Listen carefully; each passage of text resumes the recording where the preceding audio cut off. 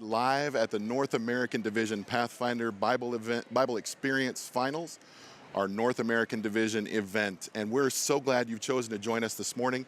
We're glad that you're here. It's a brisk 45 degrees here in Eugene in the Oregon Conference in the North Pacific Union. Today, we're so excited to have so many Pathfinders from all over the United States, from all over the North American Division, and also from around the world. We've got a few teams with us. We're so glad you've chosen to join us today. We're going to try and keep you involved and excited here. And if you're watching us on nadpbe.org, that's great. If you're following us on YouTube or you're following us on the Facebook channel, just go ahead and pop in there in a comment or a chat. Let us know where you're viewing from, where you're at today, and maybe what club and team you're cheering for. Just put that right there in the chat and join along with us today. In just a few moments, we're going to interview Eugene Clapp, our North American Division Pathfinder Bible Experience Director. So we're going to cut away. Let's take a look. We've got lots of people showing up here today in the crowd. They're around. So we're just excited about having them here. They're starting to fill out all the tables. Here in just a few minutes, they're going to be doing their uniform inspection. The monitors are there to take care of that. And in the meantime, we're going to sit down here and chat with Eugene Clapp. And here you see our clubs. They're getting ready to go and finding their spots and getting some last-minute instructions from their coaches. And we've got them here getting ready. We're going to start in just a few moments. But right now, I've got with me Eugene Clapp, like I said, our director of the North American Division Pathfinder Bible Experience. Gene, great to have you here. Oh, thank you very much, Dennison. This is a great event. Great time. And I'll tell you what, these are some amazing kids. Absolutely amazing. They are. I've had a chance to chat with a few of them here besides the ones. We have one club from our conference. I've had a chance to chat with them, but they're pretty excited and had a great week this week. Gene, tell us a little bit about, it's been a tough pandemic on young people and everybody. It has. One of the problems that, one of the great things about Pathfinder Bible Experience is the team concept. Kids are assigned certain chapters of the study book for that particular year, and then they will often get together and study. They'll review with each other. The parents will have meals together. They'll spend social time together. And with the pandemic, it has caused it so that it's difficult to get together. And then on top of that, whenever we would have the testing, we're not to get together in large groups, and so that eliminates a lot of the people's desire to be together for the testing program. And because of that, we have had to, our technical people have had to come up with some great platforms and technical aspects of making this program happen. And this is probably the most technically challenging program that we're doing today of any that we've done so far. Sure, and tell us, I know we've got a lot of clubs here from a lot of different places. Tell us maybe how many clubs are here and where they're from. We have 93 teams here. They are, and there are some clubs that, one club has many as 4 teams that are participating. Another team has 3, some have 2, but nonetheless, they are from all over the United States and Canada. We actually have, I think it's 9 teams that are here from Canada, virtually. And then we have, I believe it's about 19 teams from the British Union that are a part of the Trans-European Division, but the Pathfinder Bible Experience program has rocketed to such a major thing in England and the British Union, and of course all around the United States here. It's represented in all of the unions. Sure, it's incredible how much this program has grown in just over a decade of time here. Tell me about, I want to know, when you walked in today, it's been, last year we were totally virtual. Mm-hmm. The year before that, we were unable to really do a testing That's program. That's correct. We didn't even have a division program. So it's been since 2019 since everyone's been together, and we're still not quite all together, but there's a big bunch of people here. Mm-hmm. Tell me what you were feeling, what you were experiencing when you looked around today and saw all of these Pathfinders back here behind us, all these parents. What did that feel like? Well, as you can see from the view behind us, you can see so many young people here. And while this year, just because of COVID, our numbers are down, but at the same time, the dedication is so strong, and these young people, I mean, they know the Bible. They know First Kings and the Book of Ruth, and there's just about no question that you can ask these kids that they won't know, and know it well. Sometimes they will even correct you. That's not what the Bible says. Yeah, those are great times. I know in our conference, and I'm sure around the division, a lot of times a club will have a practice game against a group from within their church, Right. elders, the pastor, whoever, and many times it's the Pathfinders that come out on top. Oh, quite often, quite often, Yeah. and it puts the adults to shame. I didn't know that. It's kind of embarrassing almost. It is. I have It heard is. of cases where actually the team from the church wins, Yes, but yes. for the most part, it's the Pathfinders that are cleaning up. It is, and when the elders or the other church members win, sometimes it causes the young people to say, "That's not going to happen again." That's sometimes the best thing that can happen. It is. Hey, earlier It you is. talked about the technology challenges and what we're dealing with. Just give us a little bit of a idea of what we're doing technology-wise and how we're integrating all the people that are across the country and up in Canada and in other places. Tell us about the technology piece. We are using. I'm trying to think. There are. Is it 3 different platforms that we're using from the internet? We're using Zoom, we're using Nearpod, and I can't remember what the third one is. But anyway, maybe it's DoorDash. Get us lunch here. It may be some Grubhub, maybe. Yeah, there you go. But nonetheless, we're using all of those, and we have some. We are blessed with volunteers, and I mean these are volunteers. They are not paid a dime to help coordinate this, but they are so technically gifted that they're able to put this all together. And we even had one call this morning say, "Oh, we've had a change in our circumstance, and we're not going to be all together. We're going to have some of our team members are going to be in their homes. They can't come together. So what can you do for us?" Even this morning. And that was in England. It's going to be quite a fun day, I bet, for the It tech is. team. It is. I'm glad I'm just sitting over here talking a lot. I'm glad I'm just reading the questions. That's easy. That'll be great. Now, I know you're going to be the quizmaster in English. That's correct. And then we've got Abigail Morelos, who's That's going to be correct. reading the questions in Spanish. In Spanish. And then once again, Tim Blake is going to Tim be our Blake. timer. That's correct. And then also we've got Sherilyn O'Phil.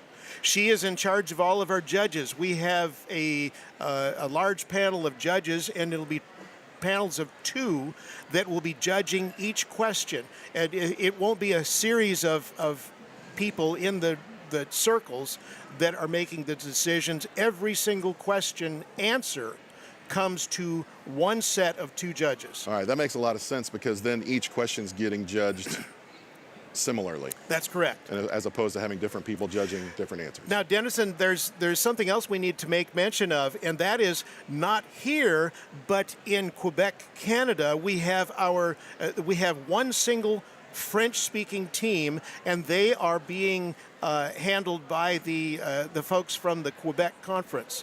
I can't remember who the reader is, but they have a reader in French. They have 2 judges that are French, and then we have 2 monitors that are overseeing the technical aspects of it. Sure, that's awesome, and we would definitely want to be sure and give them a good hearty bienvenue. Amen. So that they know that we're glad that they are here again this Sabbath day. Gene, tell us a little bit. We're talking about today a lot, but let's talk about next year. Are you willing to say where we're going next year as far as a Bible? What part should we be studying? We should be studying the book of John. Of course, we should study everything. Of course. But for PBE purposes. But our study book for 2023 is the Gospel of John. Wonderful, wonder. I am looking forward to writing the questions for the Gospel of John. And my wife and I are the ones that write the questions. So if you have a concern, talk to me. We know who, and your email address is? I'll just... Confidential. Yeah. If you have a concern. Check with you. Okay, yeah, I'll send it. I'll just put it on Facebook when we get done here. Hey, it's been great, this whole experience. How long have we been doing? By the way, I didn't tell you that the division finals are going to be in Gillette, Wyoming next year. Are they? So that is the location of our next major camporee that will be taking place. But we'll get a preview of it by coming to the Gillette division finals Awesome. for Sounds great. Pathfinder Bible Experience. Gene, I know you have got a ton of things to do here. We've got, I don't know, 15, 20 minutes before we get to start time. I'm going to let you go, and just thanks for spending a little bit of time. I know it's been a hectic day. I was here yesterday watching you guys operate, and fantastic, a lot of work that's going on. So we're going to let you get out of here and go back to whatever it is you got to do, get ready to read or any of that. But thank you for joining us. You're right welcome. Now. You're Awesome. welcome. All right, thanks. We're going to take a look around again at our crowd, and there's a lot of people showing up. Gene, thanks for being here. And in just a moment, we're going to be talking to a club with a very special issue that happened to them this year, a very cool story that I know you're going to want to hear. But as we're going right now, we're going to take a look around, and maybe you'll spot your club. Again, we're live right here in Eugene, Oregon at our North American Division Pathfinder Bible Experience Final. And we're just taking a look around right now from our boom camera, taking a peek here, and now we're on the floor. You can see clubs in their spots and clubs that are warming up and clubs that are just getting some last-minute instructions, working back with their monitors and trying to be ready for all the things that are going to happen today and be ready for our first half of testing. And you may or may not be aware, our first half will be 45 minutes or 45 questions, and then we'll take a short intermission, and then we'll come back to the second half of testing. So they're getting ready for that first half. And I've got with us this morning Josue Cruz, and he is from the club, the Capital Spanish Eagles, located, well, I'll tell you what, Josue, can you hear me there in your headset? I can hear Everything's you. cool. You got a couple friends here with you. Tell us a little bit about where you're from, what club you're with. Well, we're from the capital. That's why we're called Capital Spanish. That makes a lot of sense. I'm here with Daniela, and I'm here with Belinda. These two girls are part of the team that made it here. Daniela, Belinda, it's nice to have you guys up here on the platform with us. And Josue, you guys got in a day or two ago. How long have you been here? We've been here since Wednesday night, but we've been touring around the whole area. Sweet. You've been getting ready for this moment for quite a while this year, I guess. Now, I understand you guys started out with a good crew of kids, a good crew of Pathfinders, and tell us a little bit about your setup for how your teams looked at the beginning of the season. We started with 2 teams of 4. When we get to the area round, one team was unfortunate not to advance, but then we had one team that did advance. And after the first round, unfortunately, 2 girls weren't able to continue with us, and we were left with Daniela and Belinda, and then so far they've made it here to the final. Wow, so you started out with 4 on each team, and then one team moved on, and then half of your team had to drop out, and you were only left with 2. Yeah. Oh, wow. It's incredible. It's unfortunate, but it's not the first time we've had teams of 2. The club that I was involved with in Iowa, Missouri started out with only 2. Yeah. But to drop to 2 during the middle of the season, that must have been a little bit tough. Yeah. So tell me just a little bit about you. Did you do PBE when you were in a Pathfinder uniform as a Pathfinder? Yeah, I did PBE for around 4 years. I did it with my old club, Tacoma Park, and and for me personally, I only made it to the second round, and it's incredible that they're able to live what I was dreaming of. Yeah, living the dream. I'll tell you what, let's talk to Daniela for just a moment. So if you want to pass over the headset to her, we'll talk to Daniela here. And Daniela, can you hear everything in there? All right, cool. Tell me just a little bit, tell me what your name's Daniela. Yeah. All right, cool. We're glad that you're here. How's it feel to be at the NAD level testing? It feels amazing. Yeah. And, well, without the church and without God, we wouldn't be here right now. It's true. And it's been challenging, remembering everything with only 2 people. But to be honest, now that, I practice a lot, I feel like I know everything. So we've done a lot of prayers, and the day has now come, so now you're ready for it. So tell me a little bit about the experience of getting here. How did you feel when you found out it was just going to be you and Belinda? Well, at first, I didn't know, but they asked me, oh, do you want to advance to do you want to continue? And I was like, yeah, I want to continue. And so we went to the next round, and when I found out it was only me and her, I was like, that's unfortunate, but we made it here, so I guess it went good. Sounds like you were the ladies for the job. Yeah. Awesome. Did you get to do anything fun while you've been here? Oh, yeah, we went to 3 different types of waterfalls, waterfalls. And the last one was amazing. It was so big, and it was... Did you get to go swimming? No, we got wet though. Okay, that was probably cold enough, huh? Yeah. All right, well, tell you what, why don't you swap out with Belinda, and we'll talk with her for just a second. Josue, that's an incredible story, and we wish you guys the best. And it's like I told my club over here earlier, this is just like all the other events that you've done. It's the same kind of questions. You still got the same Bible that you've studied, and so just focus on what you're doing and don't worry about all the other clubs and do your best. Belinda, good morning. Good morning. And your name is Belinda. Yeah. And you live in the Washington, D.C. area? Yeah. Awesome. How's your experience been this year? It's been pretty good. I mean, like, I was practicing a lot, and I find it really surprising that I actually made it because I wasn't really expecting that I would make it this far. Sure. I don't want you to give away any training secrets, but can you tell me a little bit about how you divided up the information, like who covered what? You know, a lot of people, if they've got 6 people on a team or 7 people on a team, they got a lot of people to spread the material over. But you guys only have 2. How did you split up the material you were going to study? So basically, we split it in 2, and then we did the same for Ruth.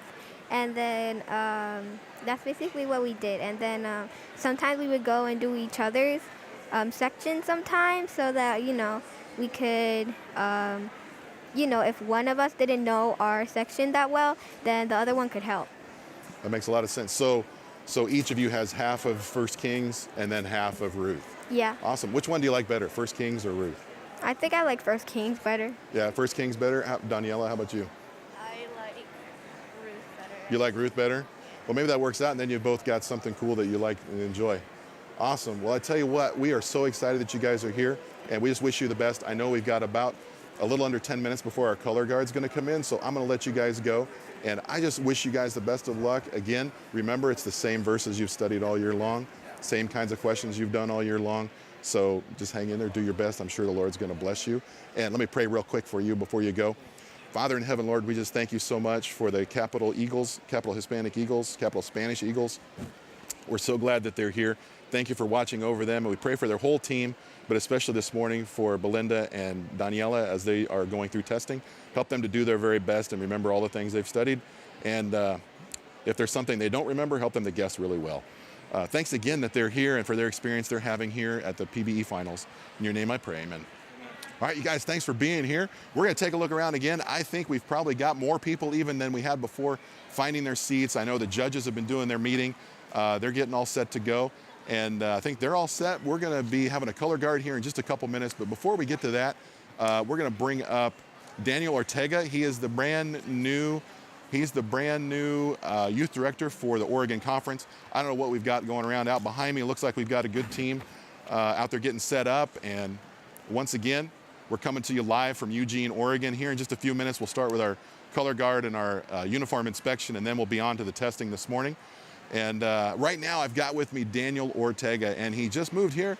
Well, we'll talk to him and see his story here. He's the Oregon Conference Youth Director. And we are just excited to have him with us here this morning. And Daniel, thanks for hosting us. Yeah, man, I'm glad you guys are here. It's amazing to see all these young people and just the reason they're here. It's just, I mean, it's exciting. I don't know how more exciting it can be than to see young people who are passionate about studying the Word of God. It's crazy. Just don't ask them any questions about 1 Kings and Ruth. I found that out earlier. Exactly. You don't want to make that mistake. No, you don't. I understand. Hey, you spoke last night, and Yes. you talked to these Pathfinders, and these folks at home, they may want to be able to have a conversation with their Pathfinders when they get back and be able to talk intelligently about what they experienced here. Sure. Can you just break down maybe 30 seconds? What was your talk last night all about? I remember you talked about types and you talked about Jesus in the Bible. Just can you maybe give our watchers at home, our viewers online, a little bit of an insight into what you talked about last night for so basically, what I wanted to bring out was just the idea that Jesus is the center. It's all about Jesus. And really, as we're studying the Bible, it should be our intentions to find Christ in the Scriptures. I made a reference to the book of John, chapter 5, verse 39, where Jesus says, you search the Scriptures because in them you think you have eternal life. And then he says, they are they which testify of me. So when we're reading through the Bible, it's a testimony of Jesus Christ, his ministry, his character, his purpose for us. So, as you're studying with your young people, as you're opening the Scriptures, as you're memorizing, as you're learning these things, always look for that opportunity to find Christ and his ministry and how that's applicable to your life. And that's really what I wanted to get to the Pathfinders last night. Even in the book of Kings, the book of Ruth, you can find something that connects us to the ministry of Christ through those types and antitypes kind of ideas. So yeah, that's really what we want. We want our young people to find purpose in the reading of God's word. Awesome. There's some crazy stuff that happens in those books. Yes. But it's always awesome how the author of the book can be found no matter where you read. Right. So thanks for your talk last night. Yeah, sure, definitely. Tell me a little bit about you. You are now in a new position here in Oregon. Tell me Yes. about that. Yeah, so I was previously in Oklahoma. I was the youth director and communications director for the Oklahoma Conference, but the Lord has called us here to Oregon, where now I'm serving as the Pathfinder and Adventures director. So club ministries here for the Oregon Conference. We have a lot of great things that we're looking to start and to do. So we're just excited about the opportunity. A lot of wonderful people, a lot of amazing directors and area coordinators here in Oregon. So I'm just stoked. I'm excited about this opportunity, and we believe that God's going to do a lot of great things here. Awesome. And then I'm sure you've got a lot of great memories from Oklahoma. Oh, yes. I mean, that's one of the hard things sometimes about moving. You know, you have so many friends, so many relationships you build with leaders, with the young people themselves, with the young adults. It's heartbreaking to have to go through that process, but it's just one of those things in life. But yes, Oklahoma has a lot of amazing young people that I've been able to work through. I was a summer camp director, so a lot of young people at that summer camp that I'm just truly missing already, and I know that God has a plan for their lives. But yes, that's definitely part of the process, unfortunately. Sure. And then I bet you'll probably have a good time getting to know Camp Big Lake Youth Camp up here. Yeah, I actually haven't had a chance to go there yet. We've been really busy, but I hear a lot of amazing things God is doing. We've got some new equipment, some new buildings that have been done. It's just turning out to be an amazing place that God has just truly allowed these things to happen here at the camp. Yeah, and then I'm sure that it's going to be a little bit different visiting a camp that you're not in charge of running. That's exactly, part of me, you know, is just so relieved that I can just go and enjoy it and be a part of what God has provided there. You know, there's always the instinct when you go somewhere to want to do something, but hey, I can just relax, and there's already people there designed and planned out to lead out. So it's a great opportunity. When I bring my kids, I'm looking forward to taking them. I can just, hey, let's enjoy it together. Let's just relax and have a good time here at the camp. Yeah, it's good. My family at home, they get to enjoy the camp, but I know for me, there's a lot of stuff that happens and all kinds of things like that. Yes. So how are you liking the new location, the Pacific Northwest? Oh man, I'll tell you, it's just so beautiful out here. I mean, it's beautiful in Oklahoma, don't get me wrong, but here there's just some sceneries. You know, you got the oceans, you got the mountains, you got the lakes, the rivers.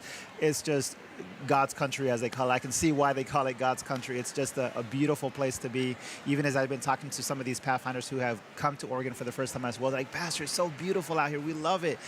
So yeah, it's that part itself, it's amazing. Awesome. Well, I tell you what, we are so thankful. I know that you just kind of dropped into this position, and so we're here. Yeah. Hello. But we just want to say so much that we're so grateful and thankful for being able to be out here. Yes, it's been beautiful. I know the girls reference going to the waterfalls, and I know some other clubs went to the ocean. It's been a great time to be here. It's a beautiful location. It's a little brisk, but we've avoided most of the rain. It's just an awesome location. Yes. And we just want to say thank you so much for opening up your conference, for having us here, and for hosting us so well. Sure. And so thank you. I just want to say shout out to Pastor Randy Hill. I'm taking over his position. He's actually back there working really hard right now, and he's kind of been mentoring me over these last few weeks, kind of get the ropes.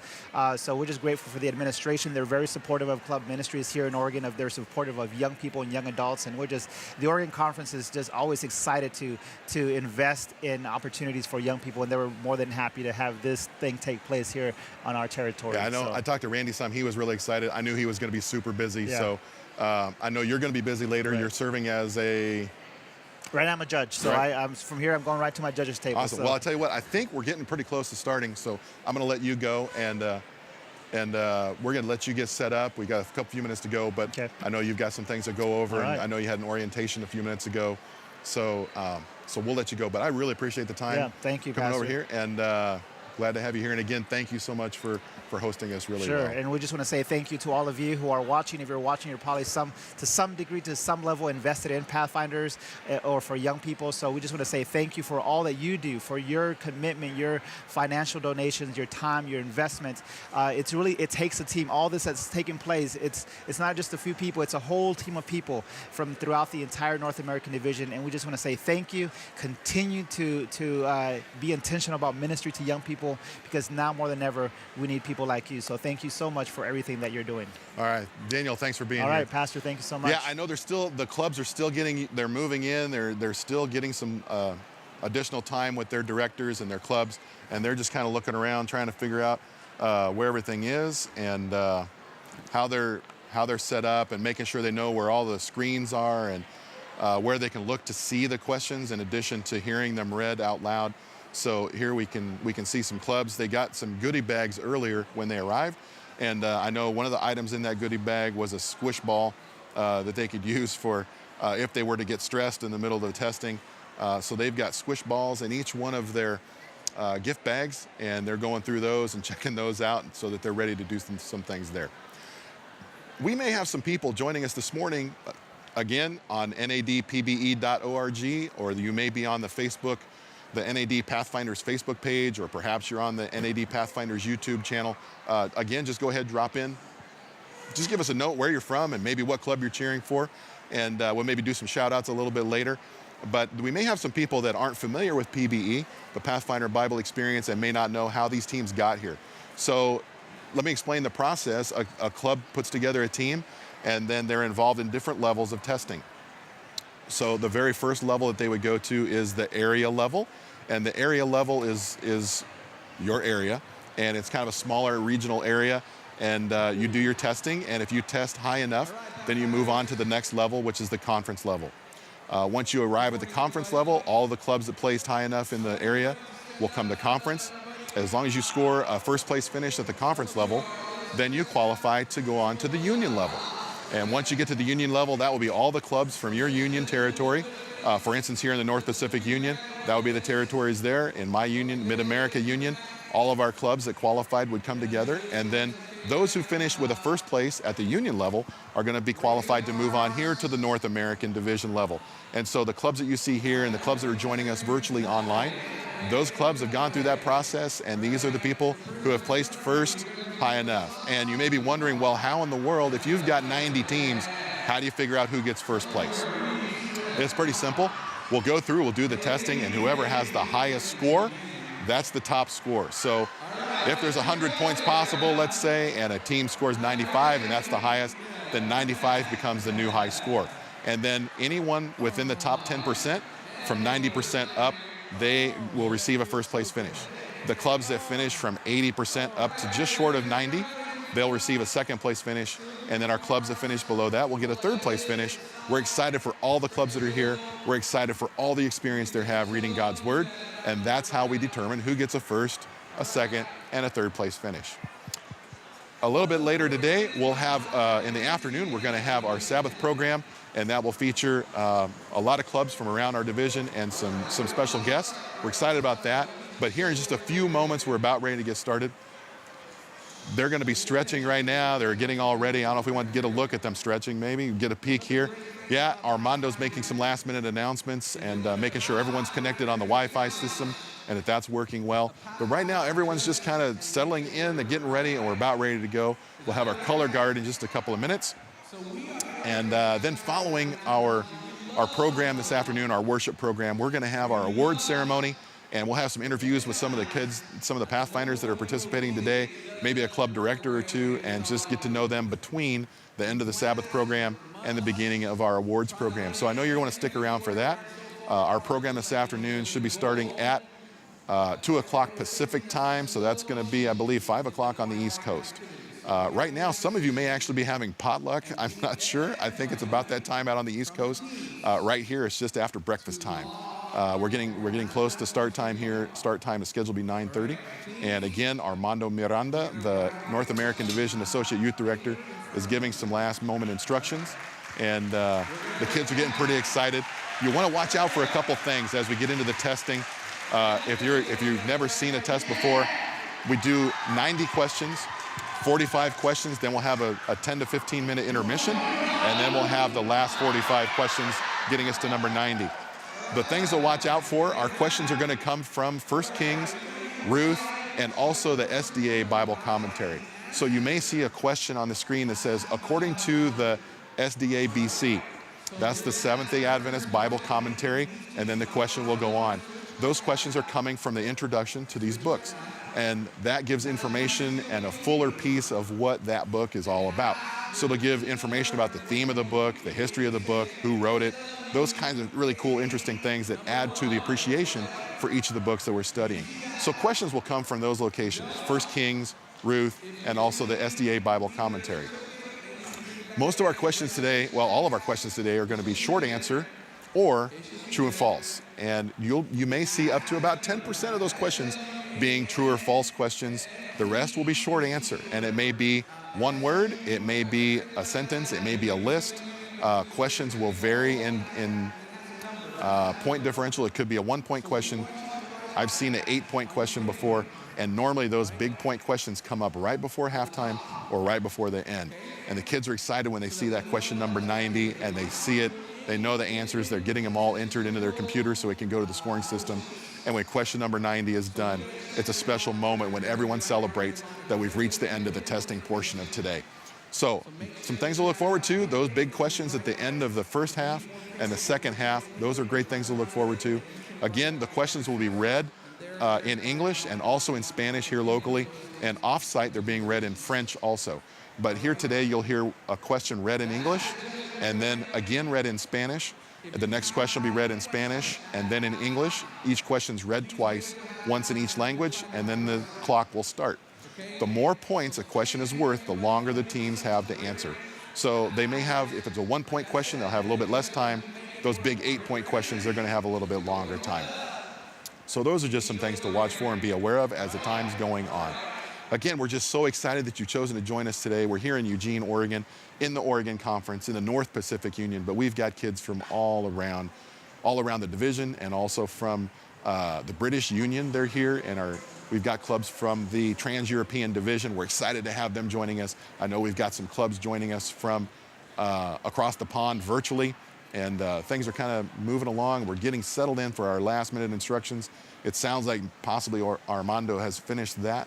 And so shortly we should be finishing up our uniform inspection, and then we'll have our color guard bringing in the flag, and we'll be able to start our program this morning, and then we'll get right on into the testing. So we're glad that you're here. Again, if you've got friends that are wanting to join NAD PBE, it stands for North American Division Pathfinder Bible Experience, nadpbe.org. You've found us already, but if you've got friends, pass the word along. Also, you can find us on the North American Division Pathfinder page on Facebook, and you can find us on the North American Division Pathfinders YouTube channel. So those places are going to be great ones that you can find what's going on and you can watch us. Let's take another look real quick, and we can see, again, I think we're getting close to ready to start, it seems like, and we're, again, just happy that you're here with us.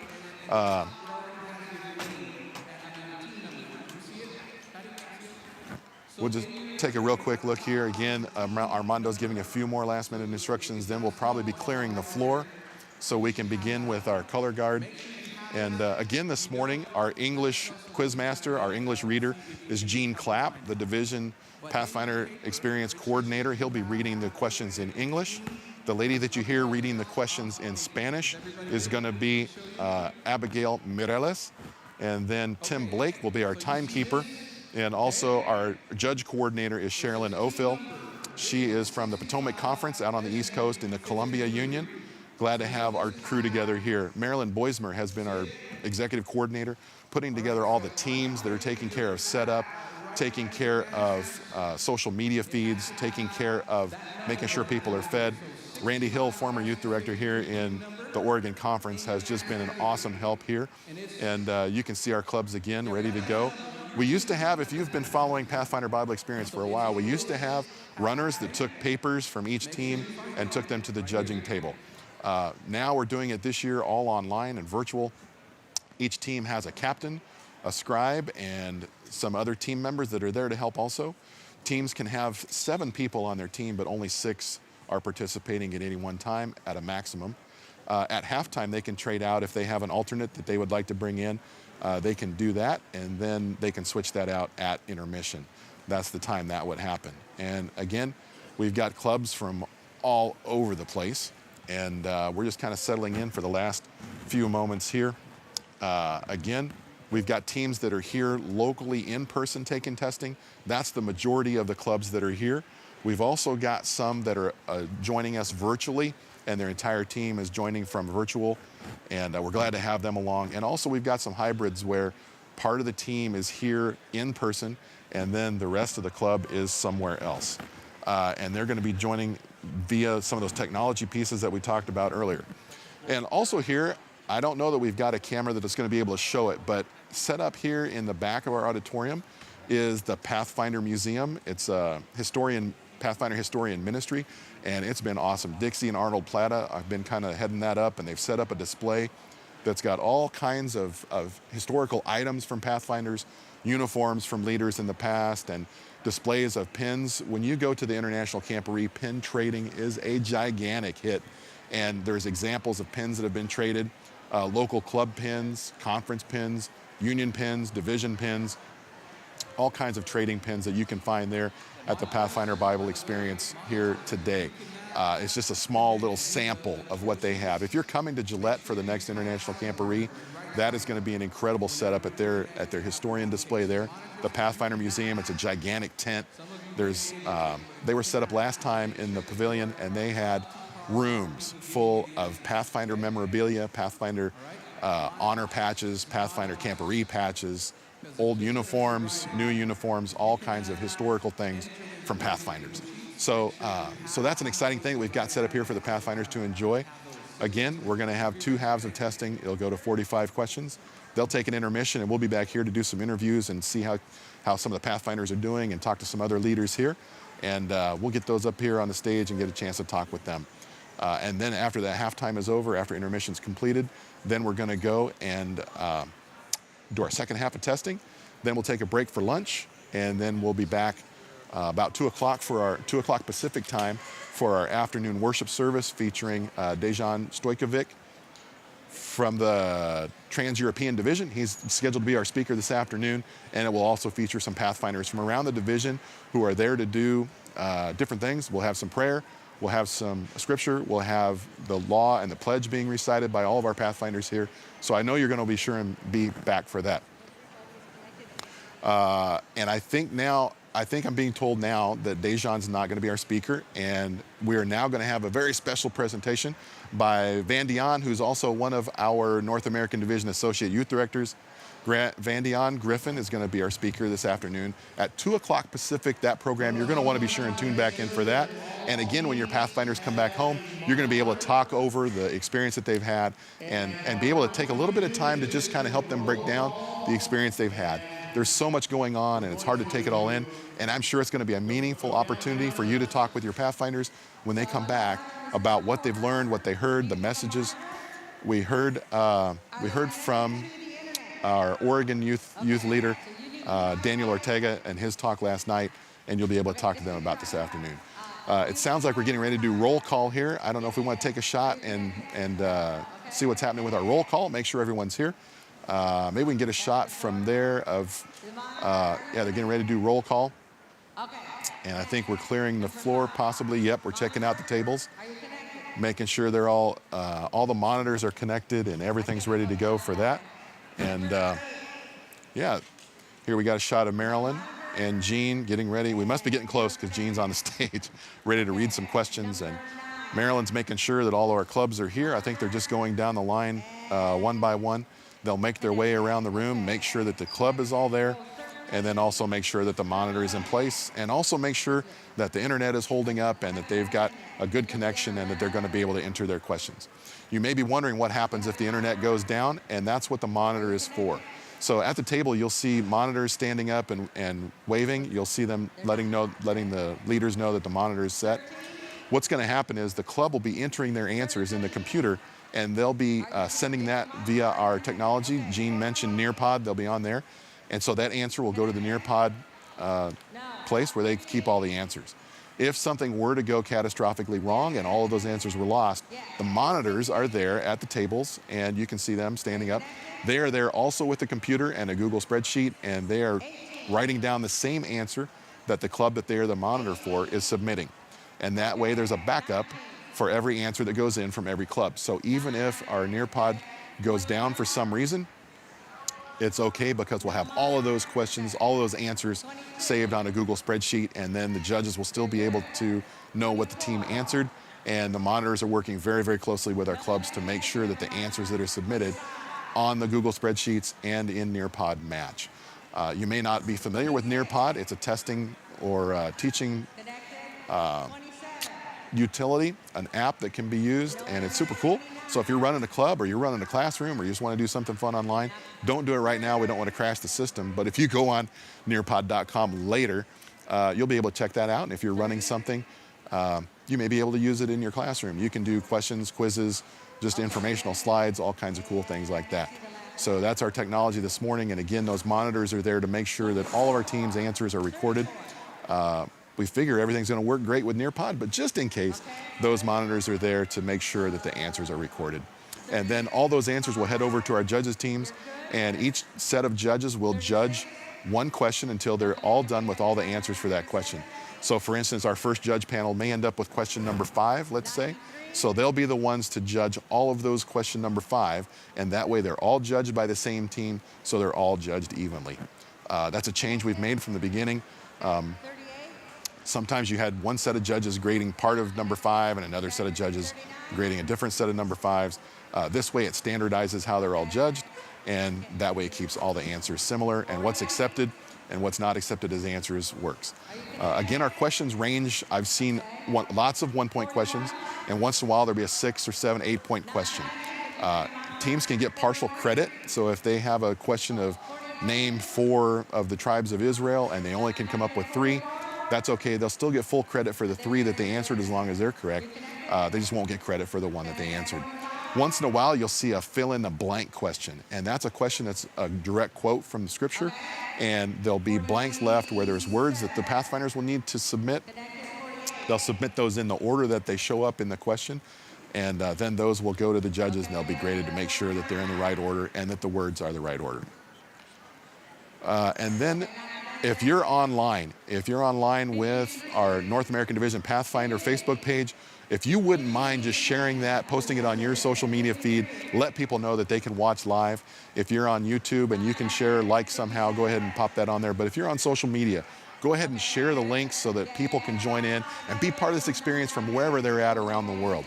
I know we've got people watching from around the world, and we would love to have a bigger footprint. So if you're on social media, if you're on Facebook, the North American Division Facebook page, or if you have access to that and you can get to it, just hop on there and share that so that your friends and other family and relatives and your next door neighbor, whoever else wants to watch the Pathfinder Bible experience, they'll be able to follow right along too. So be sure and share that. We're on nadpbe.org. If you just want to share that page, that's cool. But a little bit more interactive will be our North American Division Pathfinders Facebook page. You want to be sure and spread the word there. And again, if you're here and you've joined us, just go ahead and put in the chat, make a comment where you're watching from and what club you're cheering for. And some clubs have more than one team, so let us know which team you're cheering for too.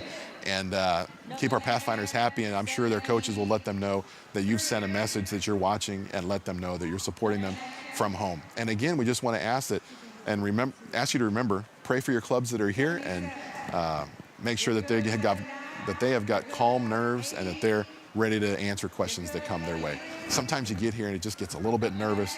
I'm sitting here on stage and it's such an exciting moment. I'm having some of those moments too. So if you want to, you can pray for me. That'd be fine too. But be sure and pray for your club and indeed all the clubs here. Again, they just want to do the very best they can because they would like to be in that top 10%. We do have clubs from time to time that will run the whole testing and get every question right.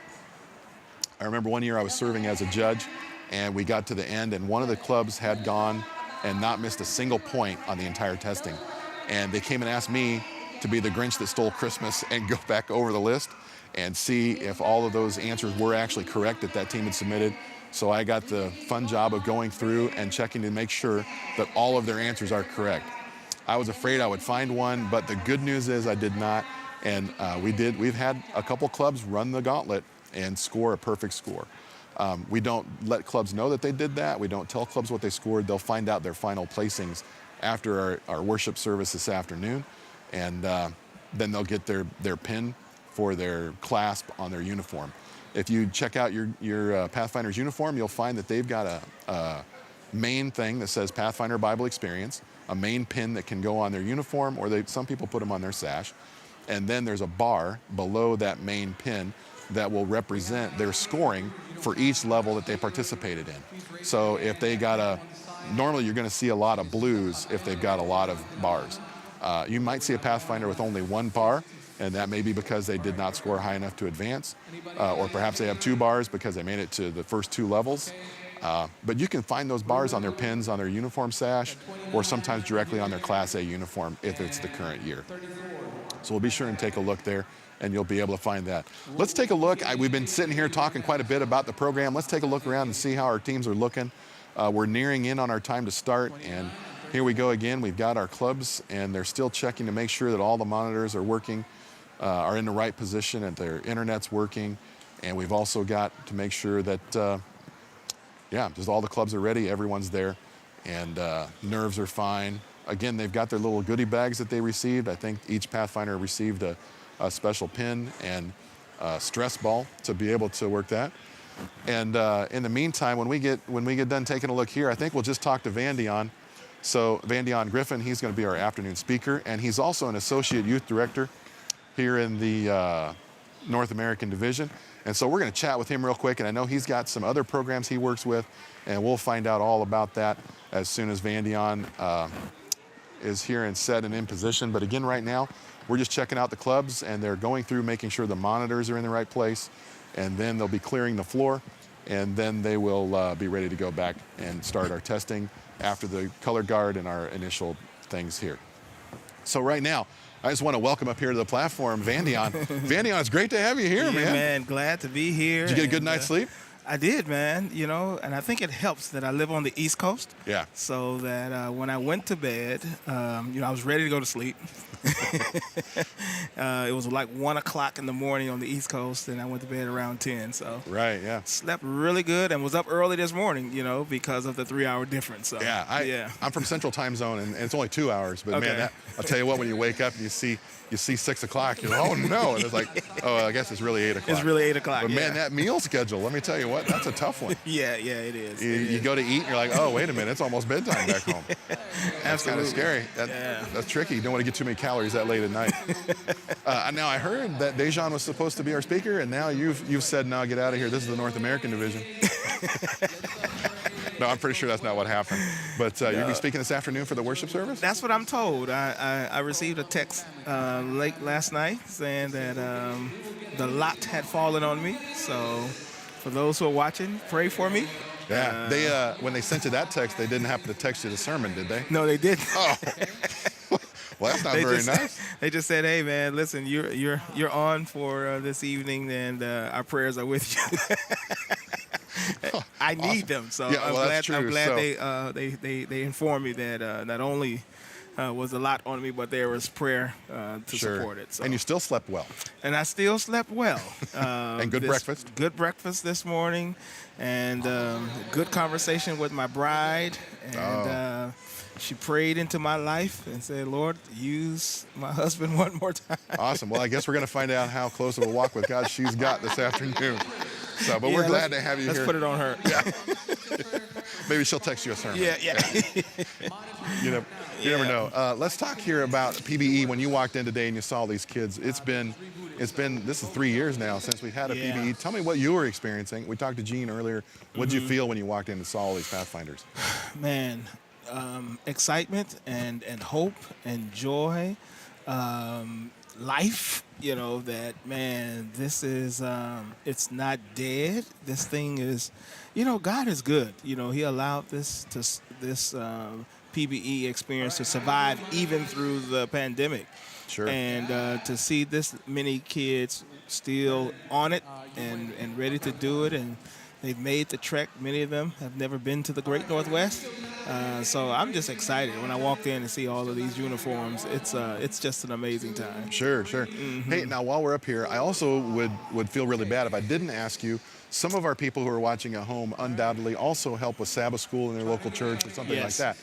Can you tell us a little bit about some resources that might be available for them as they're teaching Sabbath school?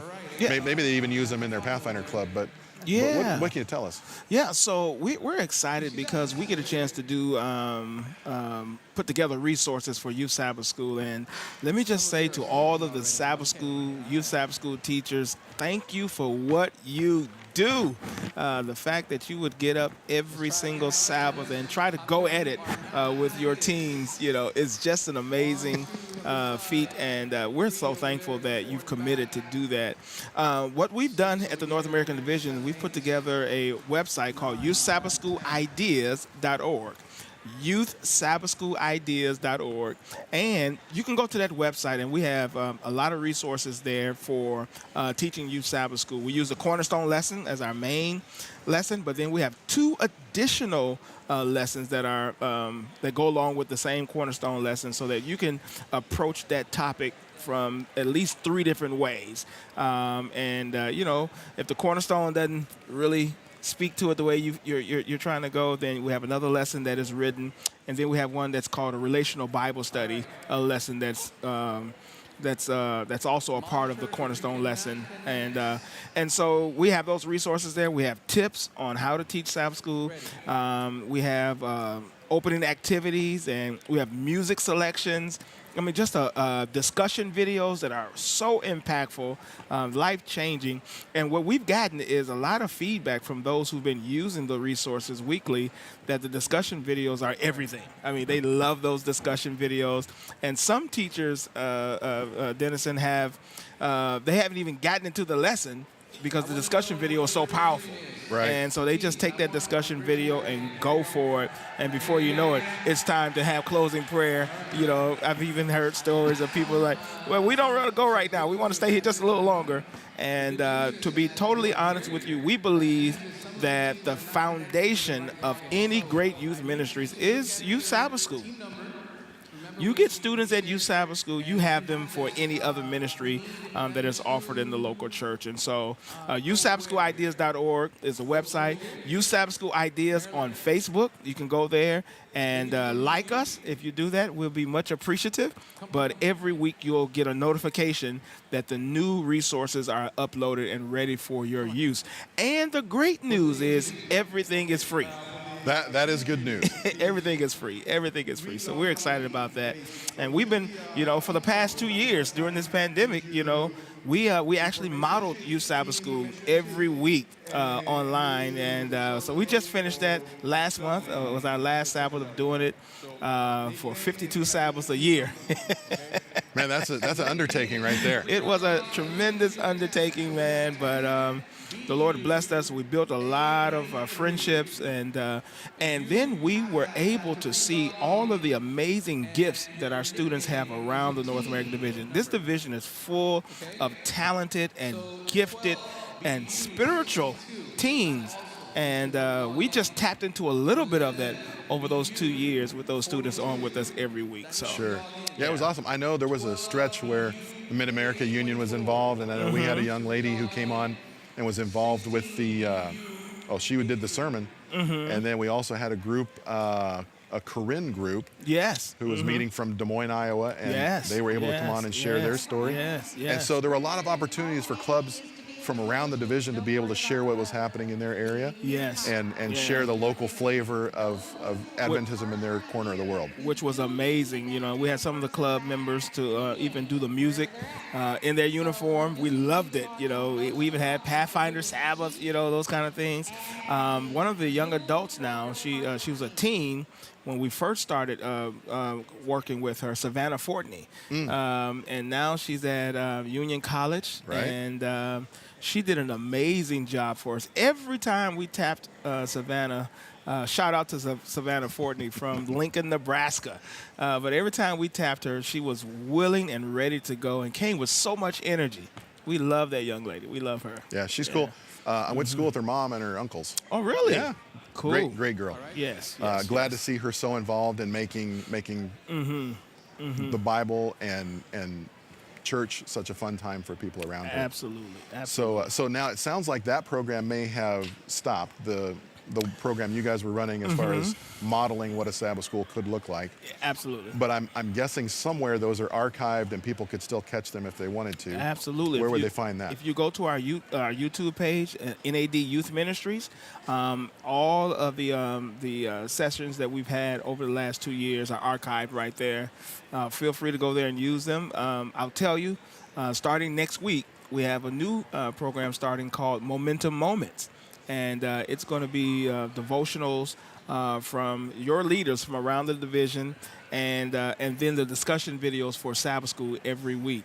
And it's just another way for us to just keep you reminded that these resources are available. We put a lot of human resources into this, a lot of financial resources into this, and we want our people to know this is free, and you can use it to actually help you go to the next level with Youth Sabbath School. Awesome. And I know it seems to me like Sabbath School and Pathfinders and all those things are really impactful on a week-to-week basis. Absolutely. But then it's also nice when you come to an event like this where you've got you look around and you see, if there's 90 teams here and there's 6 on a team, over 500 people who are like you. Yeah. And sometimes it's easy when you live in a place like Iowa where there's not a lot of other young people around. It's nice to be able to see that you belong to a bigger network than just yourself. So that's cool. Where would we find those resources, that new Momentum? Yeah, Momentum Moments are going to be aired every week starting this coming Thursday on our Facebook page, NAD Youth Ministries Facebook, and also on our YouTube page, NAD Youth Ministries. And so starting this coming Thursday, we're excited about introducing Momentum Moments. Right. Yeah. That'll be a fun thing, Momentum Moments. And your Sabbath School was called? Momentum. So if they're searching for that somewhere. Yeah, you can. Yeah, and we believe momentum is strength gained through progress. And so as we keep progressing, we gain more and more momentum. And that's what we want our students to do, gain momentum. Yeah. Awesome. Well, let's keep talking, but let's take a look. Maybe we can take a peek out at our crowd and see what's happening out there. I think we're still, there must be some final preparations going on, and maybe we can get a peek out there and see how things are looking. I don't know where we've got our camera guys positioned right now, but we'll take a peek and then see how they're doing, and then we'll come back and chat a little bit more, or I guess we can chat while they're taking a look out there. Now, I know you've been, that's pretty cool. Yeah. Now, you've been at the division, and I know youth ministries entails so many different things. Absolutely. And I'm sure that the three of you aren't all doing the same thing. Tell us a little bit about maybe you're focused on, it sounds like maybe Youth Sabbath School, where, there's so many things. There's college ministry, public campus ministry, public high school campus ministry, Youth Sabbath School, Pathfinders, Adventurers, Summer Camp. Where is your focus at the division? So a shout out to our lead director, Dr. Tracy Wood. And what's up, Tracy? We're in your territory. There you go. And he should be watching today. But Tracy has a responsibility, Armando.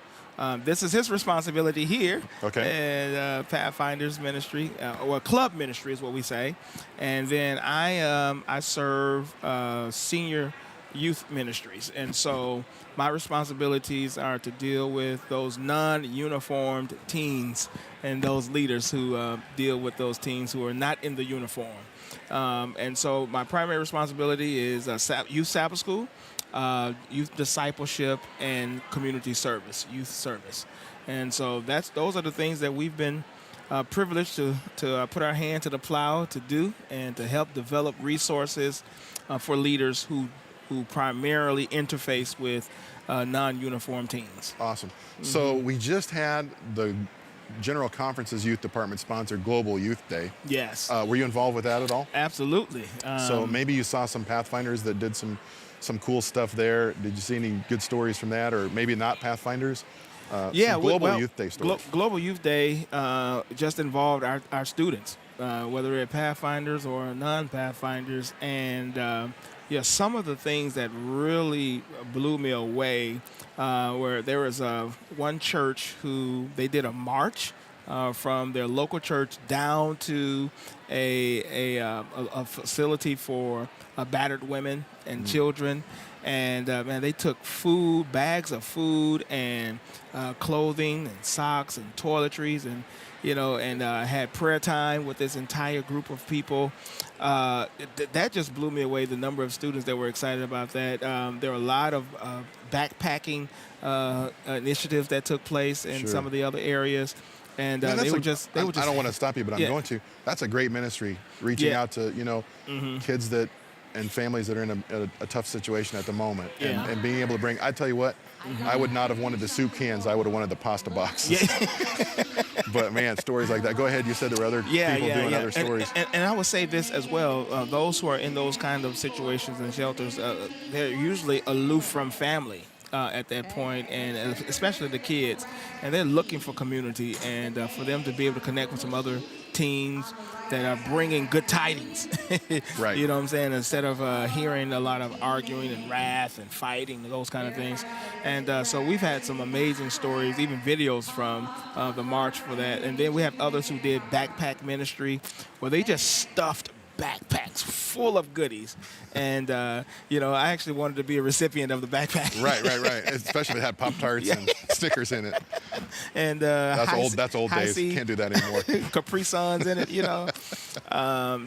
Global Youth Day was a tremendous blessing around the division. So many projects and so many opportunities to have an impact on somebody's life. And so Sure. And we're excited about that. And I'm thinking, now it's April. And Global Youth Day is 11 or 12 months away from us now. Mm-hmm. If somebody's watching at home going, I've got a Sabbath school class, that'd be kind of fun to do something. Or they're watching at home and say, man, our Pathfinder club could do something like that. We do things like that already. Maybe we could just time it so that we're doing something on Global Youth Day. Yes. Where would they maybe find out more information? Do you happen to know? Yeah, so if you go to the General Conference website and click on Global Youth Day, it's an icon that is like, you can't miss it. And the real goal of Global Youth Day is for it to not just be a moment, but for it to become a lifestyle that we serve just because of who we are and how blessed we've been. And it just gives us a sense of purpose when we're helping someone else. Sure. Something happens, and it's not magical, it's spiritual. The Spirit of God falls on us, and we're convicted that we have been blessed to be a blessing. And so go to General Conference youthministries.com, which is gcyouthministries.com, and you can click on the Global Youth Day icon. Our theme this year was loving families, loving the hurting and loving families. And so, think of some families in your area of influence and see how you can be a tremendous blessing to them. And one of the things, again, like if you have a youth Sabbath school class or Pathfinder group, we say that there are 4 things that we look for.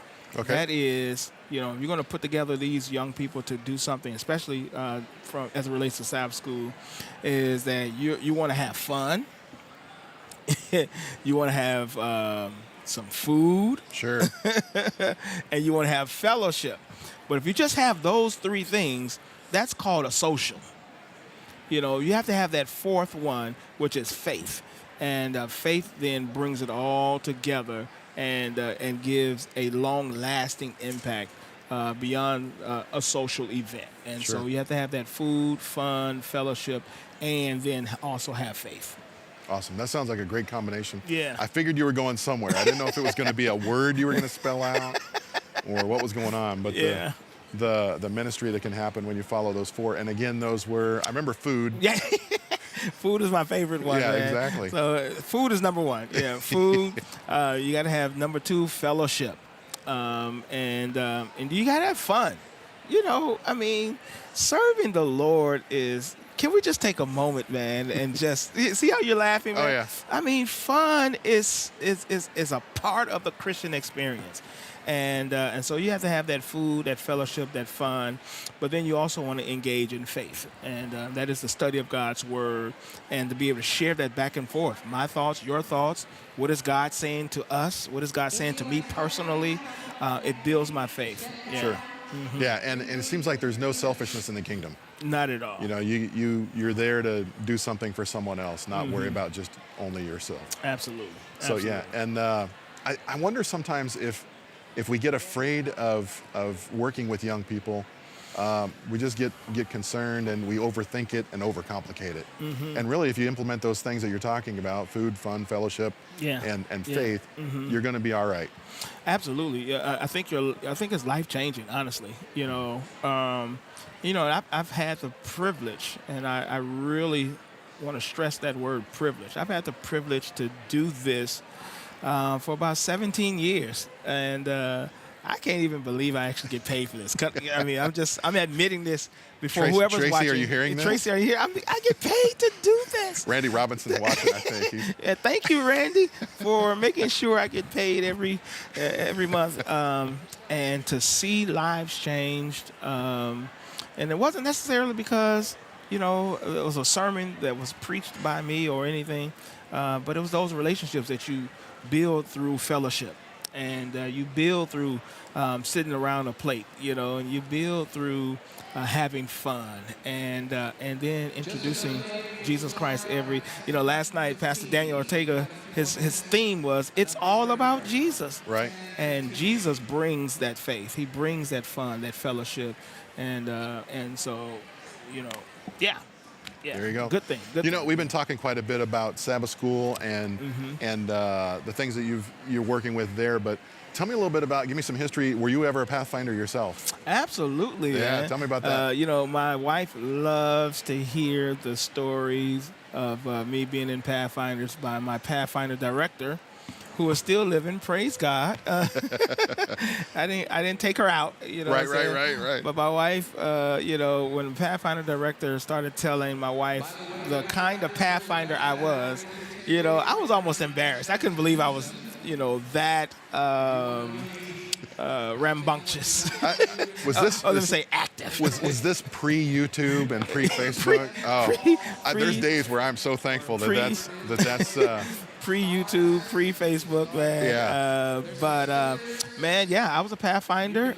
Served in a local Pathfinder club in Greenville, Mississippi, and had a great time as a Pathfinder in that club, and drilling and marching and being at camporees and camp meeting and all those kind of things. So had a great experience as a Pathfinder, and never dreamed that I would actually be doing youth ministries full time. Right. What goes around comes around. So some of the headaches that I was giving my youth leaders, I experienced those headaches. As a conference youth director. Yep. Comes full circle. Yeah, it comes full circle, man. I remember going to camporees or youth federations and I wouldn't say rambunctious. I was very active. Yeah, you were there for the fellowship. I was there for the fellowship and for the food. And food, yeah. Okay, and for the fun. But you caught the faith. But I caught the faith, Yeah. man. I caught the faith. And, a shout out to my mother, who was committed to making sure that her children were involved in church and in youth ministries, and taking us herself and staying. You know what I'm saying?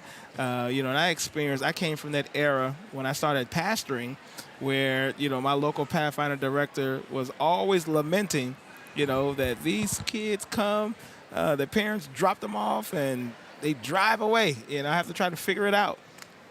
That was not my testimony growing up, man. And I want to strongly suggest that made a difference in my life. You know what I'm saying? That she stuck with it and stuck with us, And, even though we've all kind of gone our own different ways, I can say that me and my siblings still have faith. And I attribute that a lot to the Lord and to my mother being committed to youth ministries. Sure. Yeah. And I think if you're at home watching and you're a parent, whether you're a mom or your dad, man, the influence that you have in your child's life is incredible. And I think back to my mom when I was growing up. My mom was a believer and my dad was not. And it was strange. His first wife was also Adventist. So so he married two Adventist women, not at the same time, but my mom was so instrumental in the development of my faith and it started out even in kindergarten. All of our events were on Friday night or Saturday, and so I was missing out on so many things, and who doesn't want to go roller skating? I'm dating myself here, but who doesn't want to be part of their school program? And my mom noticed, and she said, we're not doing 12 years of this. And we are moving away from where I was raised so I can get my kid to a better place, and they can be part of a church program. Yeah. Not that you can't find that in wherever. Yeah. But she wanted to increase the intentional. chances of other people being able to feed into my life. And so we moved from where she had been raised to where I was raised up in Iowa. And just the influence of getting me to Pathfinders. Yes. Every Sunday, going over, being a member of the Des Moines Tornadoes Pathfinder Club, and the cool little blue shirt that you wore, and then going on campouts, which scared me and was exciting all at the same time. And I loved that stop at McDonald's on the way home. Oh yeah. And man, the great memories. Just Polar Bear Club. It's one of my patches. I think it's right here. That Polar Bear patch. I am so proud of that one. It was for. We went camping at Elkhorn Ranch in Boone, Iowa. Okay. Out in the Tules. It's right next to, right now, the YMCA camp of Greater Des Moines. Okay. Located in Boone, Iowa. I don't know how they got that name, but 4 campouts, November, December, January, February, snow, rain, miserable conditions. But it was always fun. We always talked about Jesus and just some great Pathfinder leaders. But I think, back to my mom, all of the things that she did to make sure that Sabbath was fun. Yes. And I think, honestly, she did a great job of walking the too conservative, too liberal, walking that line of a well-balanced Christian walk. Yes, absolutely, man. Shout out to those parents who are trying to do that, and I would say to teens who are watching, take advantage of these opportunities. Dennis, and my daughter is 19 now. And, we believe Sabbath is a celebration. Every single Sabbath is a celebration. That's right. Because I didn't necessarily grow up with that idea, even though I had a good experience, but it never came across as a celebration. And once I became a local pastor and had a kid, I wanted to make sure that my child understood the joy of the Sabbath, and not just, okay, here time it is. To go to church. It's time to go to church. Hope those potluck's good. Yeah, but it's a celebration, and and she went through all those cycles of Sabbath school attending. Yeah, she had to. I mean, the dad's the pastor, right? But does it have to be, boring? No. It should be exciting, and I'm grateful that because of what I received, I was able to take it to the next level and pour it into her. And watching her now, look, she's just about on somebody's television show every Sabbath, and I'm like, wow, look at God. This is amazing. He does some incredible things. He does. And so if you're a parent that's watching, or a Sabbath school leader, or a club staff member who wasn't able to make the trip, man, just hang in there and keep going. There's those days that you're like, life is so great. And then right after that, there's those moments of, am I making a difference? Yeah. And you are. You are making a difference. Absolutely. So just keep at it. And in a number of opportunities, if you don't do it, there is no one else that will. That's it. Sometimes you don't want to get yourself in a position where you think that you have to do it because you're the only person that can. But a lot of times, if you don't do it, somebody will. And I just want to say thank you for what you do for our young people, whether it's Sabbath school, whether it's Pathfinders, whether it's down to younger age, the adventurers, if just at home with your child. You're in an incredible position to have an influence on that person's life. And I've just got now a teen in my house. Yeah. And you just most of the time it's great. And then once in a while there's like, Dad. And I've been able to tell a couple dad jokes. Yeah. I found out I have some. You have some. So right. my daughter lets me know. Hey, listen, your daughter is amazing. Denali is just outstanding. Well, thank you. She reminds me of my daughter a whole lot, very active and outgoing. And, man, enjoy the journey with her, man. Yeah. Enjoy the journey. We're giving it our best shot, and those moments where you can go in when they're laying down to go to sleep and just pray with them or give them a good night kiss. And sometimes my son wants me to lay down, and we got a space heater because it's kind of cold in his room. Yeah. I just have to turn the space heater on when I lay down there. But taking those moments every day, even if it's just a little bit, to say Jesus loves you and I love you, and doing things to show it. Kids have their own love languages just like adults do, but there's nothing that can replace time that you spend with your kid. Yeah. So, I'm not sure where we're at here. I think we're getting closer. I only see Gene at the table right now, but I think we're getting close. And I don't know if you're on Facebook. Again, we just want to ask you, put down where you're at, and someone is gonna. Someone's monitoring our Facebook feed, I think. Have you been over there on that part of the room? I haven't, but they tell me that they have somebody over there just monitoring it and responding to comments and things like that. Yeah, so we may be able to give some shout-outs here as we get later in the program. But I think we're getting closer. They're calling, I think, for people to come up, but we still got a couple of minutes, I believe. Van Dion, man, I just want to say thank you so much for coming up and spending some time with me and hanging out. And we pray for you, man. Your message this afternoon. Thank you. You know, Thank you. Probably nobody's listening if that helps you out and gives you courage. I know how it was when I was a Pathfinder, but hallelujah. No, there are people listening. There are people listening, and I remember moments where I heard things the speaker said. So, man, we'll be praying for you as you speak this afternoon. And thanks for being here. Yes, and, sir. We're so excited that you could join us. And however else you're involved today, thank you so much, and for your work at the division and making sure resources are out there. Yes. We wish you well with the new momentum thing that's coming out, and thank you for spending some time with us this morning. Blessings. Awesome. All right, well, it looks like we're getting close. We're under 2 minutes away, I believe, and then we'll be having some things happening like our welcome and our honor guard and scripture and prayer, and then we'll be getting into our testing just a little bit after that. And so again, from Eugene, Oregon, we are so glad that you've joined us. Y también si es un hispanohablante, estamos muy contentos que está aquí con nosotros este día. Tenemos un gran día aquí de conquistadores y el programa de Pathfinder Bible Experience. Y estamos muy, muy felices, muy contentos que están aquí con nosotros este día.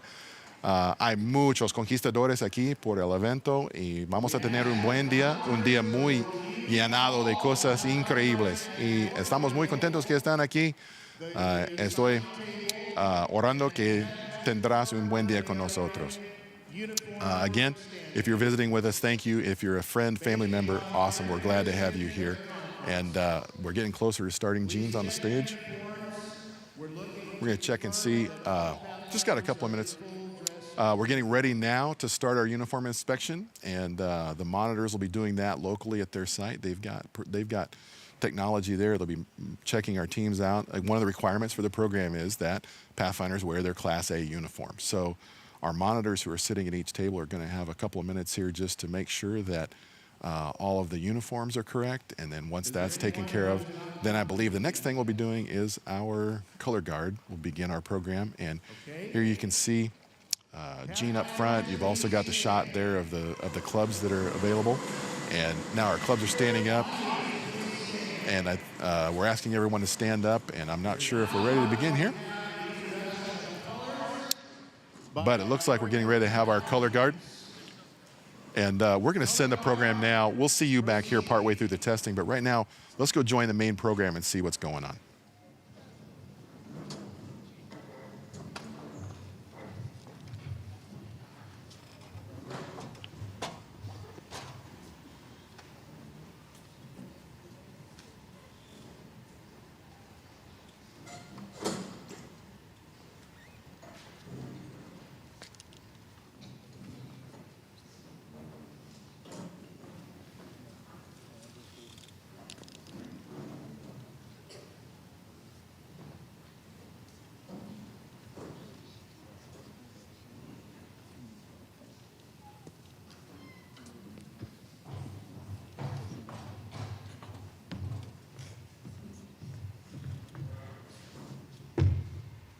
Color guard, report.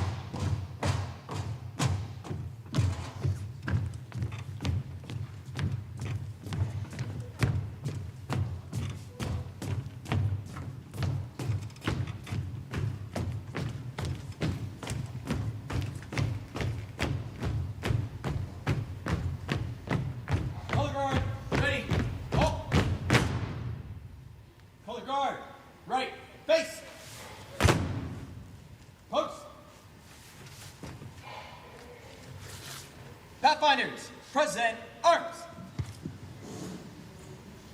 Color guard, prepare to post the colors. Color guard, post the colors.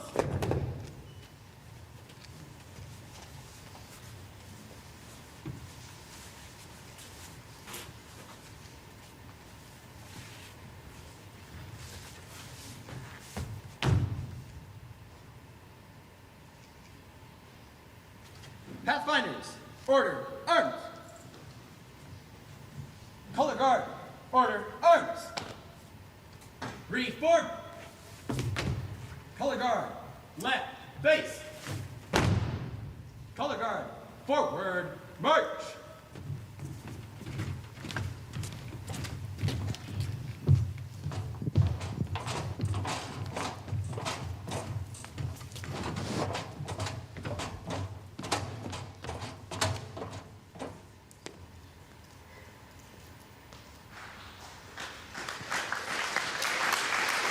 Let's give our Oregon Pathfinders a hand.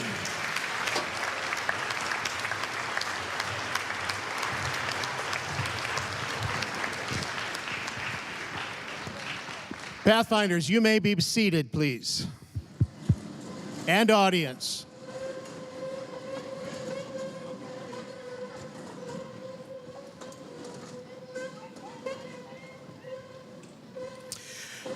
We want to welcome all of you. We realize that we are running a little behind due to technical issues, but we are Pathfinders and we adapt and overcome.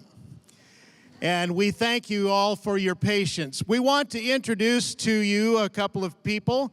First of all, some of you saw them, met them last night. We want to introduce Pastor Rob Lang, who is the youth director for the North Pacific Union, our host union. We also want to introduce Pastor Van Dion Griffin from the North American Division. Pastor Armando Miranda, the Pathfinder Director for the North American Division. Men, we're so glad that we can be here. How can you share something with us? Hey, it's wonderful to have you in the North Pacific Union. We're glad you came to our neck of the woods. Are you enjoying it so far? I wish you could stay for weeks. I wish you could. There are so many waterfalls. Do you like waterfalls in this territory? The tallest trees, the snow-packed peaks, and I hope while you're here, you have a chance to see Mount Hood. It's so iconic and so inspiring. God's creatorship and his fingerprint is so visible here. God bless you as you're in the North Pacific Union over this weekend. Yes. On behalf of Elder Tracy Wood, for those of you who are from Oregon, can we cheer for Elder Wood, Tracy Wood? There you go. Pastor Tracy Wood used to be the youth director here in Oregon, and he misses you all. He sends his greetings from Maryland. He wished he could be here, but we're here, and we hope to make something out of it. So hopefully you guys can accept our greetings from the North American Division team, Pastor Vandy and myself, and we are glad to be here. Pastor Vandy, any words? Good morning, everybody. That was somebody. Good morning, everybody. Yeah, if you're happy to be alive, let me hear you make some noise right now. If you're happy to be alive. Yeah, yeah. Yeah. We're so excited to be here with you, and we know God is going to do something amazing today. At this time, we do have a special greeting on a video from Elder G. Alexander Bryan, the North American Division President. So he is going to share a little greeting for you from his home. Greetings to all of my Pathfinders and staff from around the North American Division territory. I understand there's some 2,000 of you there present. My name is G. Alexander Bryant, and I serve as the president of the North American Division of Seventh-day Adventists.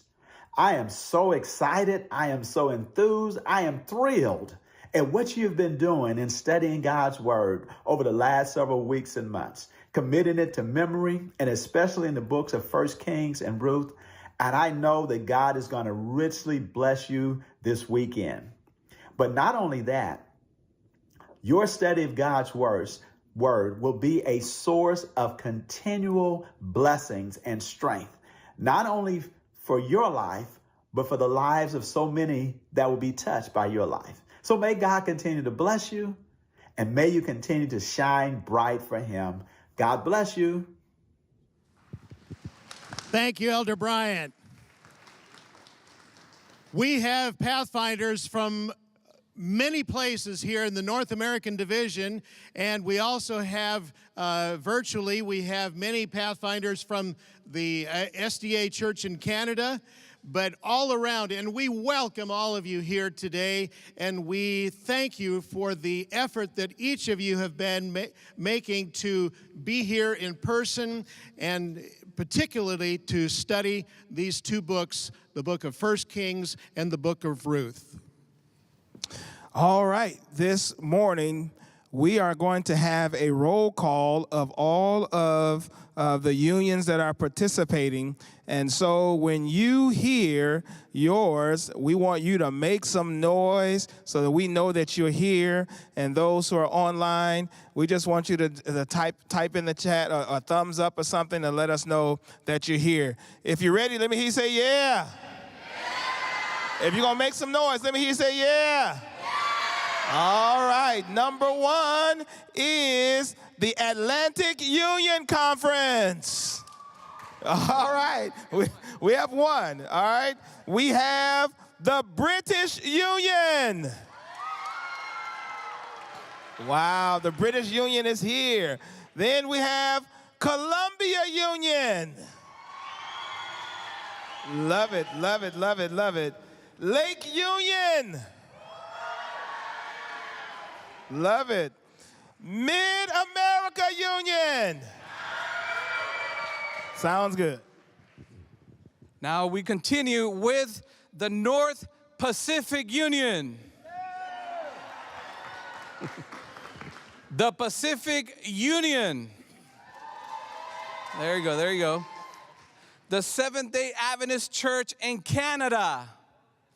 Online. All right, we have the Southern Union.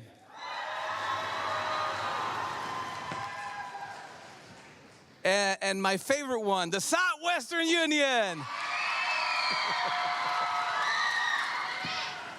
We want to welcome you all, and parents and everybody, thank you for being here. Welcome to PBE.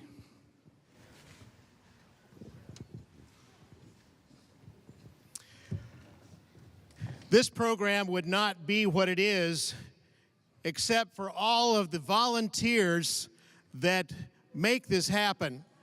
And we have quite a large number of volunteers that are working very hard. They have come in advance. They have come to work out the technical aspects. And some of them have been foiled here this morning, but doesn't mean that we haven't had a lot of work, and we want to recognize them. We also want to thank all of our judges that are over here to my left, and they are going to be judging all of your answers. They respond very well to Hershey's Kisses. I would like to introduce to you our personnel that is going to be here on the stage. And first of all, we have the most beautiful one, Ms. Abigail Morales, and she is going to be reading our questions in Spanish. And all of you are very familiar with Mr. Tim Blake, who is here from the Carolina Conference. And I am Gene Clapp, and I am going to be reading the questions in English.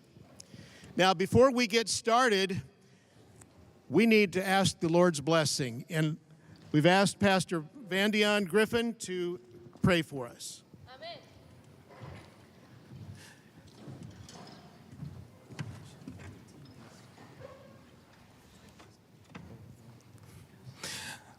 All right, if we can have all of our Pathfinders to stand. Love it, love it. Prayer attention. just as we prepared to pray, last night we prayed for a team that was stranded, and we want to give God praise that they have arrived. Come on, let the church say amen.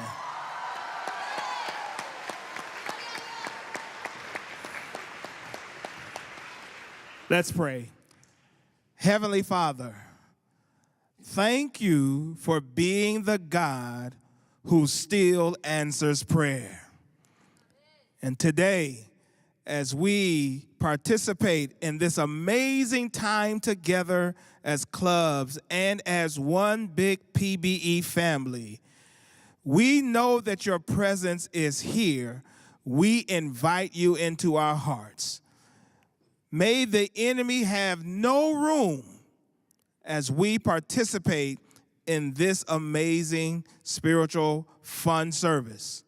Bless each person, each Pathfinder. May they know all that they have studied will now be the thing that will carry them through. For we give you the praise for what you're about to do now. In Jesus' name, amen. Amen. You may be seated.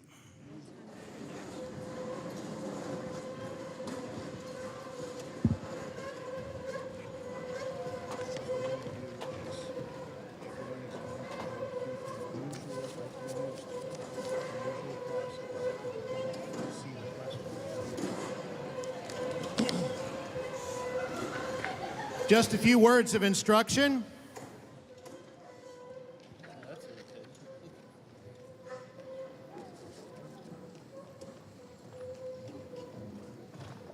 Hope that all of the chairs are adjusted. We'll wait.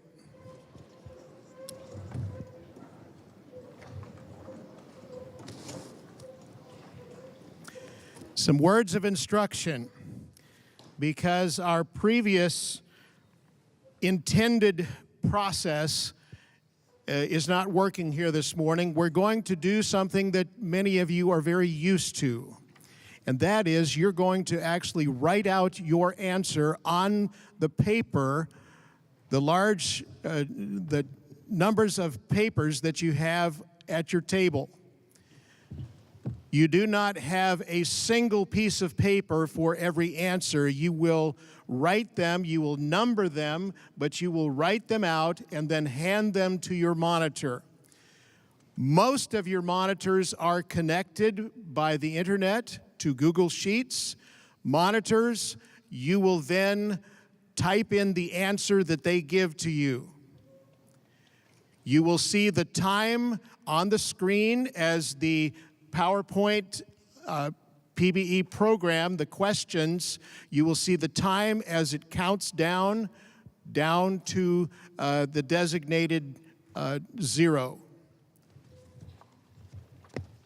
Mr. Blake will give you the, tell you when to start and also tell you when 10 seconds from the elapsed time has taken place, and then when you should have had your answers to your monitors. Just a few housekeeping ideas or matters here. First of all, there should be no phones at your table other than the monitor. You should have no Bibles at your tables. Also, if during the testing you need to go to the restroom, you will need to raise your hand to let the monitor know, and you will be escorted out, but you will not be allowed back in until the halftime. So do what you need to do.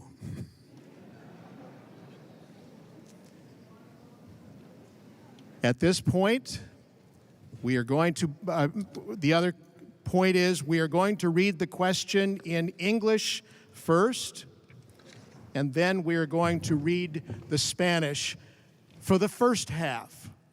For the second half, we will read the Spanish first, and then we will read the English. And we also want to welcome our teams from, or our single team from Quebec, Canada, who is being tested in French. So we want to welcome them.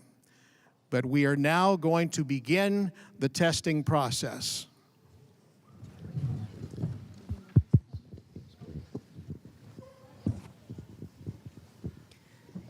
Aviso. Cuando las preguntas y respuestas del PBE son traducidas al español o al francés, la traducción no es una traducción directa, sino que adaptada, basada en la versión de la Biblia en español o francés siendo usada. Pueden haber algunas diferencias debido a la versión de la Biblia. For the disclaimer, when the PBE questions and answers are translated into Spanish and French, the translation is not a direct translation, but is adapted based on the Spanish and French Bible translation used. There may be some differences due to the difference in Bible translations. Let the testing begin. Comencemos con el examen. Please follow the time that is on the screen. Question number 1. For 1 point, according to 1 Kings 1:3, who was the Shunammite woman who was brought in to care for King David?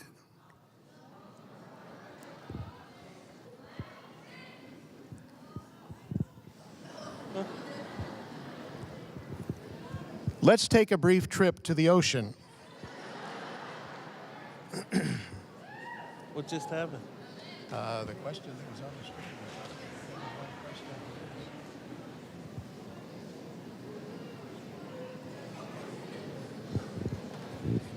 I hope our book's on, wrong. No.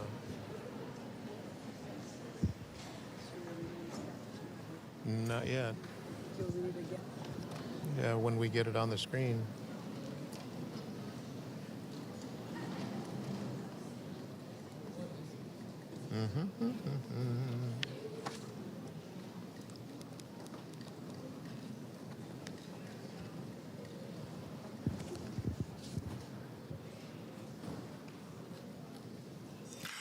All right, well, you can see we're having a little bit of technical difficulty right now. And while they work on that, I just want to explain the disclaimer that got read. Our testing is being done in different languages, and we'll explain that later. Sounds like we've got the technology ready to go. So we'll go back to the program right now. Here's the testing. For 1 point, according to 1 Kings 1:3, who was the Shunammite woman who was brought in to care for King David? Pregunta número 1, por 1 punto. De acuerdo a Primera de Reyes 1:3, ¿quién era la tsunamita que fue traída para atender al rey David? Began.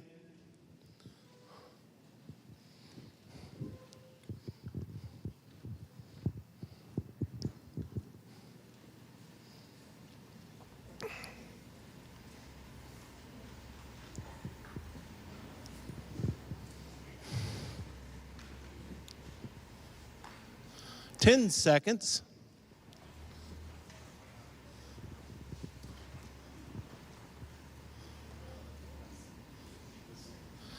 Time. Please display your answers. The answer is Abishag. La respuesta es Abisag.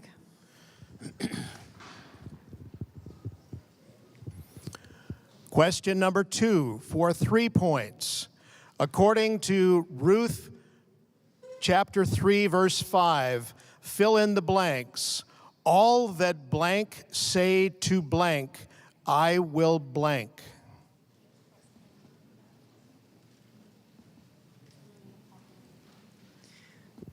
A quick request to the monitors. Please make sure you press enter so that the questions can populate to the judges. Monitors, make sure you press enter. Pregunta número 2, por 3 puntos. De acuerdo a Ruth 3:5, llenar los espacios. Espacio, todo lo que, espacio, me, espacio. Began.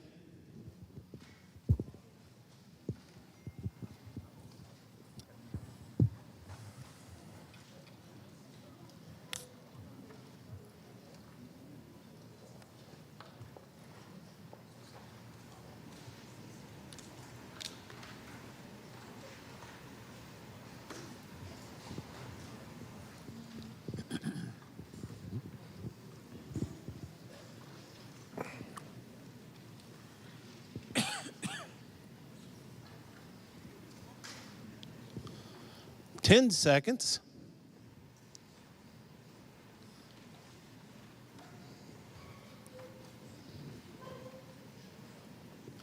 Time.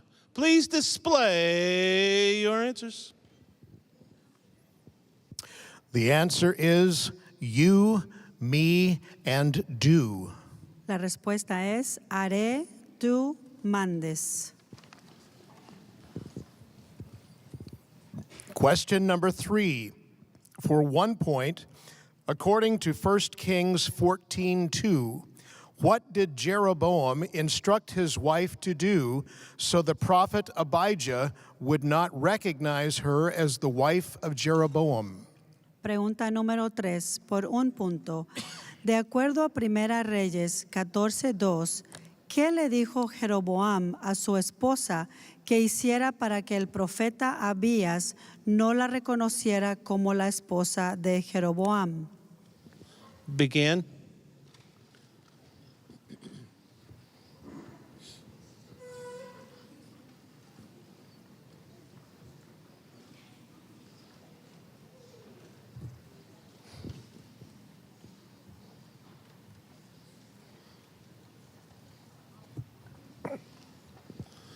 Ten seconds.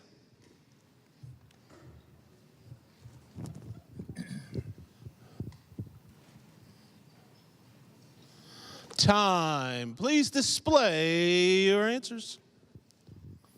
The answer is disguise herself. La respuesta es que se disfrazara. Question number 4, for 2 points.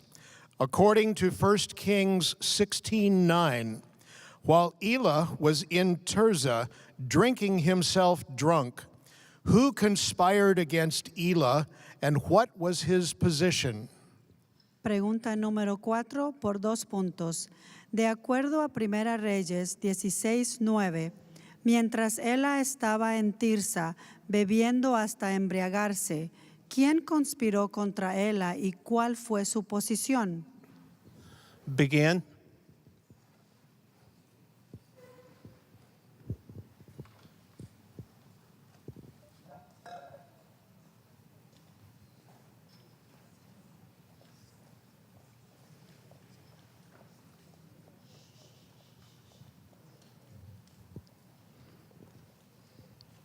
Ten seconds.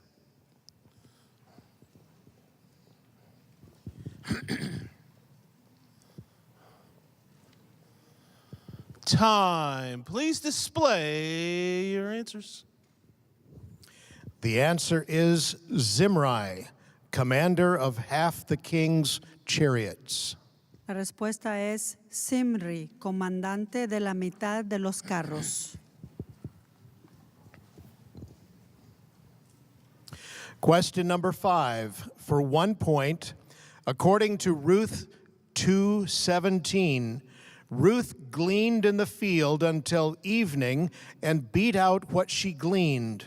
How much barley did she end up with that day? Pregunta número 5 por 1 punto. De acuerdo a Ruth 2:17, Ruth espigó en el campo hasta la tarde y desgranó lo que recogió. ¿Con cuánta cebada terminó en ese día? Begin.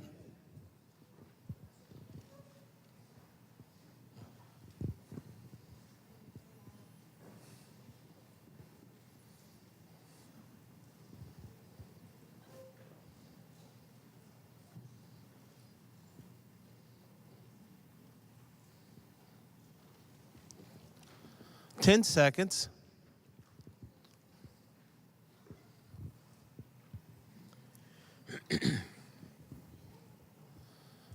Time. Please display your answers. The answer is about an ephah. La respuesta es como un efa de cebada. Question number 6, for 4 points. According to 1 Kings 1:9 and 10, when Adonijah sacrificed the sheep, oxen, and fattened cattle by the stone of Zoeleth, he invited many people Whom did Adonijah not invite? Pregunta número 6 por 4 puntos. De acuerdo a Primera Reyes 1, 9 al 10, cuando Adonías sacrificó las ovejas, los bueyes y las vacas engordadas junto a la piedra de Zoelet, invitó a muchas personas. ¿A quiénes no convidó Adonías? Begin.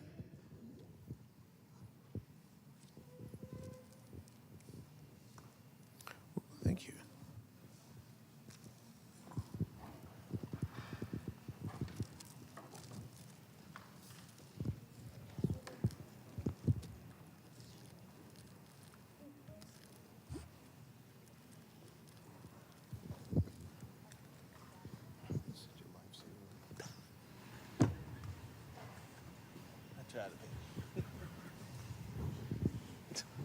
I gotta concentrate here. 10 seconds.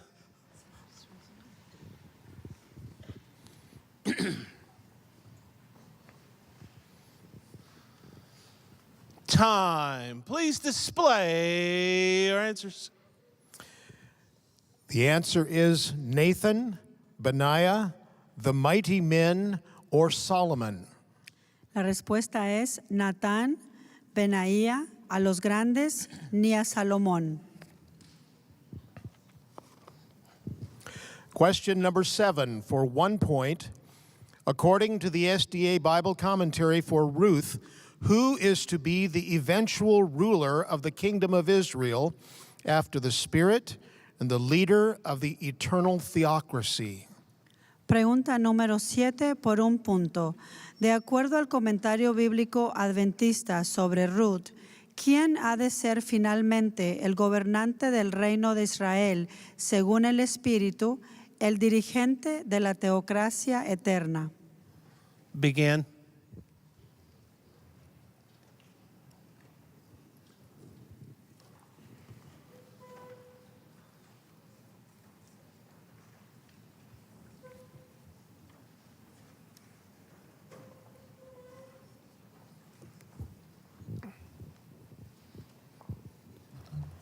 Ten seconds.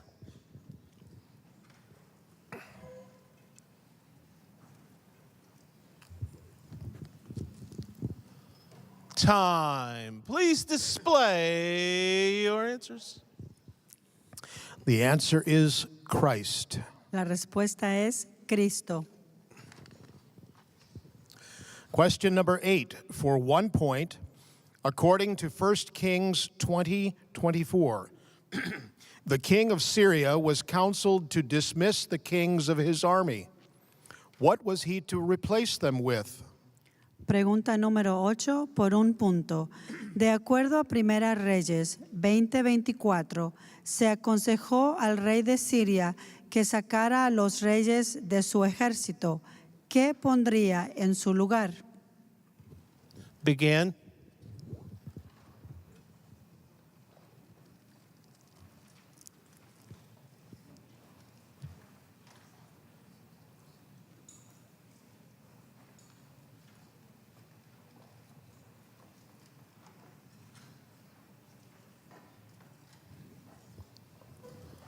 Ten seconds.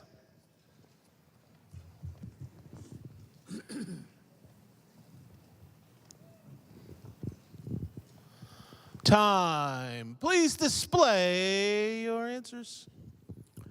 The answer is captains. La respuesta es capitanes. Question number 9 for 3 points. According to 1 Kings 11:3, what 3 categories of women were associated with Solomon? Pregunta número 9 por 3 puntos. De acuerdo a Primera Reyes 11:3, ¿qué 3 categorías de personas estaban asociadas con Salomón? Begin.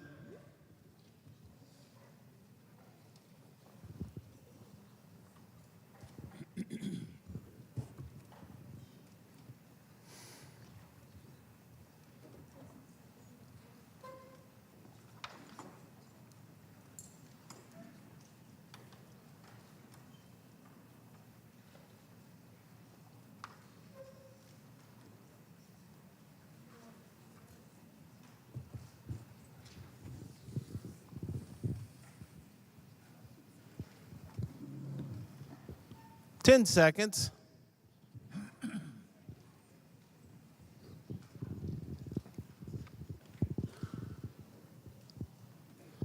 Time. Please display your answers.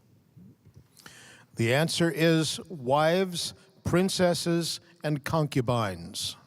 La respuesta es mujeres, reinas y concubinas. Question number 12 for 2 points. For question number 10, I'm sorry. For 2 points, according to 1 Kings 11:30, when Jeroboam met the prophet Ahijah, what did the prophet do to his new garment? Pregunta número 10 por 2 puntos. De acuerdo a Primera Reyes 11:30, cuando Jeroboam se encontró con el profeta Ahías, ¿qué hizo el profeta con su capa nueva? Begin.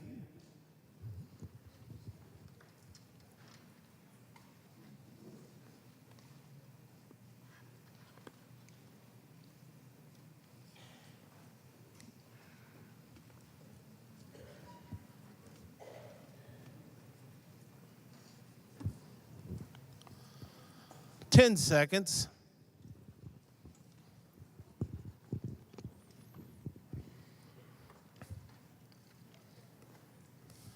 Time. Please display your answers. The answer is tore it into 12 pieces. La respuesta es la rompió en 12 pedazos. Question number 11 for 1 point. According to 1 Kings 3:14, what did God promise to do for Solomon if he walked in his ways and kept his statutes and his commandments? Pregunta número 11 por 1 punto. De acuerdo a Primera Reyes 3:14, ¿qué prometió Dios hacer por Salomón si caminaba en sus caminos y guardaba sus preceptos y sus mandamientos? Begin.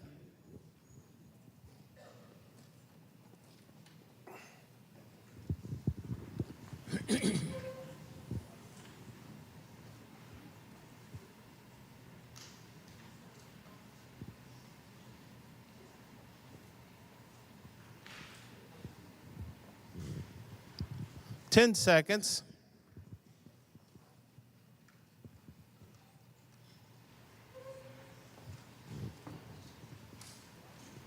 Time. Please display your answers. The answer is lengthen his days. La respuesta es alargar sus días. Question number 12 for 5 points. According to 1 Kings 21:27, when Ahab heard the word of the Lord from Elijah regarding Ahab's future, what 5 things did he do? Pregunta número 12 por 5 puntos.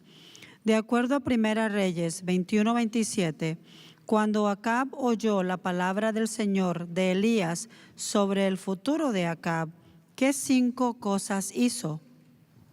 Begin.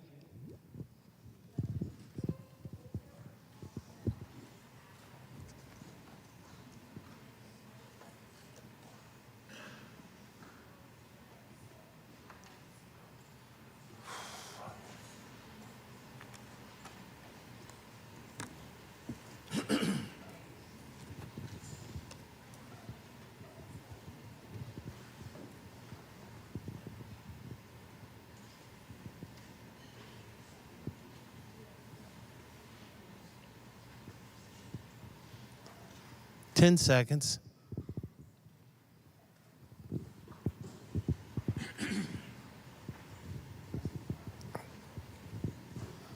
Time. Please display your answers. The answer is tore his clothes, put sackcloth on his body, fasted, lay in sackcloth, went about mourning. La respuesta es rasgó sus vestidos, ciñó su carne con ropas ásperas, ayunó, durmió sobre las ropas ásperas y anduvo humillado. Question number 13, for 1 point. According to 1 Kings 2:40, true or false? Shimei saddled his horse when he went to Achish at Gath.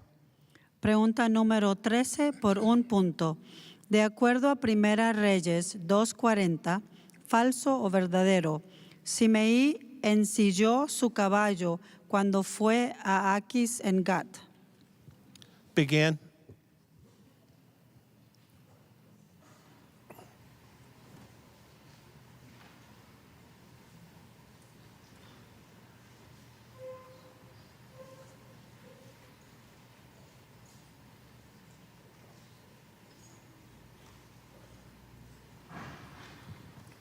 Ten seconds.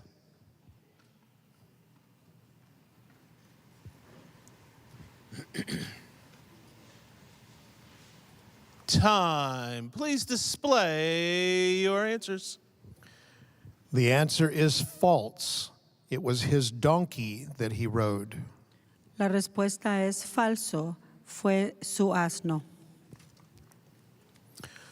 Question number 14 for 2 points. According to 1 Kings 15:2, what was the name of Abijam's mother and who was she the granddaughter of? Pregunta número 14 por 2 puntos. De acuerdo a Primera Reyes 15:2, ¿cómo se llamaba la madre de Abiam y de quién era nieta? Begin.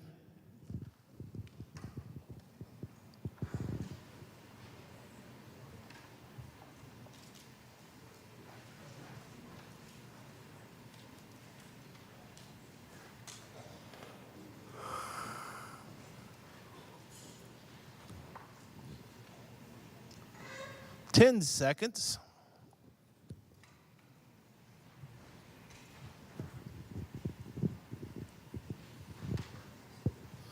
Time. Please display your answers. The answer is Makkah and Abishalom. La respuesta es Maca y Abisalom. Question number 15 for 1 point. According to 1 Kings 7:17, what was used to form a lattice network for the capitals on top of the pillars? Pregunta número 15 por 1 punto. De acuerdo a Primera Reyes 7:17, además de las trenzas a manera de red que se usó para los capiteles que se pondrían sobre las cabezas de las columnas. Begin.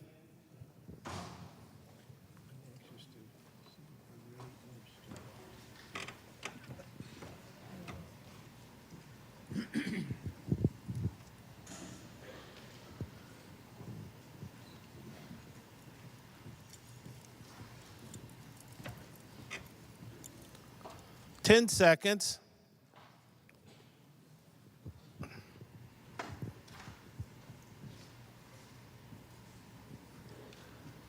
Time. Please display your answers. The answer is wreaths of chainwork. La respuesta es cordones a manera de cadenas. Question number 16 for 2 points. According to Ruth 1:4, what are the names of the women of Moab the 2 sons took as wives? Pregunta número 16 por 2 puntos. De acuerdo a Ruth 1:4, ¿cuáles son los nombres de las mujeres de Moab que los 2 hijos tomaron como esposas? Begin.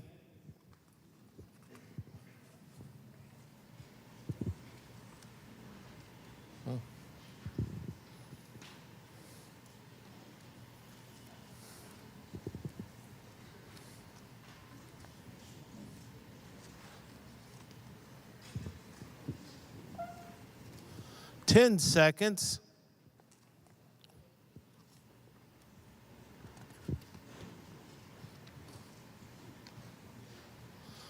Time. Please display your answers.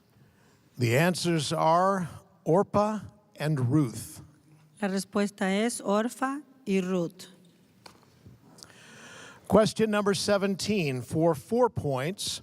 According to 1 Kings 18:38, on Mount Carmel, after Elijah's prayer, what did the fire of the Lord consume, licking up the water that was in the trench? Pregunta número 17 por 4 puntos. De acuerdo a Primera Reyes 18:38, en el Monte Carmelo, después de la oración de Elías, ¿qué consumió el fuego del Señor, lamiendo el agua que estaba en la zanja? Begin.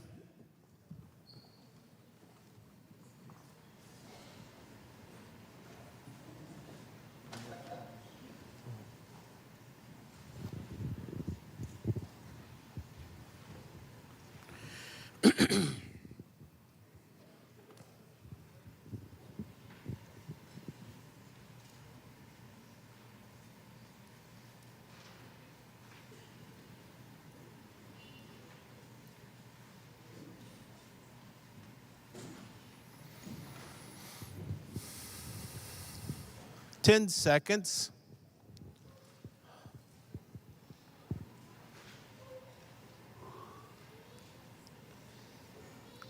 Time. Please display your answers. The answer is the burnt sacrifice, the wood, the stones, and the dust. La respuesta es el holocausto, la leña, las piedras y el polvo. Question number 18 for 1 point. According to 1 Kings 9:24, who came up from the city of David to the house which Solomon had built for her? Pregunta número 18 por 1 punto. De acuerdo a Primera Reyes 9:24, ¿quién subió de la ciudad de David a la casa que Salomón le había construido? Begin.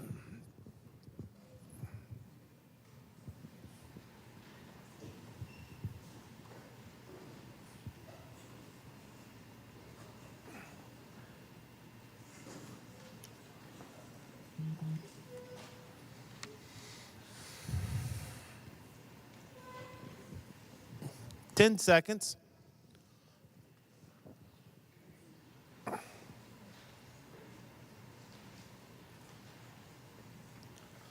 Time. Please display your answers. The answer is Pharaoh's daughter. La respuesta es la hija del faraón. Question number 19 for 2 points. According to Ruth 4:5, speaking to the close relative, Boaz told him on the day he bought the field from Naomi, he must also buy it from Ruth. Why? Pregunta número 19 por 2 puntos.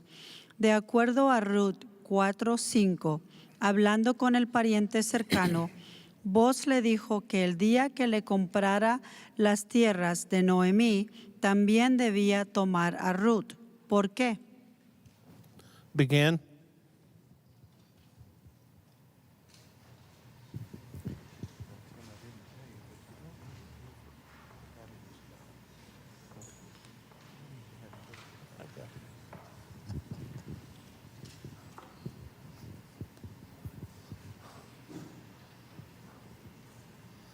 Ten seconds.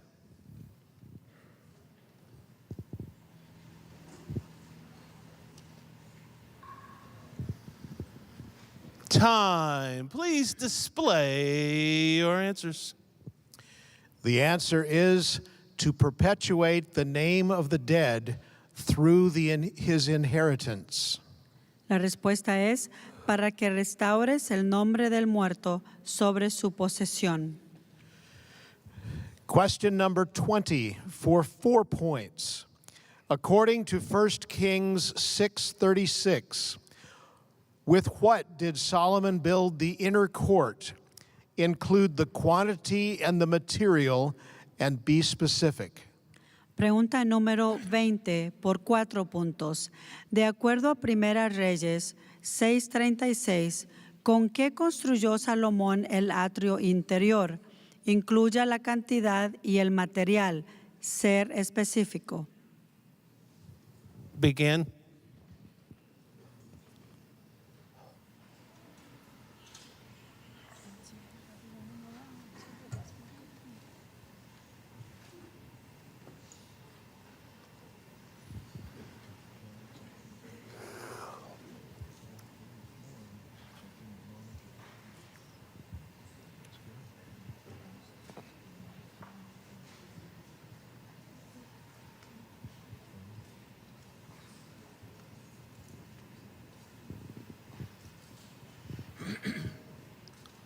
Ten seconds.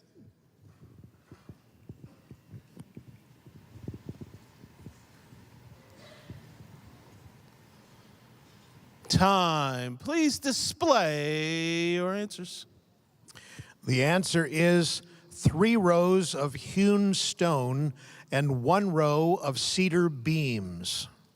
La respuesta es 3 hileras de piedras labradas y de 1 hilera de vigas de cedro. Question number 21 for 1 point. According to 1 Kings 18:8, after Elijah confirmed it was he, what did Elijah tell Obadiah to tell his master? Be specific. Pregunta número 21 por 1 punto. De acuerdo a Primera Reyes 18:8, después de que Elías confirmó ser él, ¿qué le dijo Elías a Abdías que le dijera a su amo? Ser específico. Begin.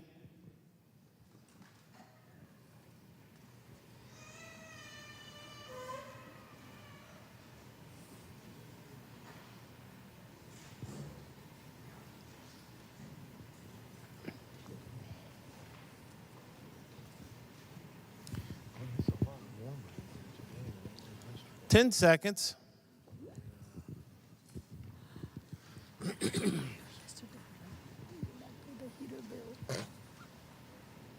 Time. Please display your answers.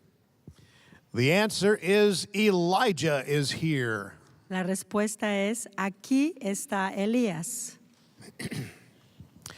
Question number 22 for 1 point. According to 1 Kings 6:5, what was built against the walls of the temple all around the sanctuary and the inner sanctuary? Pregunta número 22 por 1 punto.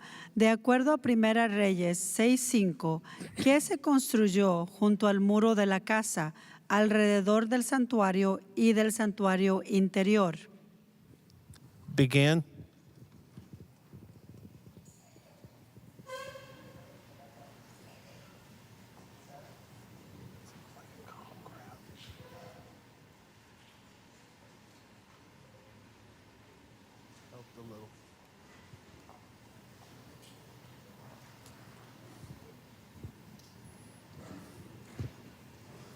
Ten seconds.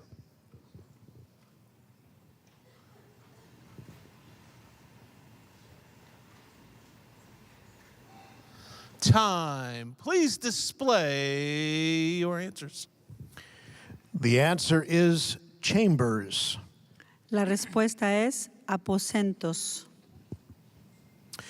Question number 23 for 2 points.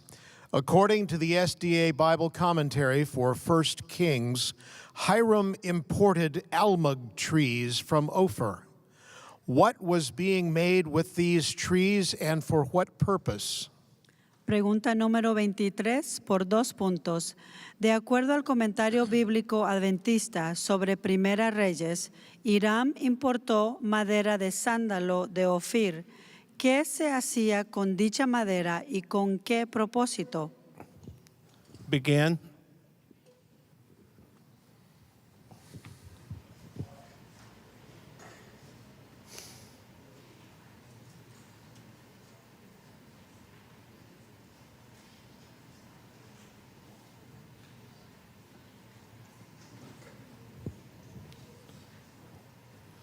10 seconds.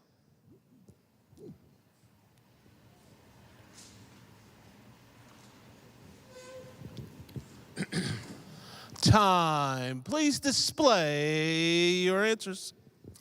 The answer is to make pillars for the house of the Lord. La respuesta es columnas destinadas a la casa del Señor. Question number 24 for 1 point. According to 1 Kings 16:28, who reigned in Omri's place after he died and was buried in Samaria? Pregunta número 24 por 1 punto. De acuerdo a Primera Reyes 16:28, ¿quién reinó en lugar de Omri después que murió y fue sepultado en Samaria? Begin.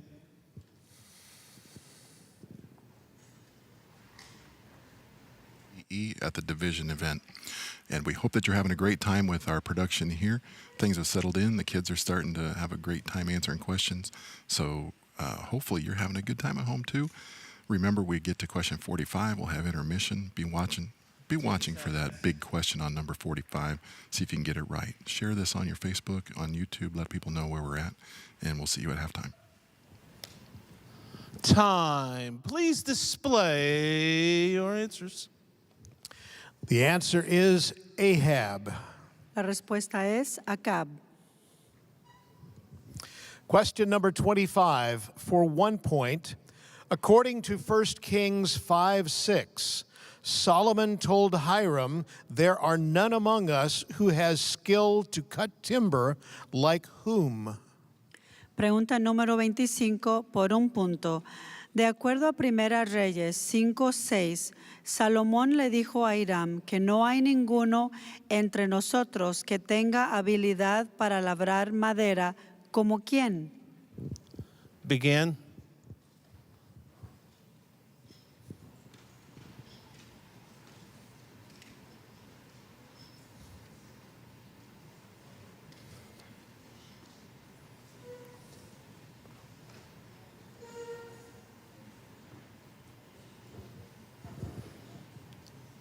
Ten seconds.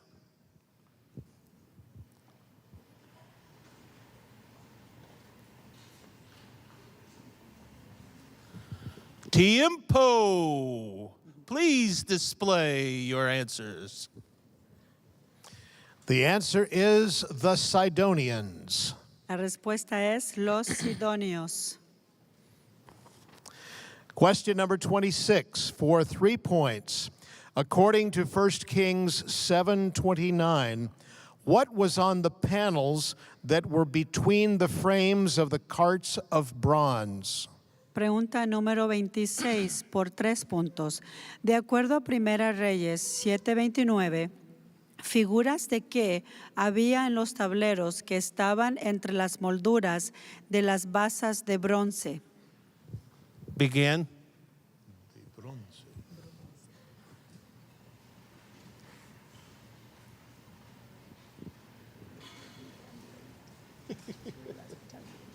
Yep. We're doing all right.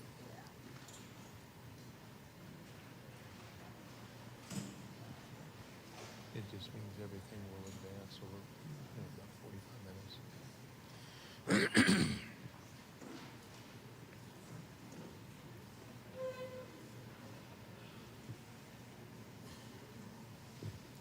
10 seconds.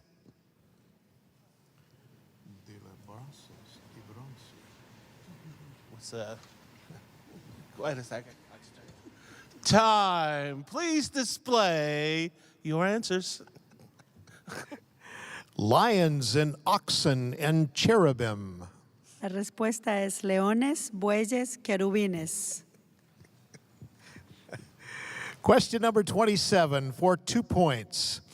According to 1 Kings 4:34, who came to hear the wisdom of Solomon? Pregunta número 27 por 2 puntos.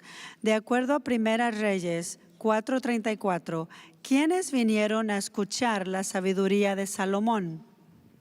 Begin.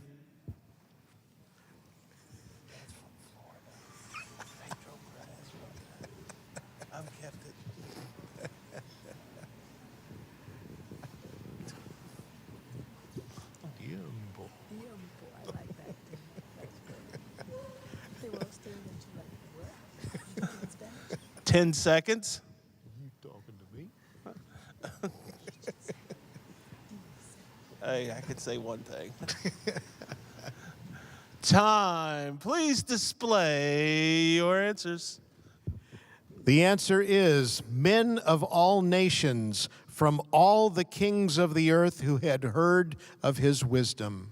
La respuesta es todos los pueblos, todos los reyes de los países a donde había llegado la fama de su sabiduría. Question number 28 for 2 points. According to 1 Kings 4:25, during all the days of Solomon, Judah and Israel dwelt safely. Under what did each man from Dan as far as Beersheba dwell safely? Pregunta número 28 por 2 puntos. De acuerdo a Primera Reyes 4:25, durante todos los días de Salomón, Judá e Israel vivieron seguros. ¿Bajo qué habitaba seguro cada varón desde Dan hasta Beerseba? Begin.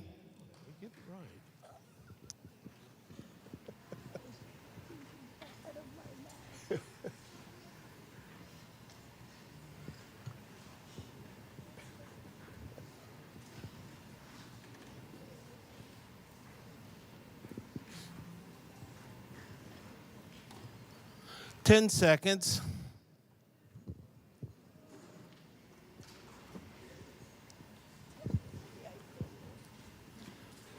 Time. Please display your answers. The answer is under his vine and his fig tree. La respuesta es debajo de su parra e higuera. Question number 29 for 4 points. According to 1 Kings 21:6, fill in the blanks. Ahab told Jezebel he was upset because I spoke to Naboth the blank and said to blank, give me your blank for blank. Pregunta número 29 por 4 puntos. De acuerdo a Primera Reyes 21:6, llenar los espacios. Acab dijo a Jezabel que estaba decaído porque hablé con Nabot de espacio y espacio. Dije que me espacio, su espacio. Begin.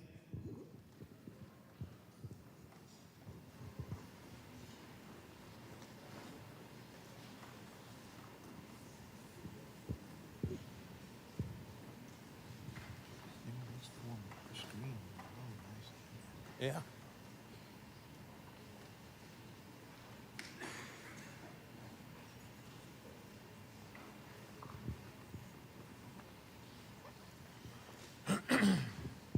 I'll give the instruction. I got my timer on. It'll go 30. Okay. 10 seconds. And I'll just give them every 5 seconds. Time. Please display your answers.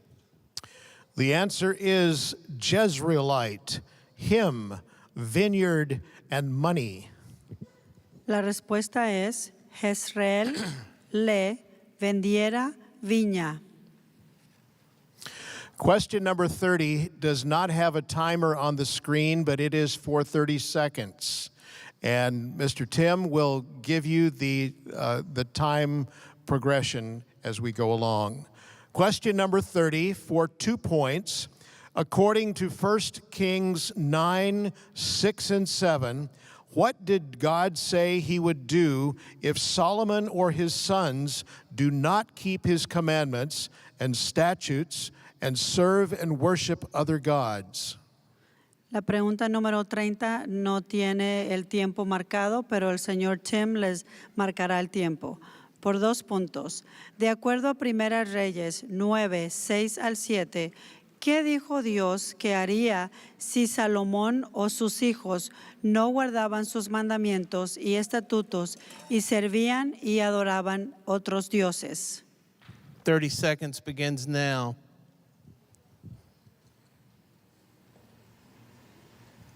25, 20, 15,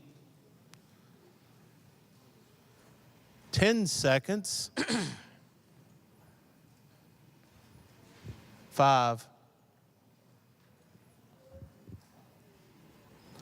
time. Please display your answers. The answer is he would cut off Israel from the land he gave them, and this house, the temple, he would cast out of his sight. La respuesta es, eliminaré a Israel de sobre la faz de la tierra que les he entregado, y esta casa, el templo, la echaré de delante de mí. Question number 31, for 1 point. According to 1 Kings 11:13, God became angry with Solomon because his heart had turned away from God. How much of the kingdom would be given to Solomon's son? Pregunta número 31, por 1 punto. De acuerdo a Primera Reyes 11:13, Dios se enojó con Salomón porque su corazón se había apartado de Dios. ¿Cuánto del reino se le daría al hijo de Salomón? Begin.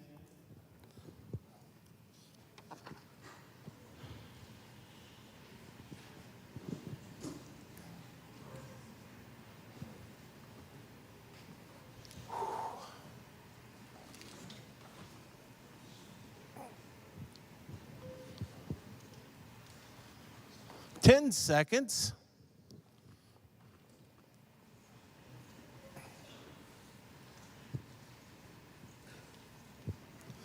Time. Please display your answers. The answer is 1 tribe. La respuesta es una tribu. Question number 32 for 2 points. According to 1 Kings 22:43, Jehoshaphat did right in the eyes of the Lord, but did not take away the high places. What did the people do at the high places? Pregunta número 32 por 2 puntos.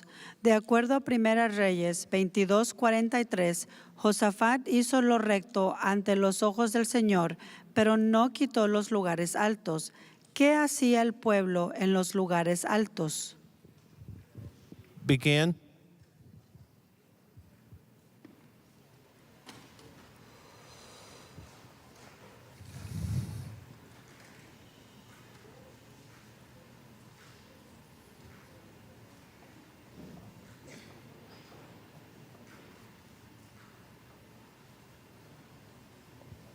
Ten seconds.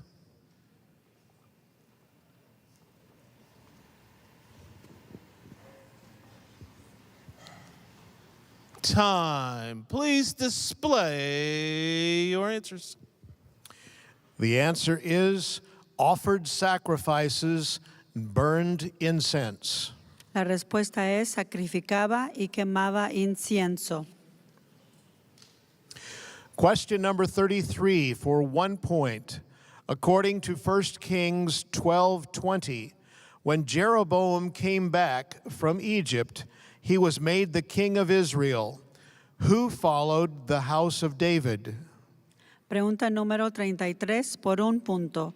De acuerdo a Primera Reyes 12:20, cuando Jeroboam regresó de Egipto, lo hicieron rey de Israel. ¿Cuál tribu siguió a la casa de David? Please begin.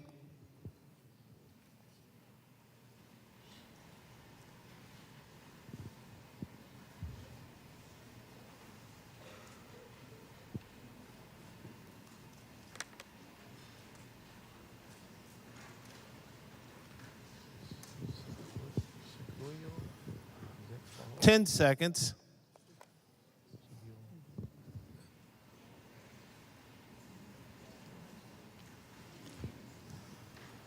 Time. Please display your answers. The answer is only the tribe of Judah. La respuesta es solo la tribu de Judá.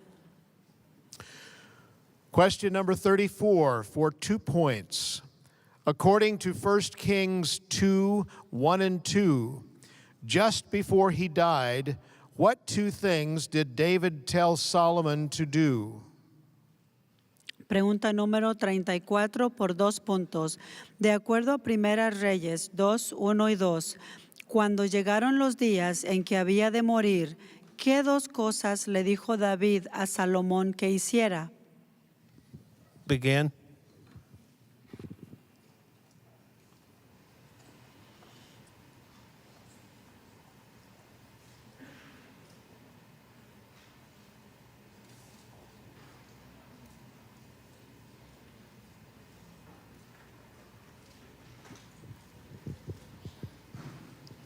Ten seconds.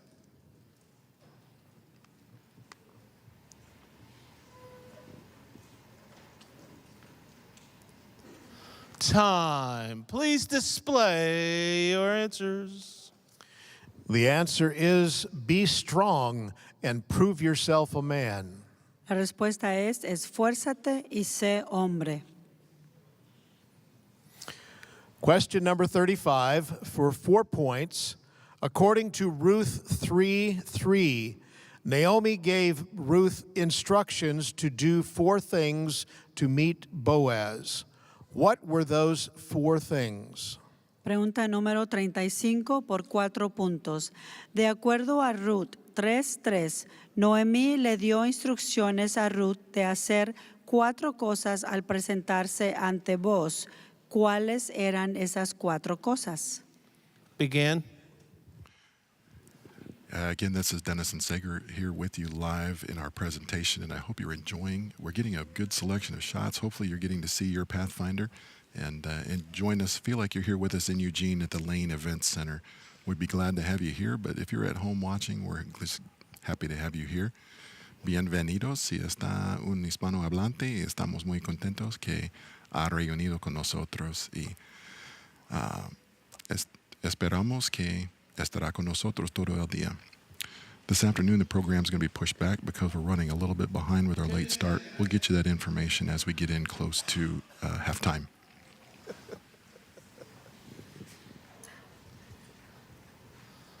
Time. Please display. The answer is wash yourself, anoint yourself, put on best garment, go down to the threshing floor. La respuesta es te lavarás, te perfumarás, te pondrás tu mejor vestido, irás a la era. Question number 36 for 1 point. According to 1 Kings 8:43, true or false, Solomon asked that God hear and do according to all for which the foreigner calls to you, that all people may know and fear God. Pregunta número 36 por 1 punto. De acuerdo a Primera Reyes 8:43, falso o verdadero, Salomón pidió que Dios escuchara e hiciera conforme a todo lo que el extranjero haya clamado a ti, para que todas las cosas conozcan y teman a Dios. Begin.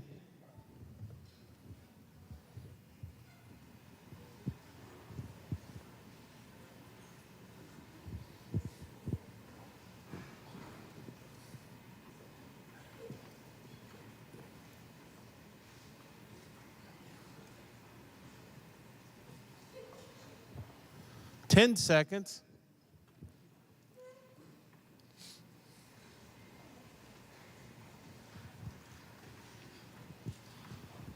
Time. Please display your answers. The answer is true. La respuesta es verdadero. Question number 37 for 2 points. According to 1 Kings 14:21, how old was Rehoboam when he became king, and how long did he reign in Jerusalem? Pregunta número 37 por 2 puntos.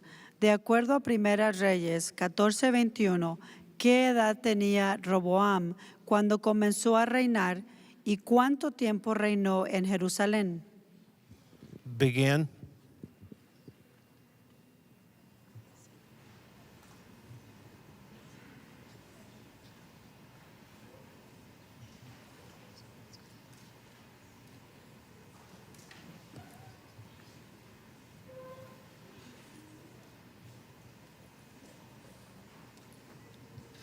Ten seconds.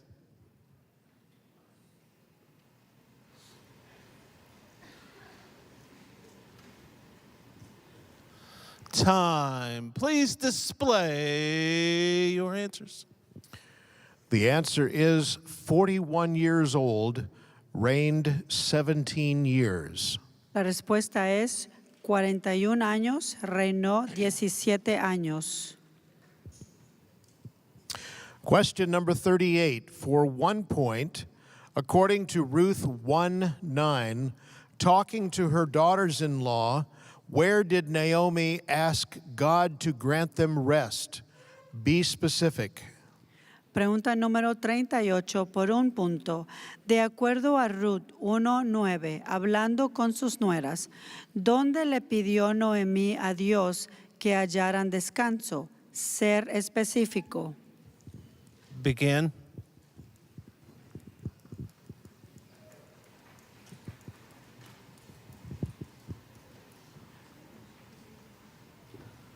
Once we get started, we roll. Mm-hmm.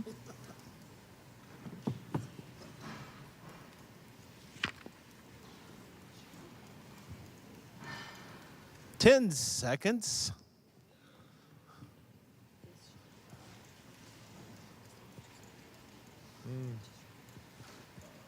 Time. Please display your answers. The answer is each in the house of their husband. La respuesta es cada una en casa de su marido. Question number 39 for 2 points. According to 1 Kings 19:19, when Elijah found Elisha, what was he plowing with and how many were there? Pregunta número 39 por 2 puntos. De acuerdo a Primera Reyes 19:19, cuando Elías encontró a Eliseo, ¿con qué estaba arando y cuántos tenía? Begin.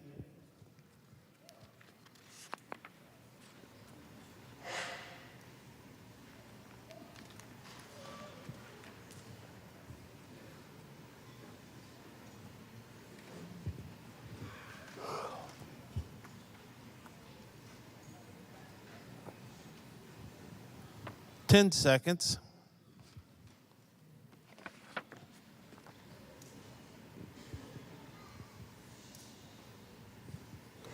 Time. Please display your answers. The answer is 12 yoke of oxen. La respuesta es 12 yuntas de bueyes. Key, before we advance to the next slide, let me just, in anticipation of our halftime break, we ask the audience that you allow only the Pathfinders to use the restrooms at the halftime break. Let them get back in here before you use the facilities. So if you need to go right now, quietly go to the restroom. If you don't, please wait until after the halftime break. Thank you. Question number 40 for 1 point. According to 1 Kings 1:24, who asked David if he had said Adonijah was to reign after David and sit on his throne? Pregunta número 40 por 1 punto. De acuerdo a Primera Reyes 1, 23 y 24, ¿quién le preguntó a David si había dicho que Adonías reinaría después de David y se sentaría en su trono? Begin.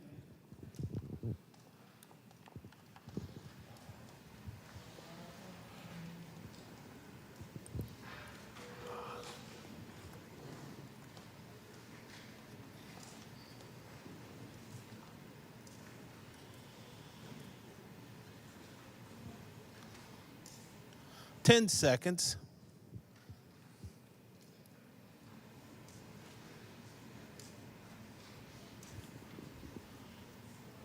Time. Please display your answers.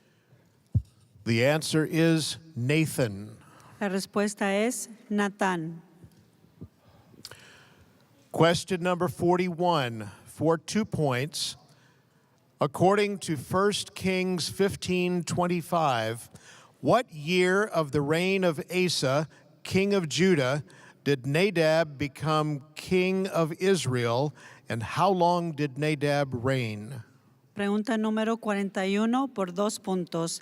De acuerdo a Primeras Reyes 15:25, ¿en qué año del reinado de Asa, rey de Judá, Nadab se convirtió en rey de Israel? ¿Y cuánto tiempo reinó Nadab? Begin.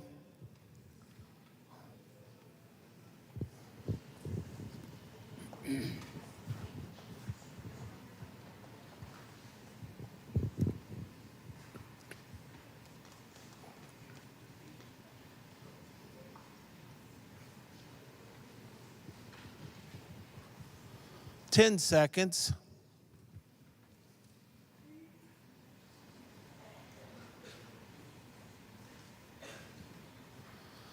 Time. Please display your answers. The answer is the second year of Asa, reigned 2 years. La respuesta es segundo año de Asa, reinó 2 años. Question number 42 for 5 points. According to the SDA Bible commentary for 1 Kings, the secular annals of Israel's neighbors were written to extol the king. What else were they written to show and glorify about the kings? Pregunta número 42 por 5 puntos. De acuerdo al comentario bíblico adventista sobre Primeras Reyes, los anales de los estados vecinos de Israel fueron escritos para ensalzar a reyes paganos y para glorificarlos en qué otras cosas. Begin.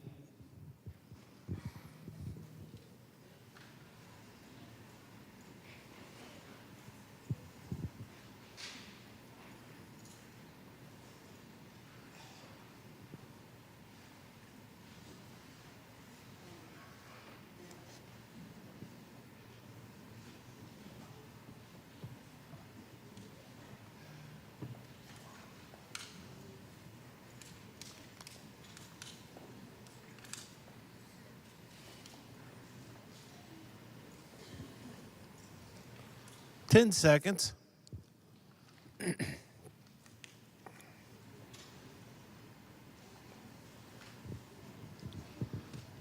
Time. Please display your answers. The answer is glorify king as builder, hunter, statesman, make public his acts of piety in service of the gods, and relate his exploits in war. La respuesta es como constructores, cazadores, estadistas, para publicar sus acciones en el servicio de los dioses, para relatar sus hazañas guerreras. Question number 43 for 1 point. According to Ruth 4:20, in the genealogy of Perez, Aminadab begot whom? Pregunta número 43 por 1 punto. De acuerdo a Ruth 4:20, en la genealogía de Fares, Aminadab engendró ¿a quién? Begin. Hey, again, Dennis and your online host here at the PBE. Just want to let you know that coming up at the halftime break, we're going to be doing some interviews with some of the Pathfinders that are taking their break, seeing how they're doing, how they're feeling, and so you don't want to miss that. So don't leave just because it's halftime. Stick around. We're going to be doing some interviews with Pathfinders.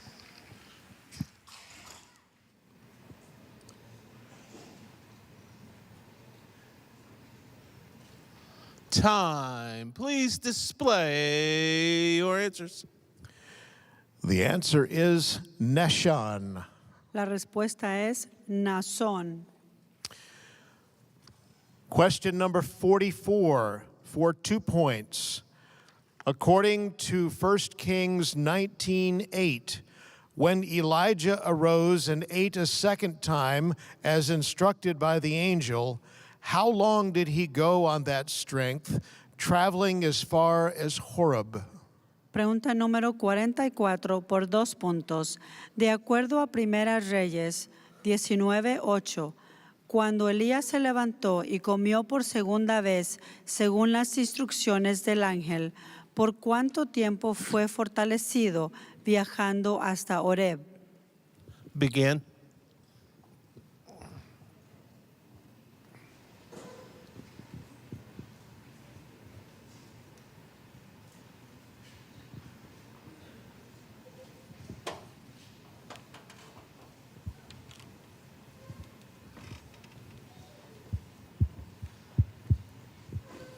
Ten seconds.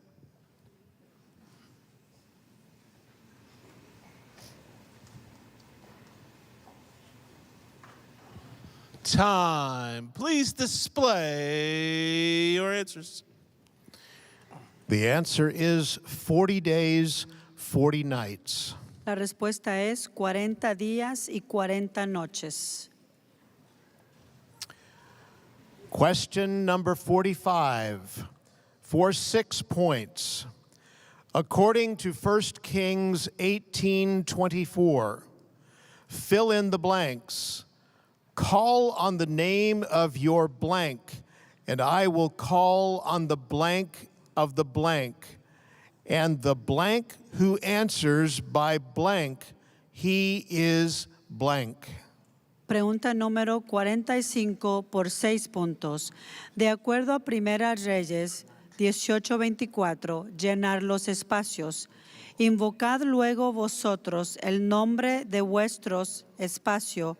Yo invocaré el espacio de espacio, el espacio que responda por medio del espacio. Ese es espacio. Begin. So they should not close the computer.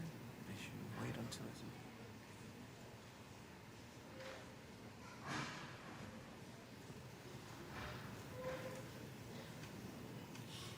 And also.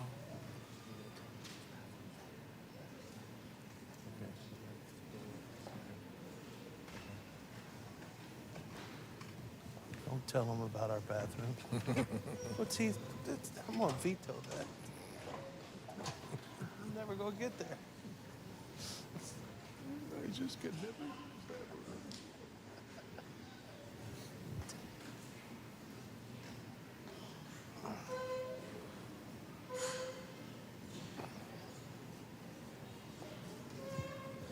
Ten seconds.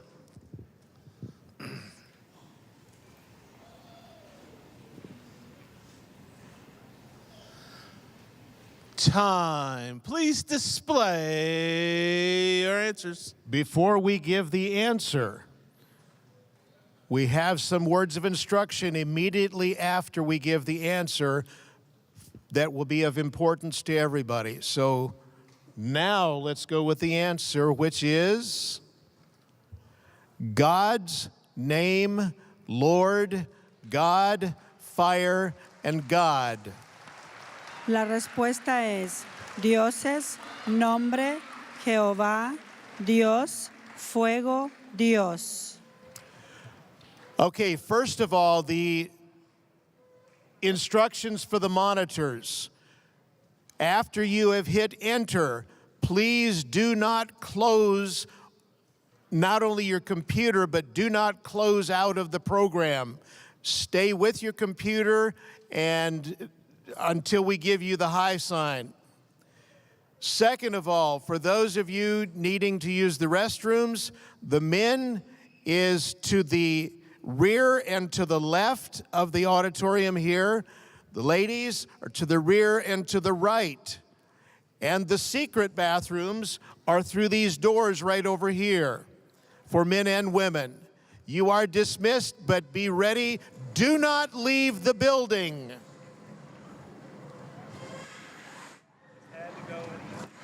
Well, we've reached halftime here at the NAD PBE. Hopefully you've got your own secret bathroom at home that you can go to and not have to compete with a lot of other people.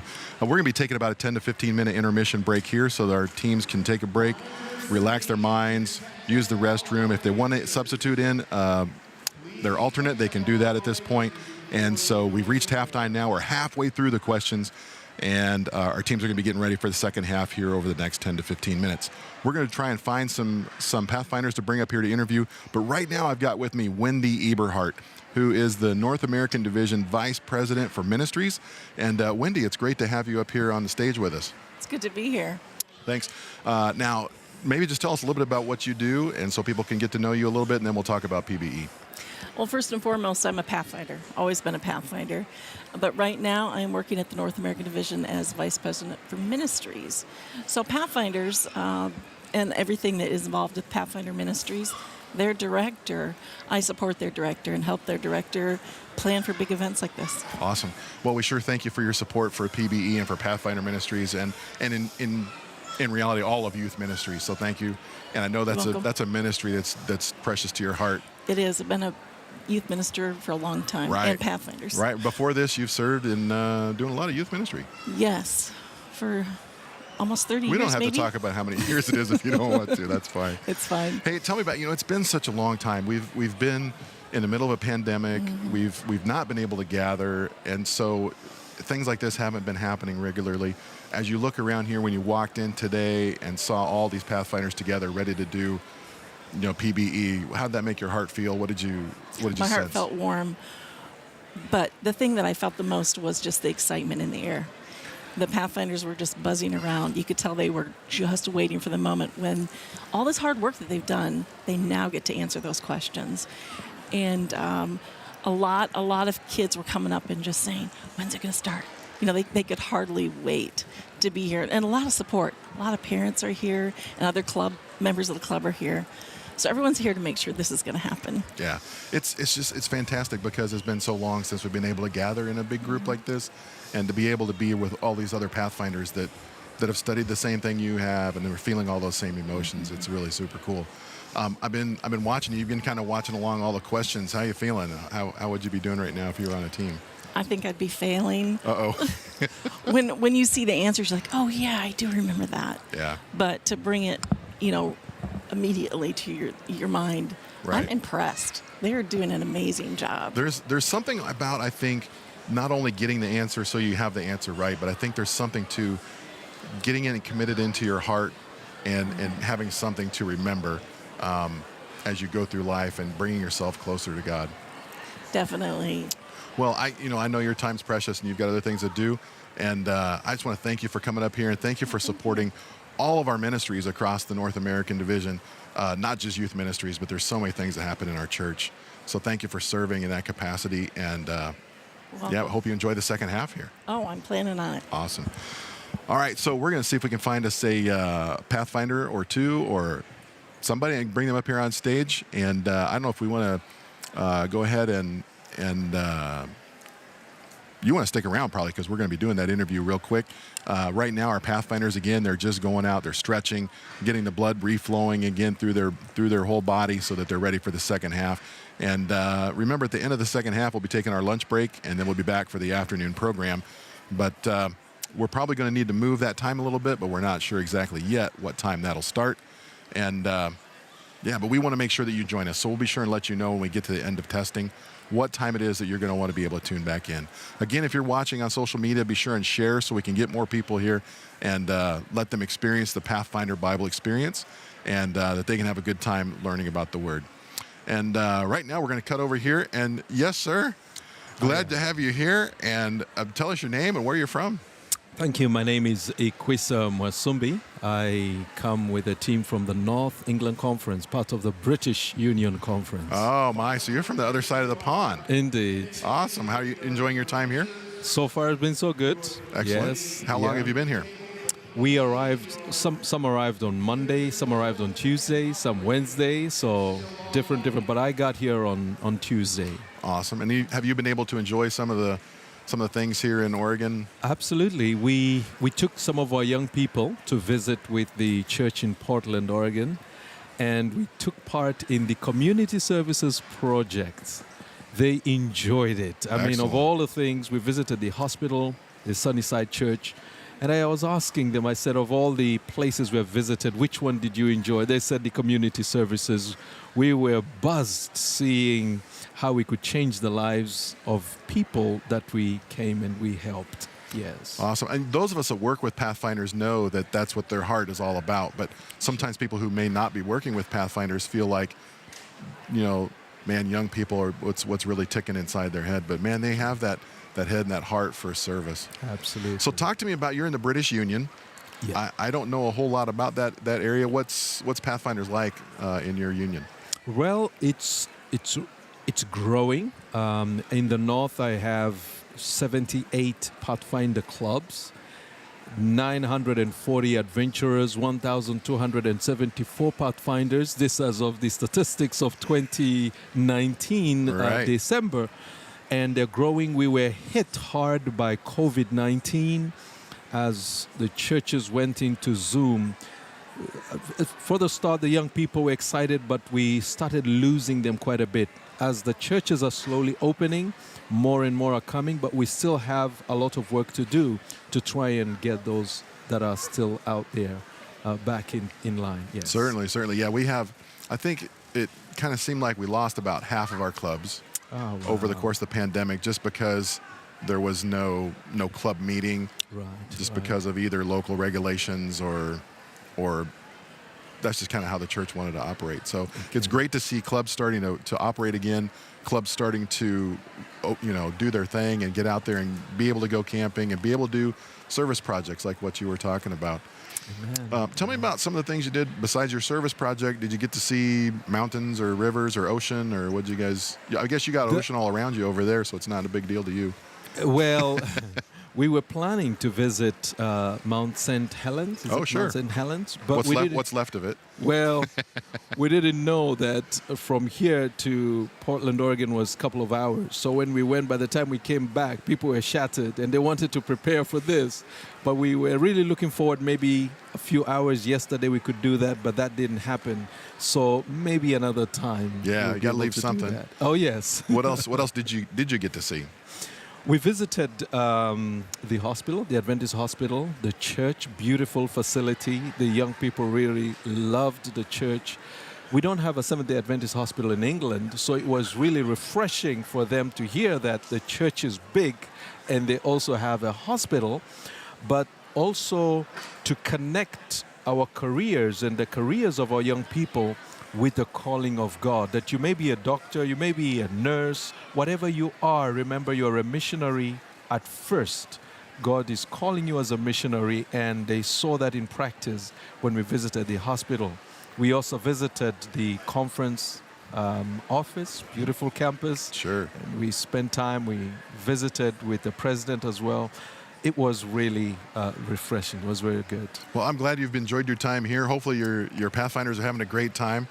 Thanks for dropping by here, taking a couple minutes to talk with us. No problem. And hopefully they'll do a good job in the second half also. I hope so too. Thank you very much. Yeah, you betcha. Thanks a lot. Okay. All right, so we're still here in the middle of our intermission time, and our Pathfinders are using the restroom, just stretching, getting things ready to go for the second half, making a switch if they want to with their alternate. And we're taking a few minutes just to find some Pathfinders and talk to them how their experience is and if they're ready to go, and what they're experiencing here, where they're from. And so we've got someone else now on our stage. And yes, sir. Tell me your name, where you're from. I'm Giorgio Campo, and I come from Edinburgh, Texas. Oh, man, that means you're the guys. You had an eventful trip getting here, didn't you? Oh, yeah, we did. We tried to get from Edinburgh to Dallas, and then from Dallas we were supposed to go to Seattle, and then Eugene, Oregon. But on the way to Seattle, we got stranded because of the ordeal with the president, and we were stuck on that plane in Portland for about 3 or maybe 4 hours. Wow, that's a long time, huh? Yeah, it really is. I was bored for a very long time there. Sure. And then people may not know what was the deal with the president. I think if I understood the story right, he was actually in Seattle. Yeah, he was in the Seattle airport, and that was our destination. And so you guys couldn't land because they had the airport secured. Yeah. Makes sense. So it was a long enough flight if you had been able to do your original plan, right? To fly Yeah. from Texas to Seattle down to here. Mm-hmm. But then that put you behind a whole lot of time.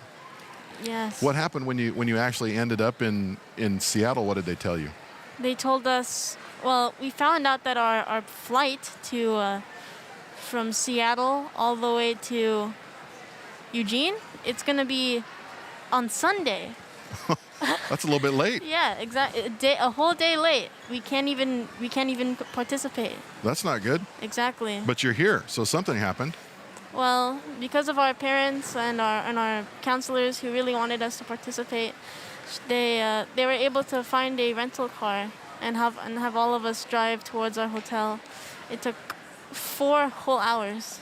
Oh my! But To drive? Yeah, a drive. Yeah, to Wow. drive. How would you feel when you got to the hotel? I'm tired. I want to go home. Well, how are you doing during the testing? If you're tired, are you able to hang in there and answer questions? Thankfully, the Lord has given me a very restful. It's been very restful. Oh, good. So you Yeah. feel at peace. A bit, yeah. How'd you feel when you landed and found out that your flight wasn't going to be able to continue until Sunday? What'd you feel like? Is this it? That's it, and you're stuck? Yeah. It's like, is this it? Are we not going to be able to participate after all this? I bet that your club probably got together and had some prayer. Yes. Yeah. And then, so you were able to rent cars, and then you made your trip on down here. And so you're all set. And you're here, and the first half is behind you. Yeah. And now, did you get a chance to use the restroom? Yes, I did. Okay, so Thankfully. you're ready to go. Awesome. All right. Well, I know they're making a call for everybody to come back, so I'm just going to say thank you for coming. I am so glad you made it. I don't know if you know this or not, but last night when our program ended, we had special prayer for your club, just so that you'd be able to make it here and be ready to go for today. So you guys are an answer to prayer that you're actually here, and we're so excited that you're part of our program today. Thank you very much. You Pastor. betcha. Have a safe trip. Do you go back home Sunday now, or what's your plan? We're planning to go back home on Monday to see the sights of Oregon. Oh, cool. That'll be a fun time, I bet. It probably looks a little different than South Texas. It does. It really does. It's green here. Yeah, it's true. Well, thank you so much for spending a little bit of time up here, and we wish you best of luck in the second half. Awesome. Thank you. Yeah, thank you.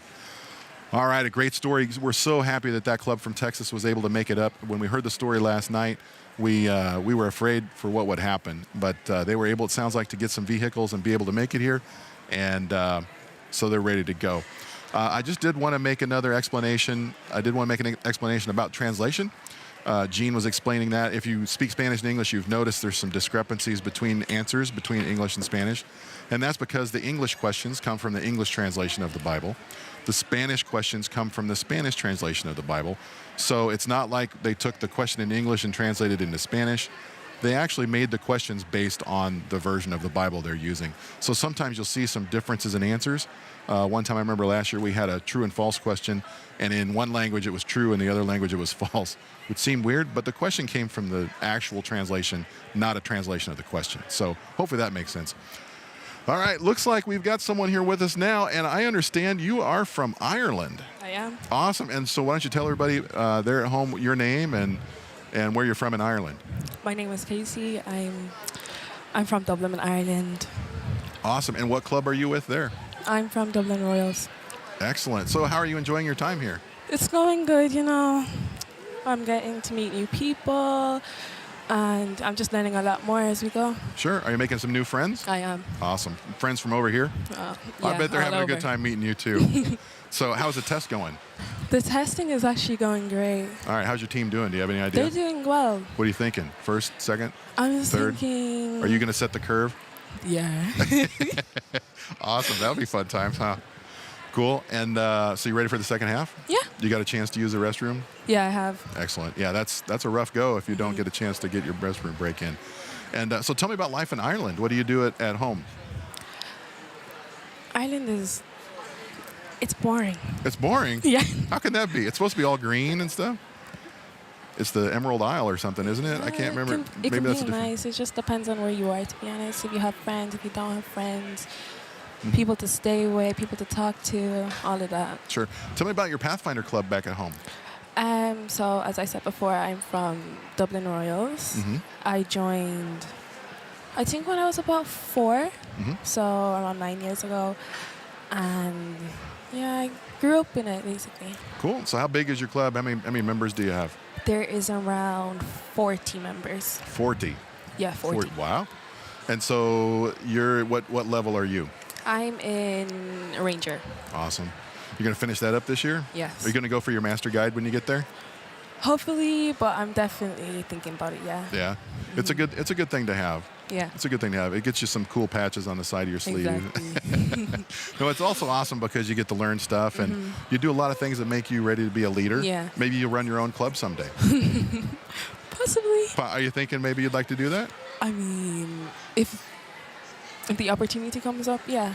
That'd be awesome. Yeah. The next level, next generation. Yeah, exactly. Awesome, cool. Well, and you're having a fun time here. Have you gotten to do neat stuff? I mean, I've got to check out the area, meet people. Yeah. Just have a good time. Now, the guy before you, they live close to the ocean. Do you live close to the ocean? No, I don't. Yeah. So did you get to see the ocean here? Yeah. It's a different ocean. Yeah, I went yesterday. Oh, awesome. And it was a good time? Yeah, it was so fun, but it was cold. Yeah. Now, Oregon's supposed to have a lot of good waterfalls. Have you seen one of those? I have. I went to, I don't even remember where, but it was very nice. It was really pretty? Yeah. All right. Well, I tell you what, I think we're getting really close to doing the second half, and so I think we probably better let you go and get back in place. But thanks for spending a couple minutes with us. No problem. And enjoy your trip home whenever that is. And I'm too. just so happy you've got some new friends from this event. And, man, you'll have stories to tell when you get back to Ireland. Yeah. Awesome. Well, thanks for joining us. Thank you. All right. So there we go. We're getting really, really super close to this beginning of the second half. And so we're going to let all of our participants go back to their spots. And, again, we're so glad you've joined us here at the Eugene Lane Event Center. And here in Oregon, we're in Eugene, the home of University of Oregon. And we're right here at the Lane Event Center. Again, we've got the second half of questions coming up, questions 46 through 90. I know you're going to want to get geared up for number 90 because it's always going to be one of those questions that has lots and lots of answers. So you want to be ready to look forward to that. We hope you're enjoying our presentation here. And in just a couple minutes, I think we'll be ready to start again. I see there's still people finding their way to their tables, but we're glad that you joined us again. NADPBE.org is our website. And if you're following us on Facebook, you already know where we are. But if you're looking for us, North American Division Pathfinders, be sure and share that so we can get people viewing there. And also on the North American Division Pathfinders YouTube channel. So be sure and let your friends know that we're online and they can watch if they want and they can test their knowledge. Hopefully you've been able to follow along and you're getting a lot of answers right too. But if not, that's okay because you're not the one on the hot seat. Our Pathfinders are today. And so again, we'll let you know the schedule once we get back to second half of the event. We get down closer to lunchtime. We'll let you know what time the adjusted program start time will be. We'll have some worship time with our musical guests from Walla Walla University, and then we'll be on to our afternoon program featuring Van Dion Griffin from the North American Division Youth Department. He'll be our speaker this afternoon. Again, our Pathfinders are finding their way back to their seats. Looks like they're making a mad dash now. So we must be getting pretty close, and we'll get you right back to that action as soon as it starts. Again, we're here in Eugene, Oregon at the Lane Event Center. The temperatures are moving up closer to 60 degrees on the way to a high of 66. It's a beautiful sunshiny day right now here in Eugene, and we're so excited that you've joined us from wherever you are. Be sure and drop a comment in the chat or drop something in a comment on the YouTube channel. Let us know where you're watching from. Let us know how you're doing. If the questions are hard or if they're easy, let us know how you're doing. Again, we hope you're having a beautiful Sabbath day wherever you are. Here, it's beautiful outside. I'm sure as soon as these Pathfinders get their meal, they'll be headed outside to get some fresh air, rejuvenate their bodies, and rejuvenate their tummies with the beautiful food we're going to have here for our lunchtime.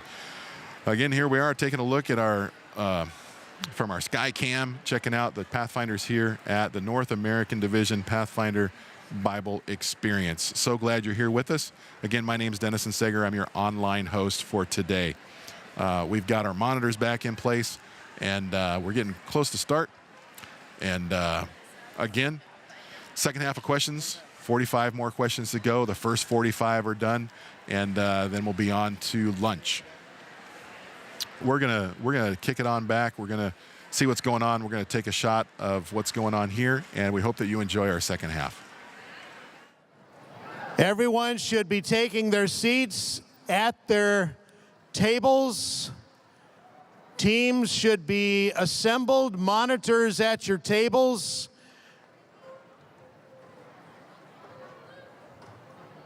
An audience should be seated in their areas.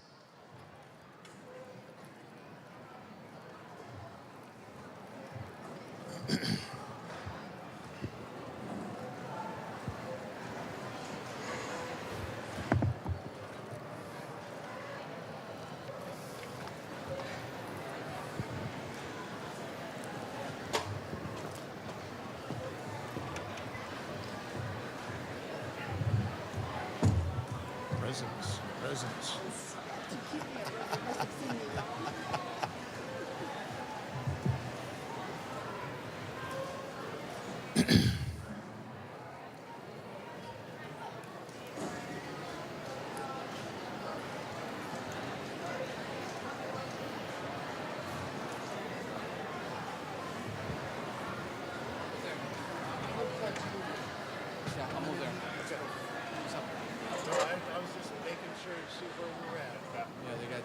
They're pushing him out of the bathroom. Those are women's up front are both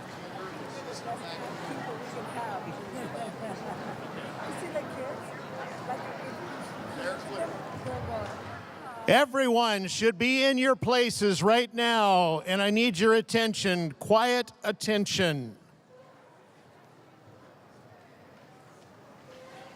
All monitors should be at your assigned tables.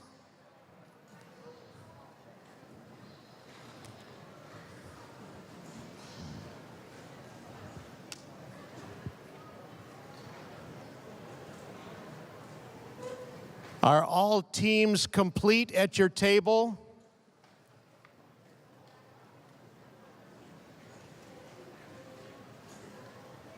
I'm being waved off.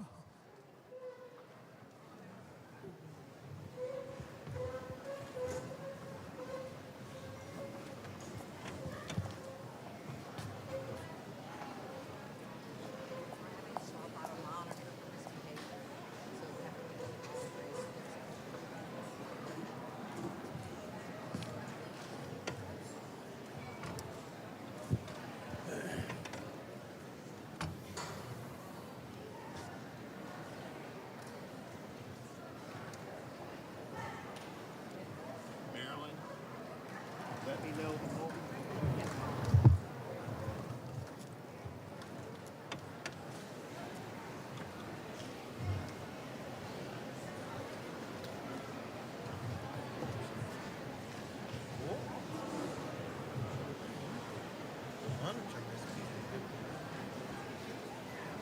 Oh man, take him out on some handcuffs.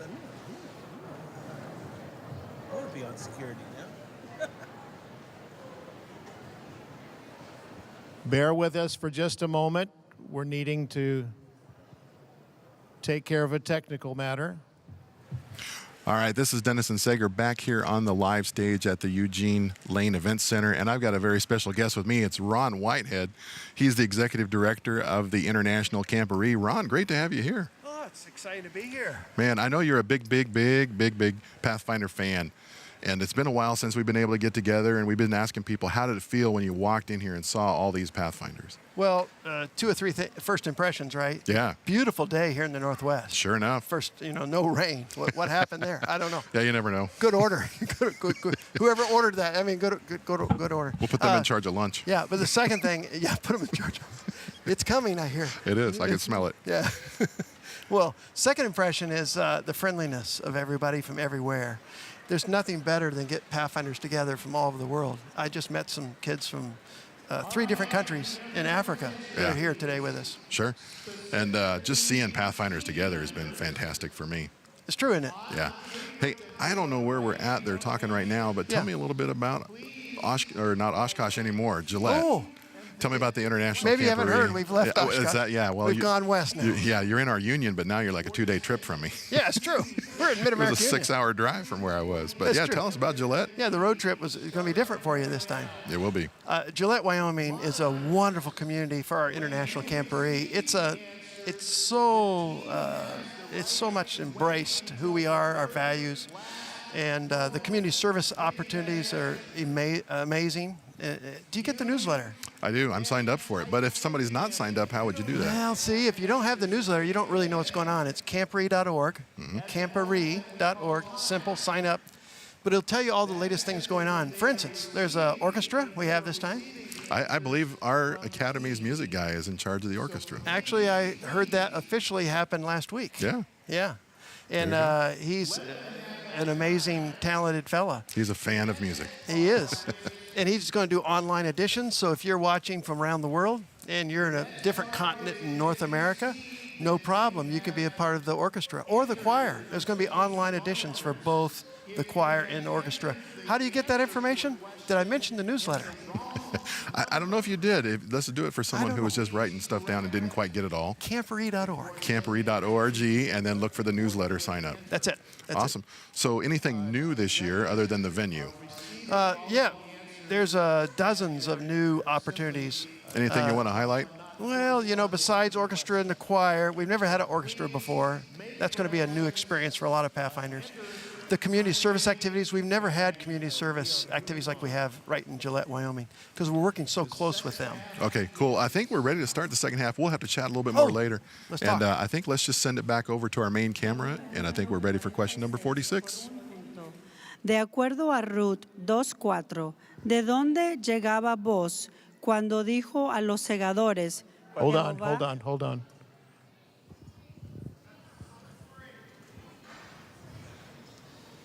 Ok, perdón. Una vez más. Pregunta número 46 por un punto. De acuerdo a Ruth 2:4, ¿de dónde llegaba voz cuando dijo a los segadores, Jehová sea con vosotros? Question number 46 for 1 point. According to Ruth 2:4, where did Boaz come from when he said to the reapers, "The Lord be with you"? Began.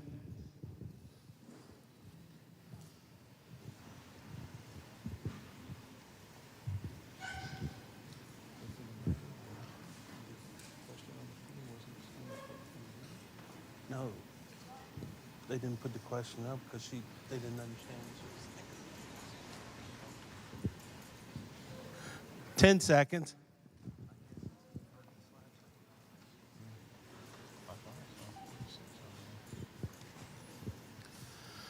Time. Please display your answers. La respuesta es Belén. The answer is Bethlehem. Pregunta número 47 por un punto. De acuerdo a Primera Reyes 15:23, en los días de la vejez de Asa, ¿qué problema físico tenía? Ser específico. Question number 47 for 1 point. According to 1 Kings 15:23, in the times of Asa's old age, what physical problem did he have? Be specific. Begin.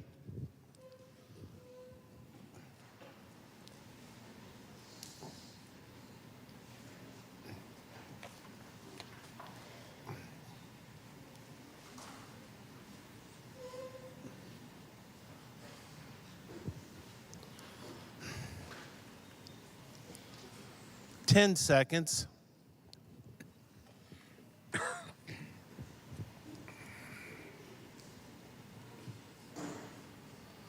Time. Please display your answers. Respuesta, enfermo de los pies. The answer is diseased in his feet. Pregunta número 48 por 3 puntos. De acuerdo a Primera Reyes 10:12, ¿qué hizo el rey con la madera de sándalo? Question number 48 for 3 points. According to 1 Kings 10:12, What did the king make from the almug wood? Began.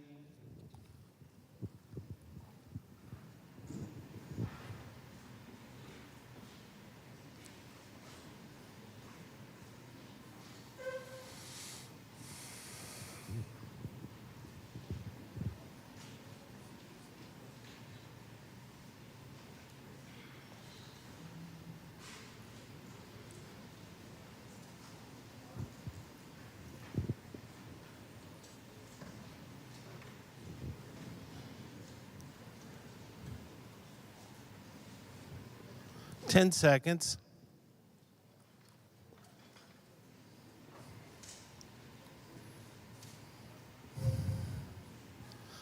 Time. Please display your answers.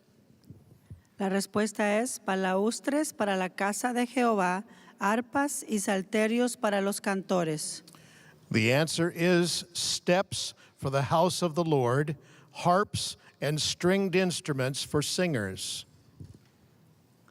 Pregunta número 49 por un punto. De acuerdo a Primera Reyes 17:14, hablando las palabras del Señor, Elías le dijo a la viuda que la harina no se escasearía ni el aceite se disminuiría hasta que sucediera ¿qué? Ser específico. Question number 49 for 1 point. According to 1 Kings 17:14, speaking the words of the Lord, Elijah told the widow the flour would not be used up nor the oil run dry till what happened? Be specific. Began.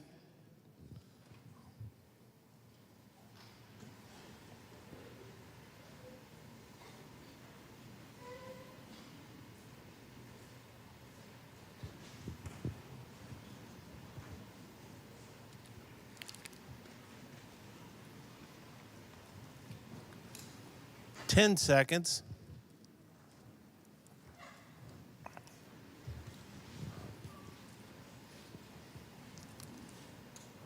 Time. Please display your answers. Respuesta: Jehová haga llover.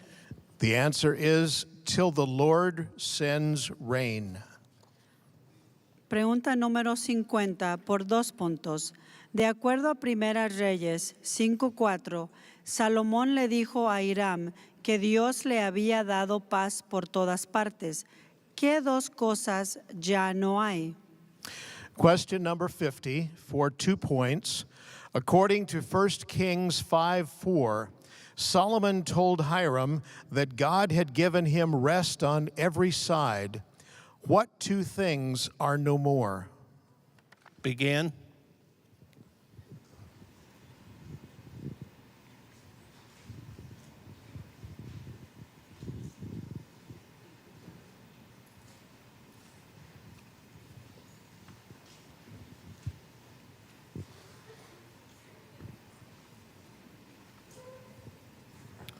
Ten seconds.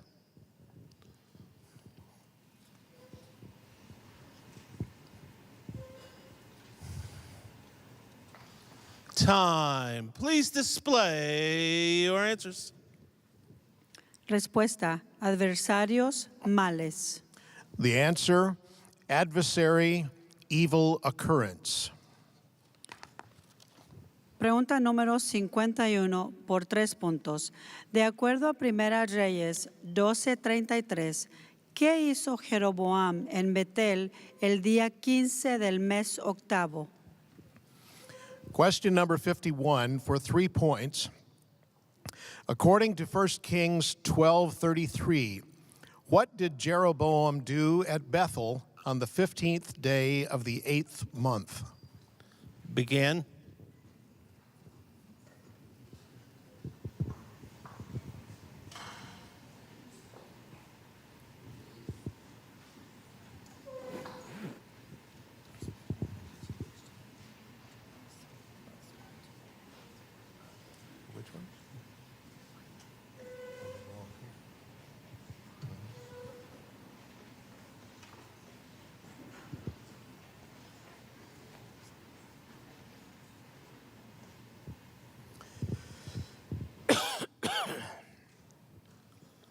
10 seconds.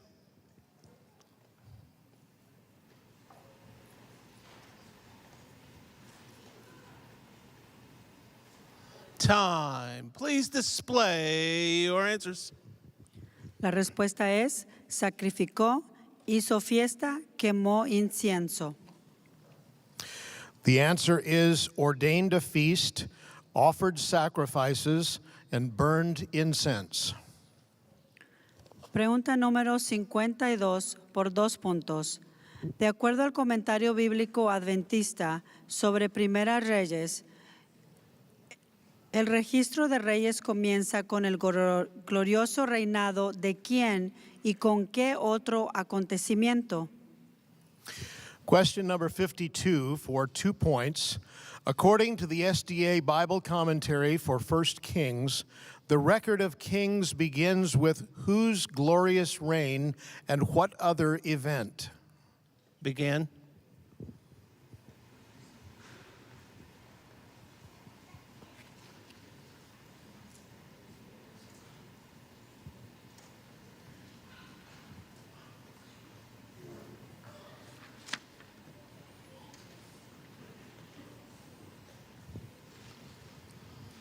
Ten seconds.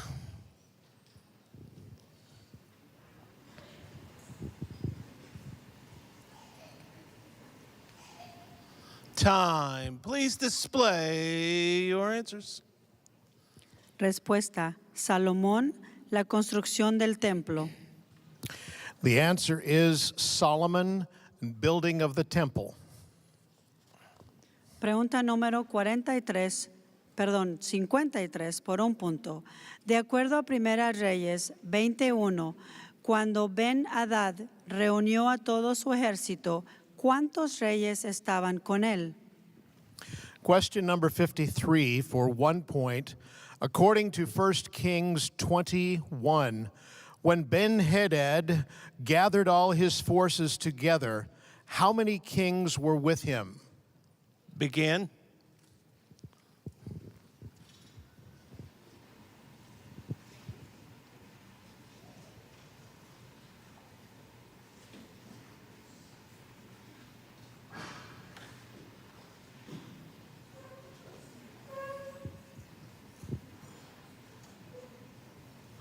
Ten seconds.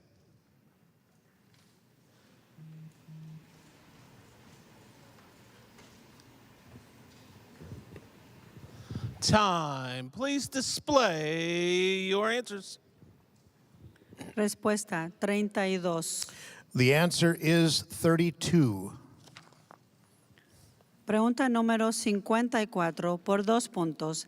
De acuerdo a Primera Reyes 3:3, Salomón amó a Jehová y anduvo en los estatutos de su padre David, excepto en qué 2 cosas. Question number 54 for 2 points. According to 1 Kings 3:3, Solomon loved the Lord and walked in the statutes of his father David, except for what 2 things? Begin.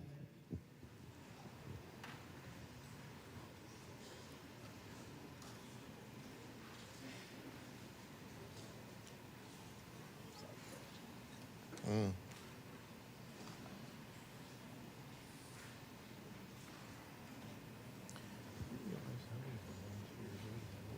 10 seconds.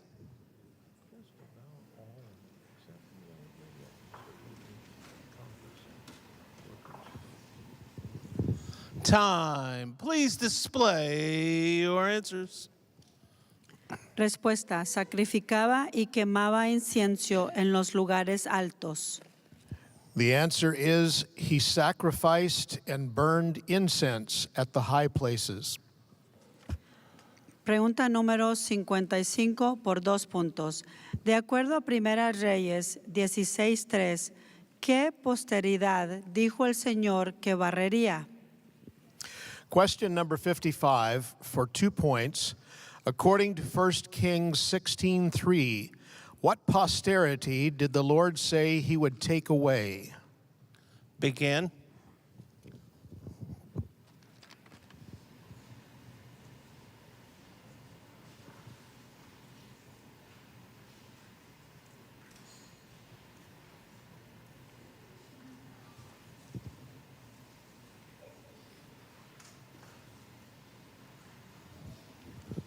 10 seconds.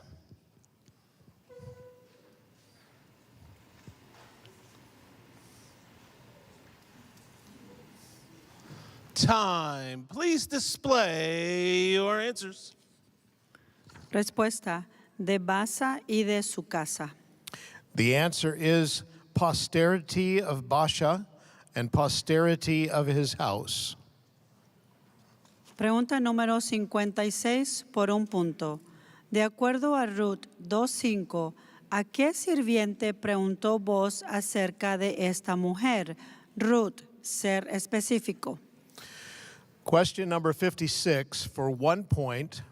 According to Ruth 2:5, which servant did Boaz ask about this woman, meaning Ruth? Be specific. Begin.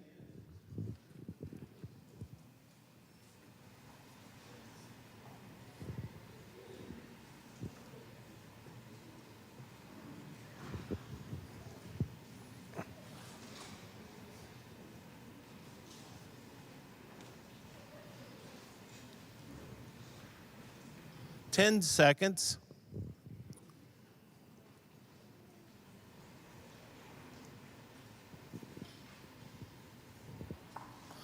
Time. Please display your answers. Respuesta, el encargado de los segadores. The answer is servant in charge of the reapers. Pregunta número 57 por 3 puntos. De acuerdo a Primera Reyes 17:19, después de pedirle a la viuda su hijo muerto, ¿qué 3 cosas hizo Elías antes de clamar al Señor? Question number 57 for 3 points. According to 1 Kings 17:19, after asking the widow for her dead son, what 3 actions did Elijah take before praying to the Lord? Begin.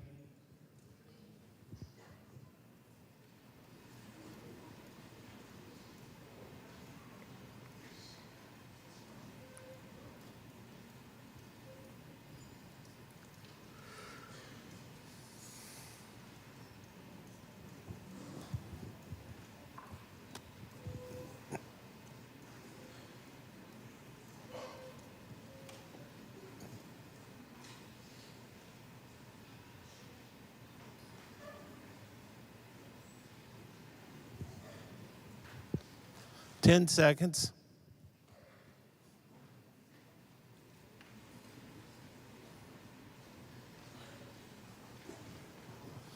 Time. Please display your answers. Respuesta, lo tomó al niño, lo llevó al aposento, puso sobre su cama.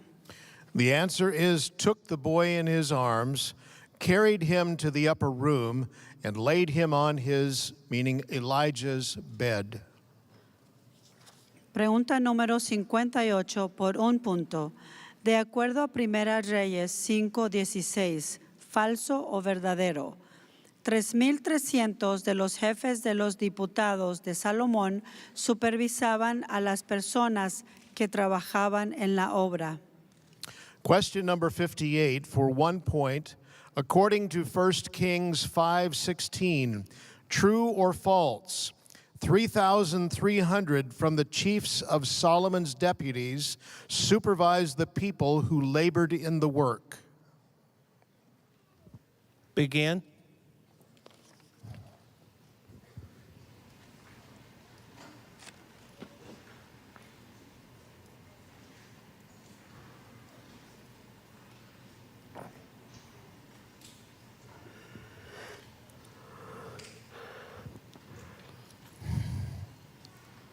$10 seconds.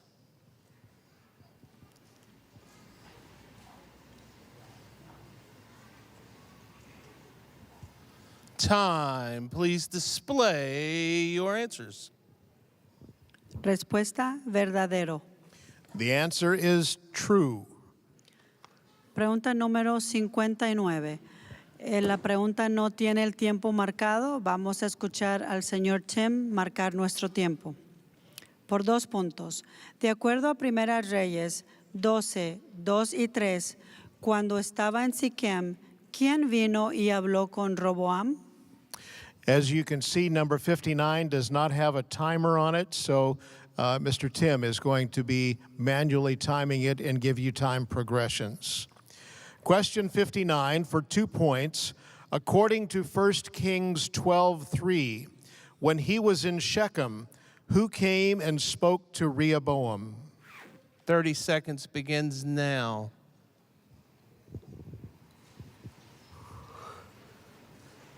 $25, 20, 15,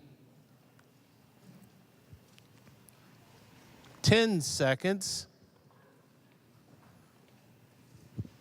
5.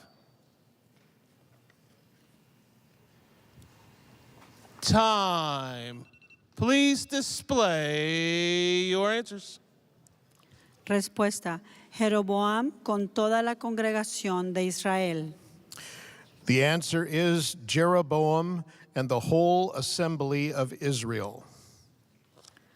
Pregunta número 60 por 2 puntos. De acuerdo a Primera Reyes 14:31, ¿con quiénes fue sepultado Roboam y en qué ciudad? Question number 60 for 2 points. According to 1 Kings 14:31, where was Rehoboam buried and in what city? Begin.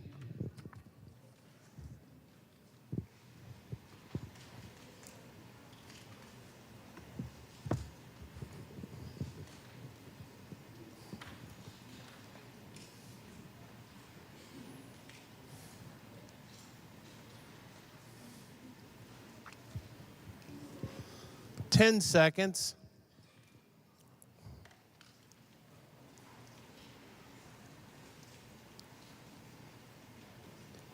Time. Please display your answers.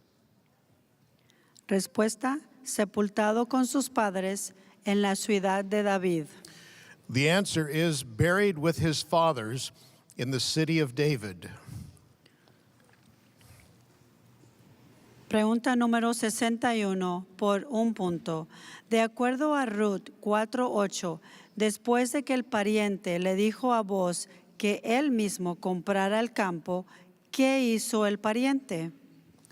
Question number 61 for 1 point. According to Ruth 4:8, after the close relative told Boaz to buy the field himself, what did the close relative do? Begin.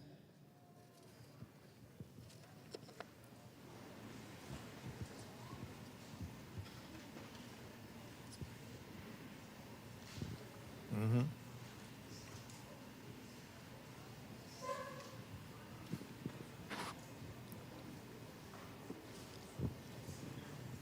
$10 seconds.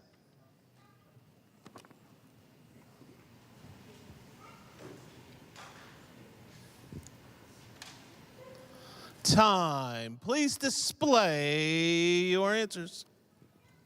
Respuesta: se quitó el calzado. The answer is took off his sandal. Pregunta número 62 por 5 puntos. De acuerdo a Primera Reyes 9:15, además del templo y su casa, ¿qué más construyó Salomón? Question 62 for 5 points. According to 1 Kings 9:15, besides the temple and his house, what else did Solomon build? Begin.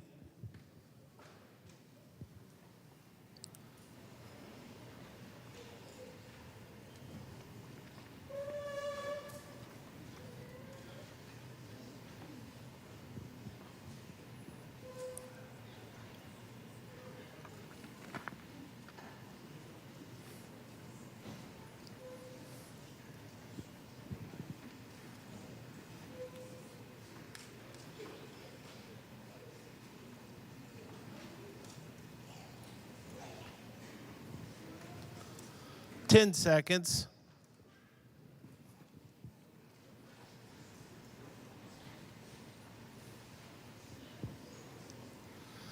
Time. Please display your answers.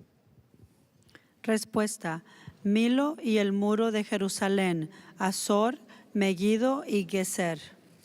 The answer is the Milo, the wall of Jerusalem, Hazor, Megiddo, and Gezer.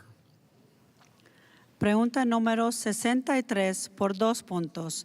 De acuerdo a Primera Reyes 17:4, ¿qué le dijo el Señor a Elías que hiciera en el arroyo al que debía ir y cómo comería? Ser específico.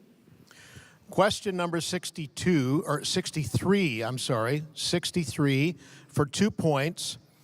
According to 1 Kings 17:4, what did the Lord tell Elijah to do at the brook he was to go to, and how would he eat?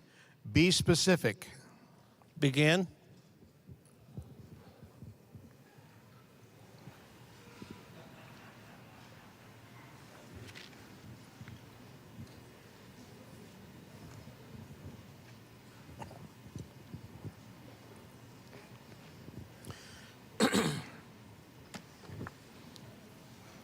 Ten seconds.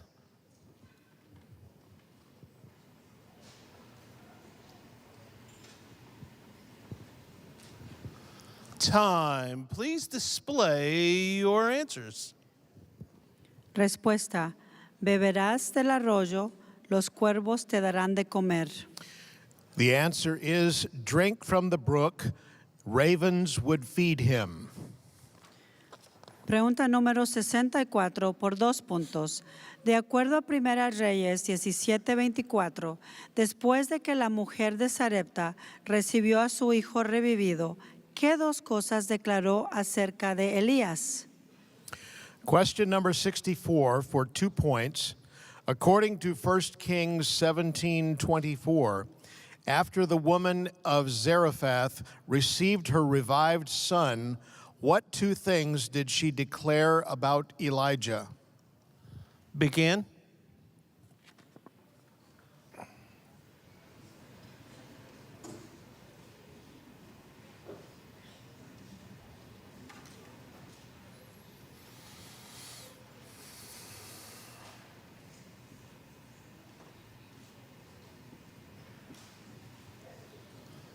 Ten seconds.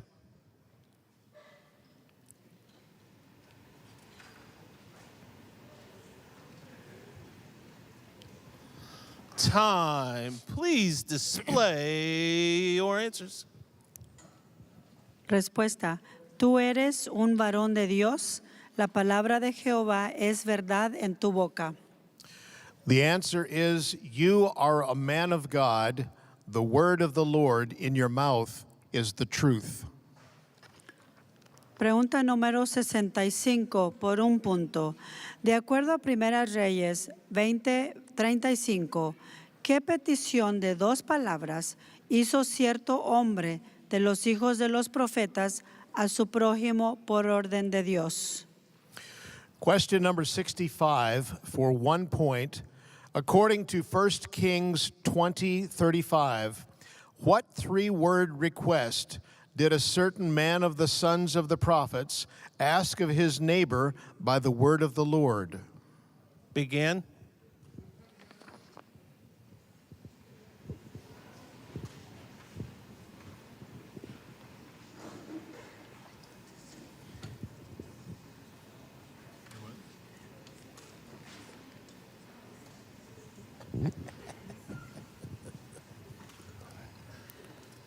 Ten seconds.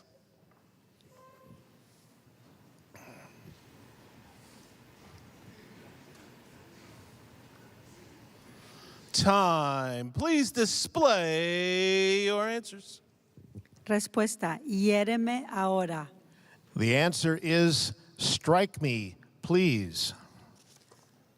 Pregunta número 66 por 4 puntos. De acuerdo a Ruth 4:10, llenar los espacios. Y que también tomo por mi espacio a Ruth, la espacio, mujer de espacio, para restaurar el nombre del difunto sobre su espacio. Question number 66 for 4 points. According to Ruth 4:10, fill in the blanks. Ruth, the blank, the widow of blank, I have acquired as my blank to perpetuate the name of the dead through his blank. Begin.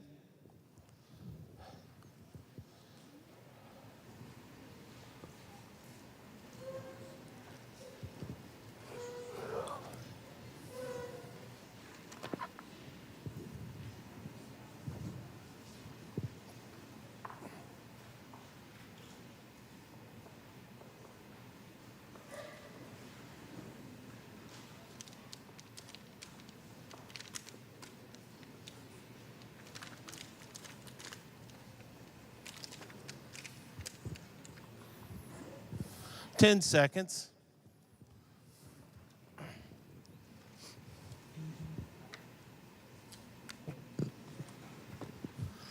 Time. Please display your answers. Respuesta: mujer, moabita, malón, heredad. The answer is Moabitess, Malon, wife, inheritance. Pregunta número 67 por 1 punto. De acuerdo a Ruth 2:12, Boaz, hablando con Ruth, pidió que Jehová le recompensara, pague tu trabajo y recibiera su premio. ¿De parte de quién? Bajo cuyas alas has venido a refugiarte. Ser específico. Question number 67 for 1 point. According to Ruth 2:12, Boaz, talking to Ruth, asked that the Lord repay your work and a full reward given you by whom? Under whose wings you have come for refuge. Be specific. Begin.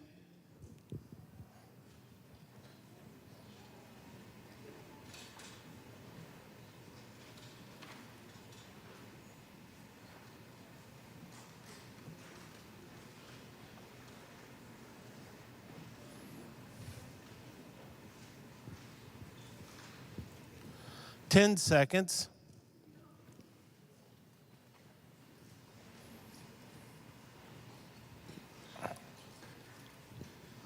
Time. Please display your answers. Respuesta: Jehová Dios de Israel. The answer is Lord God of Israel. Pregunta número 68 por 2 puntos. De acuerdo a Primera Reyes 19:2, Jezabel envió un mensajero a Elías con el mensaje de que ella haría su vida como uno de sus profetas.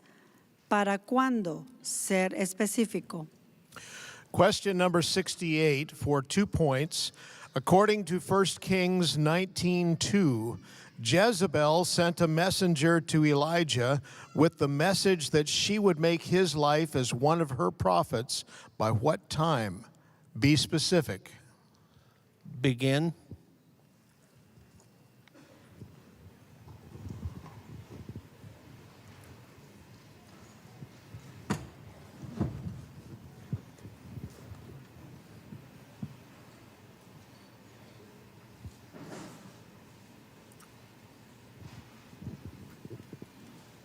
Ten seconds.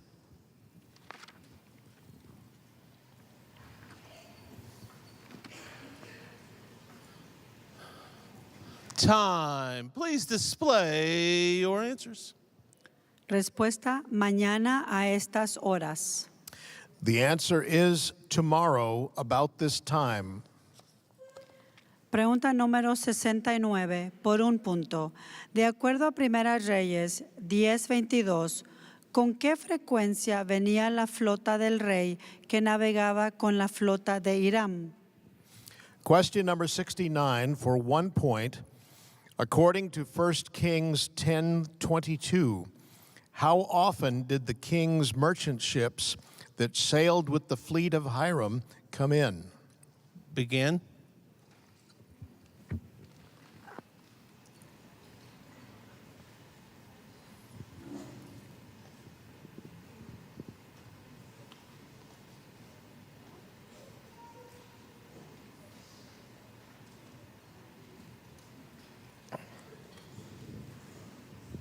10 seconds.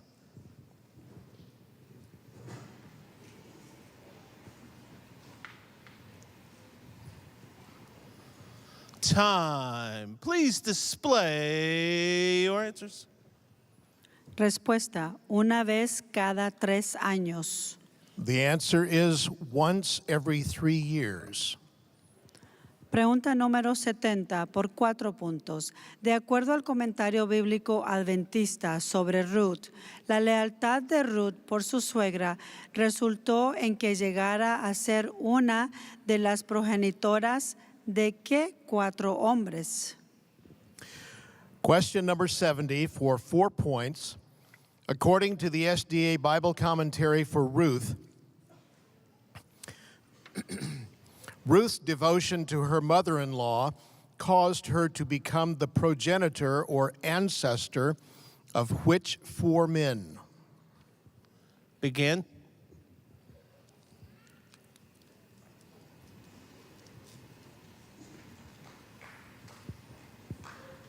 Almost caused me to have too much spit.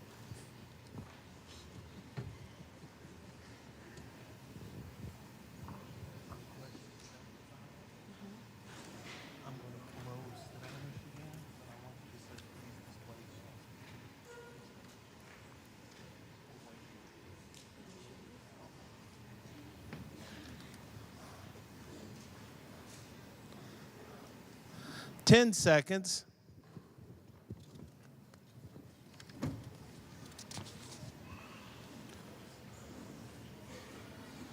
Time. Please display your answers. Respuesta, David, Salomón, Zorobabel, del Mesías. The answer is David, Solomon, Zerubbabel, the Messiah. Pregunta número 71 por 1 punto. De acuerdo a Primera Reyes 12:18, ¿cómo murió Adoram? Question number 71 for 1 point. According to 1 Kings 12:18, how did Adoram die? Begin.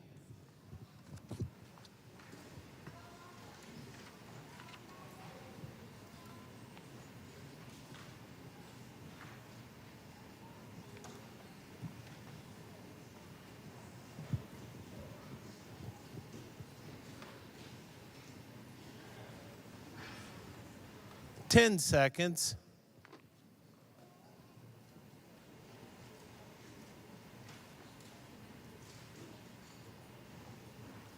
Time. Please display your answer. Respuesta, fue apedreado. The answer is he was stoned. Pregunta número 72 por 2 puntos. De acuerdo a Primera Reyes 21:14, después del ayuno y las afirmaciones falsas, Nabot fue asesinado. Entonces se envió un mensaje a Jezabel diciendo que ¿cuáles 2 cosas habían sucedido? Question number 72 for 2 points. According to 1 Kings 21:14, following the fast and the false claims, Naboth was taken and killed. A message was then sent to Jezebel telling her what 2 things had happened. Begin.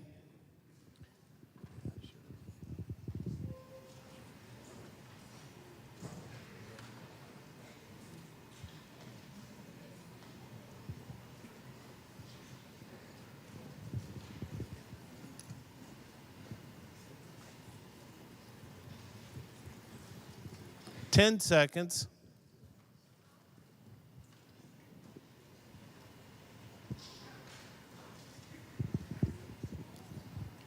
Time. Please display your answers. Respuesta, Nabot ha sido apedreado y ha muerto. The answer is Naboth has been stoned and is dead. Pregunta número 73 por 1 punto. De acuerdo a Primera Reyes 2, 21 y 22, cuando Betsabé le pidió a Salomón que le diera a Abisag a Adonías, ¿qué más dijo Salomón que debería pedir en nombre de Adonías? Question number 73 for 1 point. According to 1 Kings 2:21 and 22, when Bathsheba asked Solomon to give Abishag to Adonijah, what else did Solomon say she should ask for on Adonijah's behalf? Begin.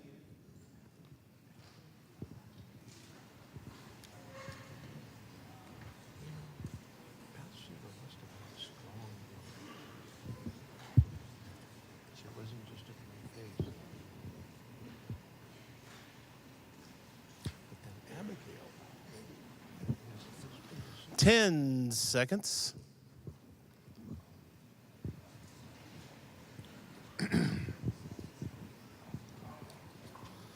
Time. Please display your answers.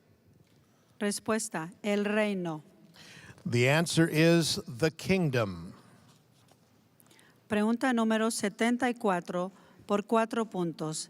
De acuerdo a Primeras Reyes 22-26, el rey de Israel ordenó devolver a Micaías a quienes de el nombre y la posición de cada persona. Question number 74 for 4 points. According to 1 Kings 22:26, the king of Israel instructed to return Micaiah to whom? Give the name and position of each person. Begin.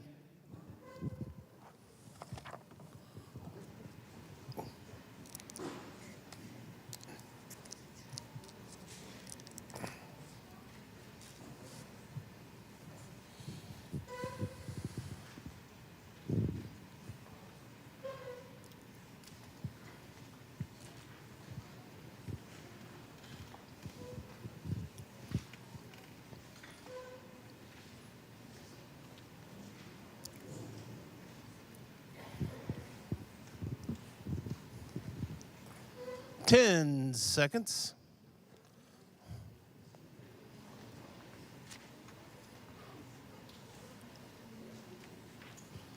Time. Please display your answers.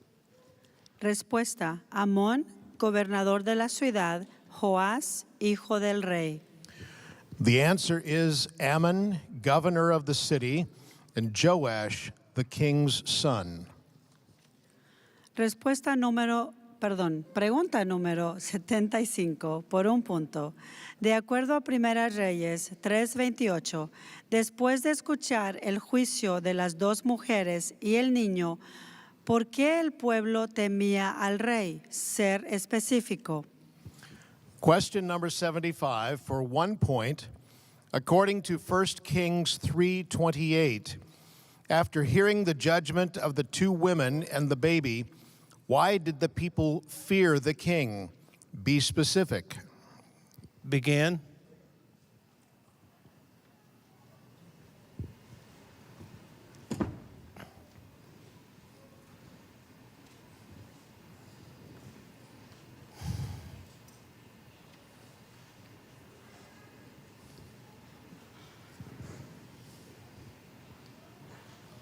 Ten seconds.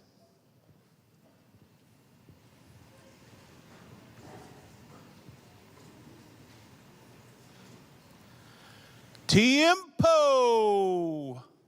Por favor, mostrar su respuesta. La respuesta es, vieron que Dios le había dado sabiduría para juzgar. The answer is they saw that the wisdom of God was in him to administer justice. Pregunta número 76 por 2 puntos. De acuerdo a Primeras Reyes 22:8, ¿qué profeta le dijo al rey de Israel, a Josafat, que aborrecía y por qué lo aborrecía? Question number 76 for 2 points.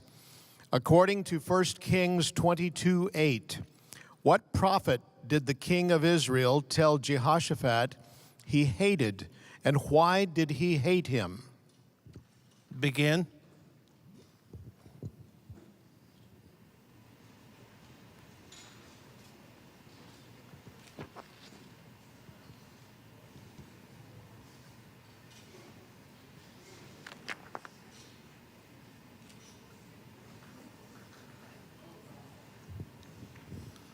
10 seconds.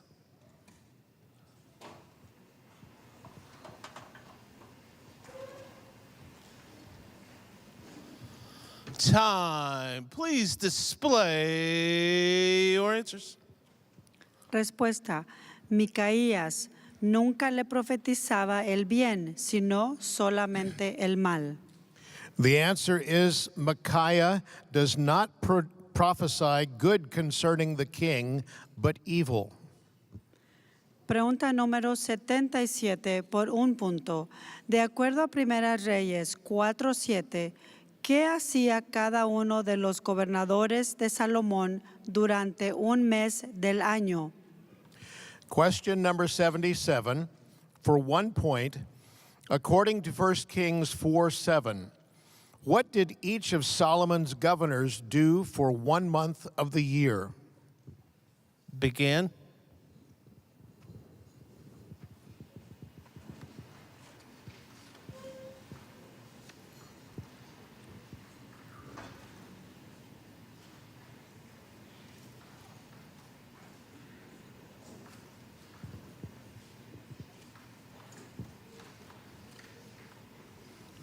Ten seconds.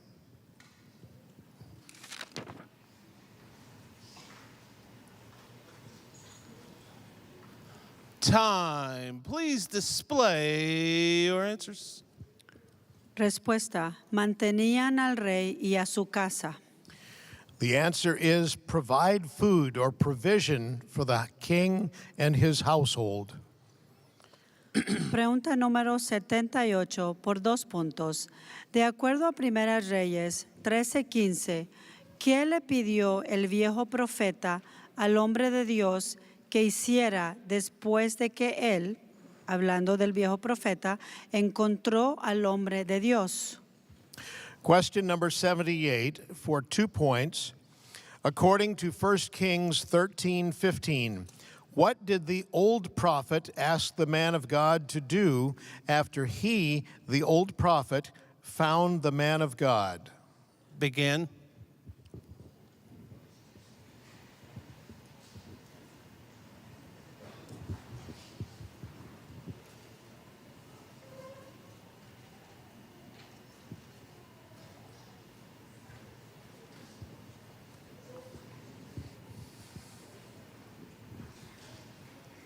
Ten seconds.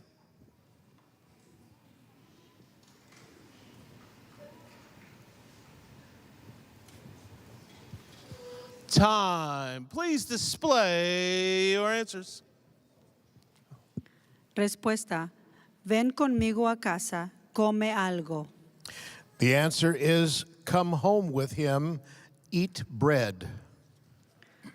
Pregunta número 79 por 2 puntos. De acuerdo a Primera Reyes 4:3, ¿qué 2 hijos de Sisa fueron los secretarios de Salomón? Question number 79 for 2 points. According to 1 Kings 4:3, what 2 sons of Shisha were Solomon's scribes? Begin.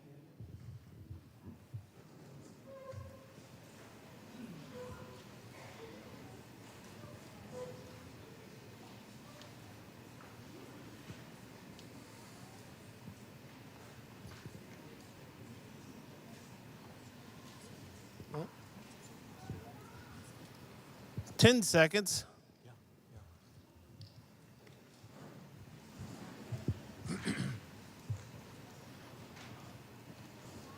Time. Please display your answers. Respuesta. Alioref y Ahías. The answer is Elihoreph and Ahijah. Pregunta número 80 por 1 punto. De acuerdo a Primera Reyes 7, 13 y 14, falso o verdadero, Salomón trajo a Abiam de Tiro para hacer su obra de bronce. Question number 80 for 1 point.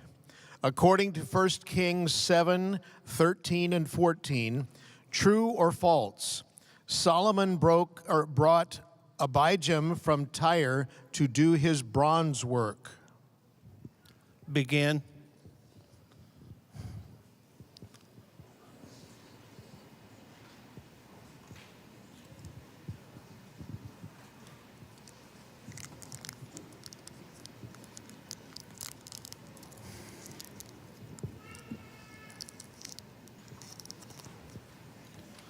Ten seconds.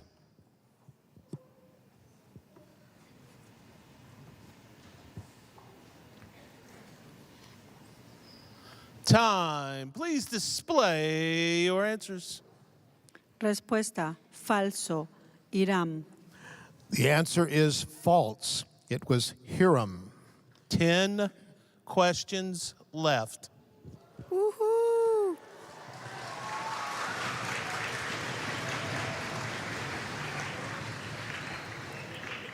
Pregunta número 81 por 2 puntos. De acuerdo a Primera Reyes 10:26, ¿cuántos carros y gente de a caballo reunió Salomón? Question number 81 for 2 points. According to 1 Kings 10:26, how many chariots and horsemen did Solomon gather? Begin.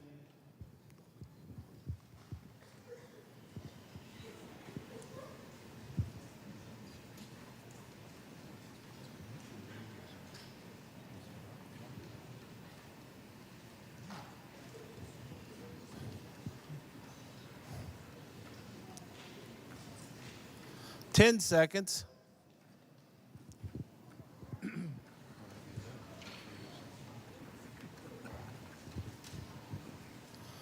Time. Please display your answers.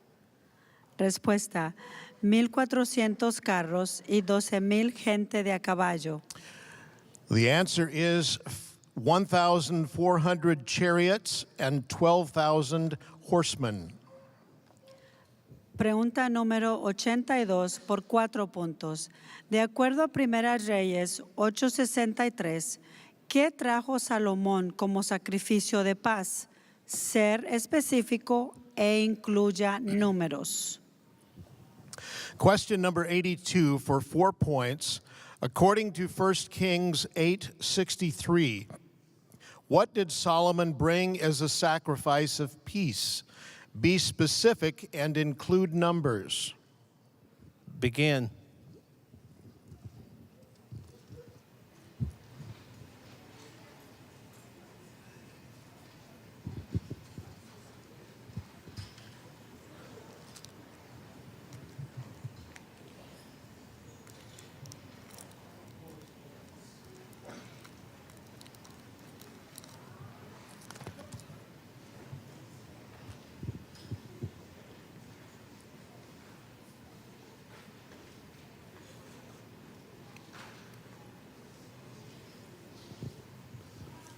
Ten seconds.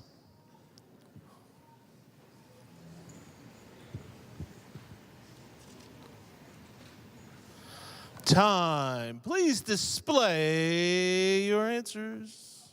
Respuesta, 22,000 bueyes y 120,000 ovejas. The answer is 22,000 bulls and 120,000 sheep. Pregunta número 83 por 1 punto. De acuerdo a Primera Reyes 6:20, ¿qué se usó para recubrir el santuario interior del templo, incluyendo el altar de cedro? Question number 83 for 1 point. According to 1 Kings 6:20, what was used to overlay the inner sanctuary of the temple, including the altar of cedar? Begin.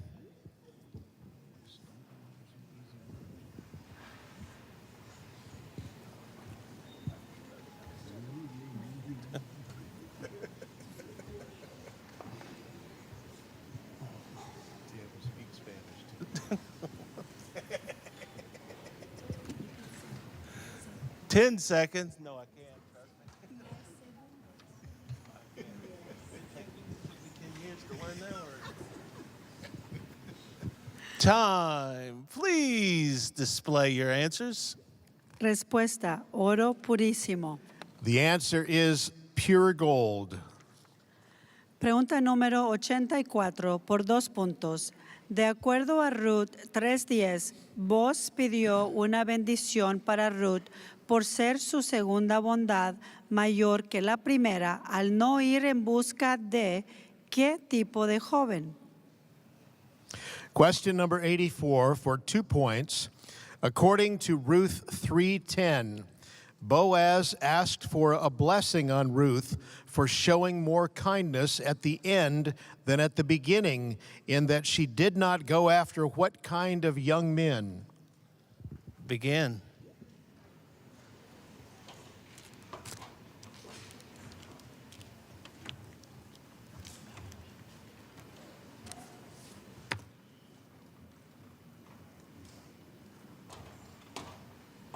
That's a lot of announcements.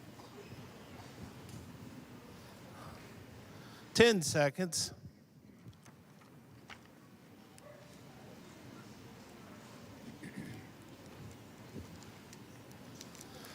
Time. Please display your answers.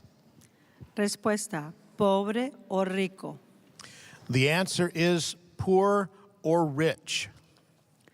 Pregunta número 85 por 1 punto. De acuerdo a Primera Reyes 8:11, al llevar el arca al templo, ¿qué era la nube que llenó la casa de Jehová después de que los sacerdotes salieron del santuario e hizo que no pudieran ministrar? Question number 85 for 1 point.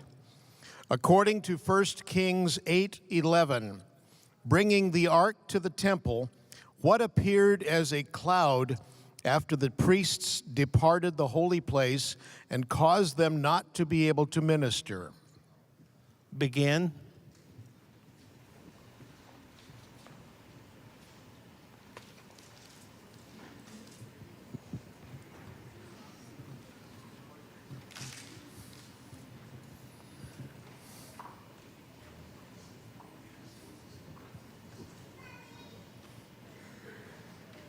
Ten seconds.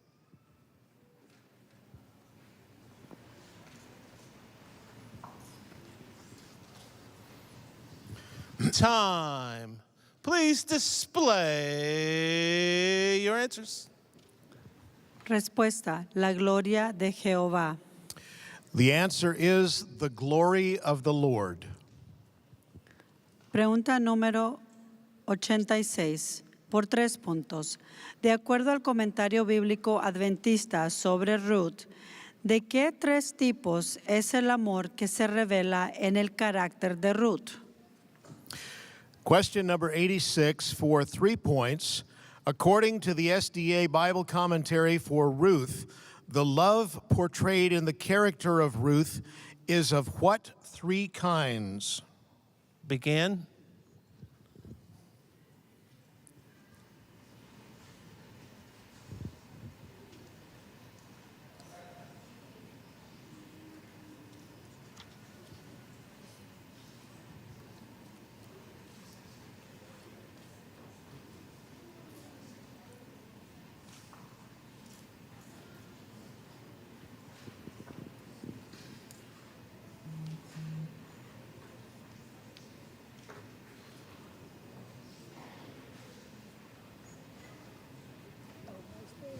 Ten seconds.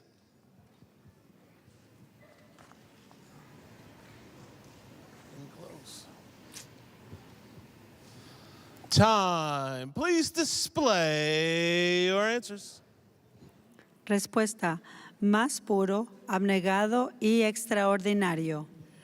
The answers are purest, most unselfish, and extraordinary.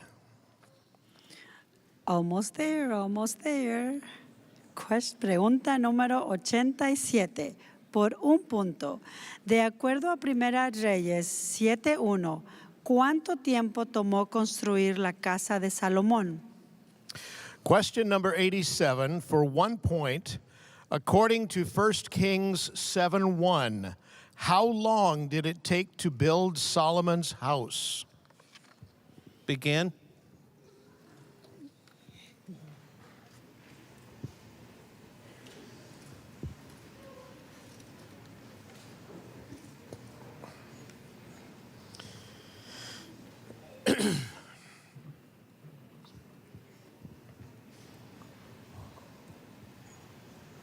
Ten seconds.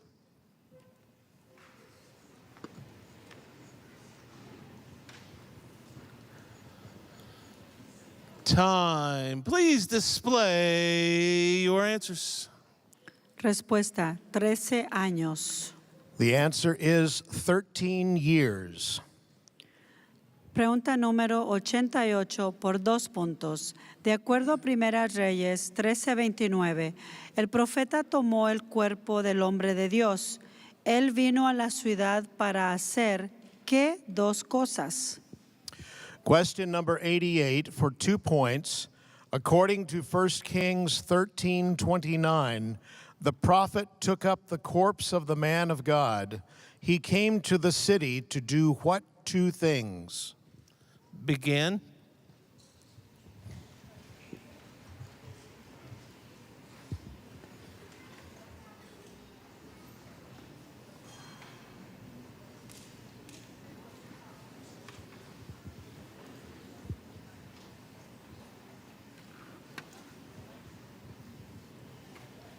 Ten seconds.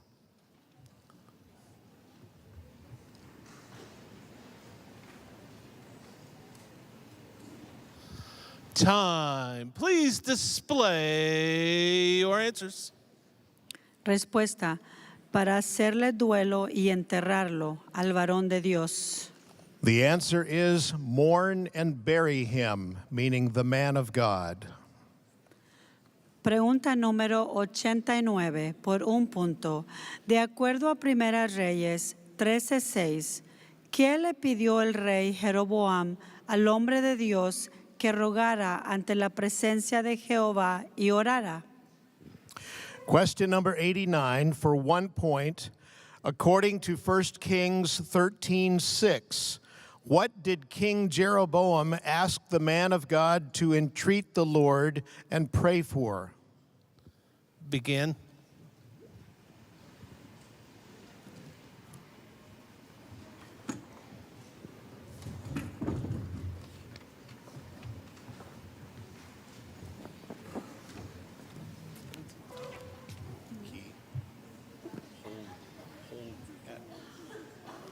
Hold it before the answer. 10 seconds.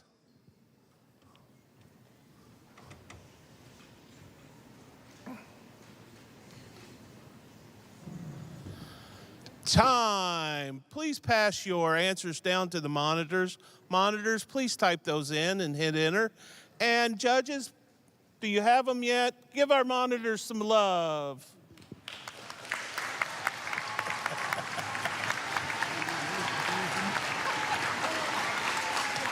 I thought I had to give you some more time.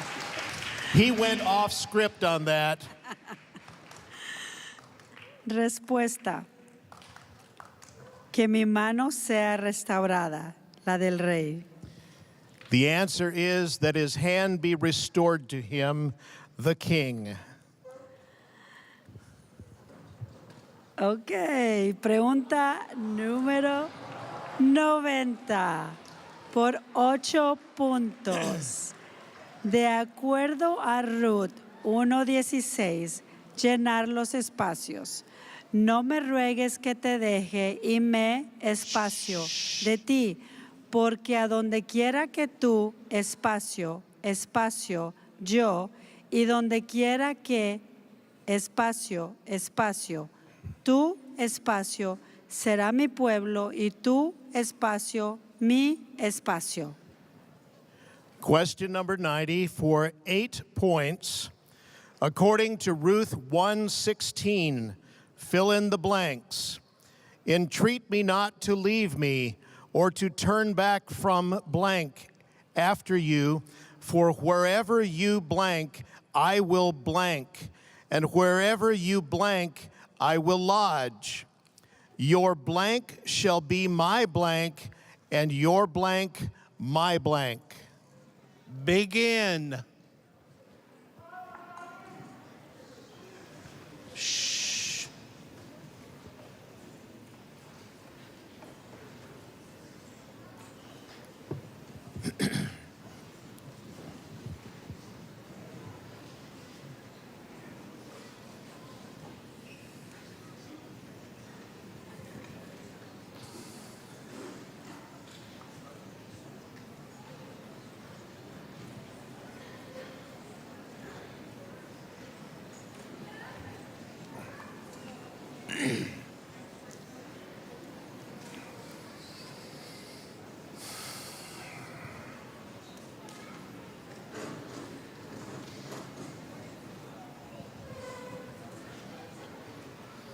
The final 10 seconds.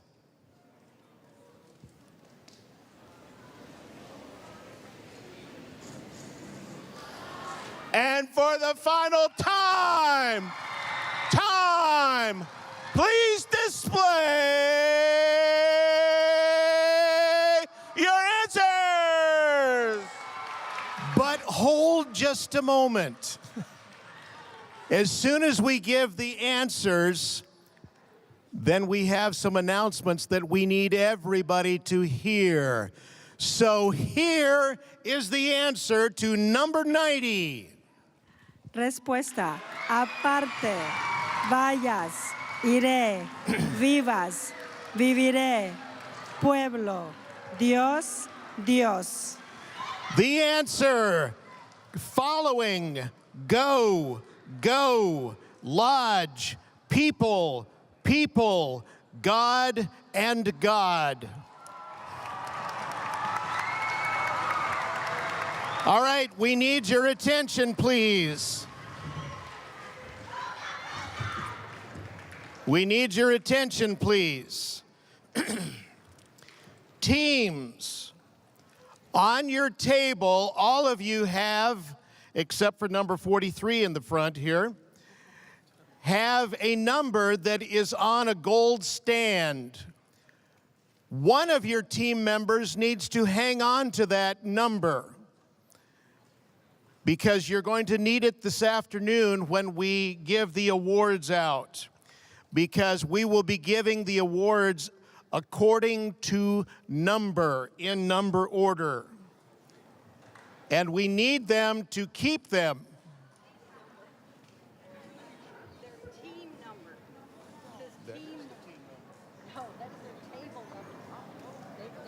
Okay, change of course here. It's not that number, it's your team number that's on the table. You should have a team number that is on your table. And if you don't have that, you don't get your award. It's a little quarter piece of paper that has your team number on it.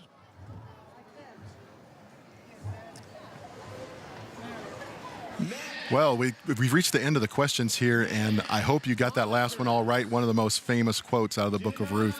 And so we've reached halftime now. The teams are getting some announcements.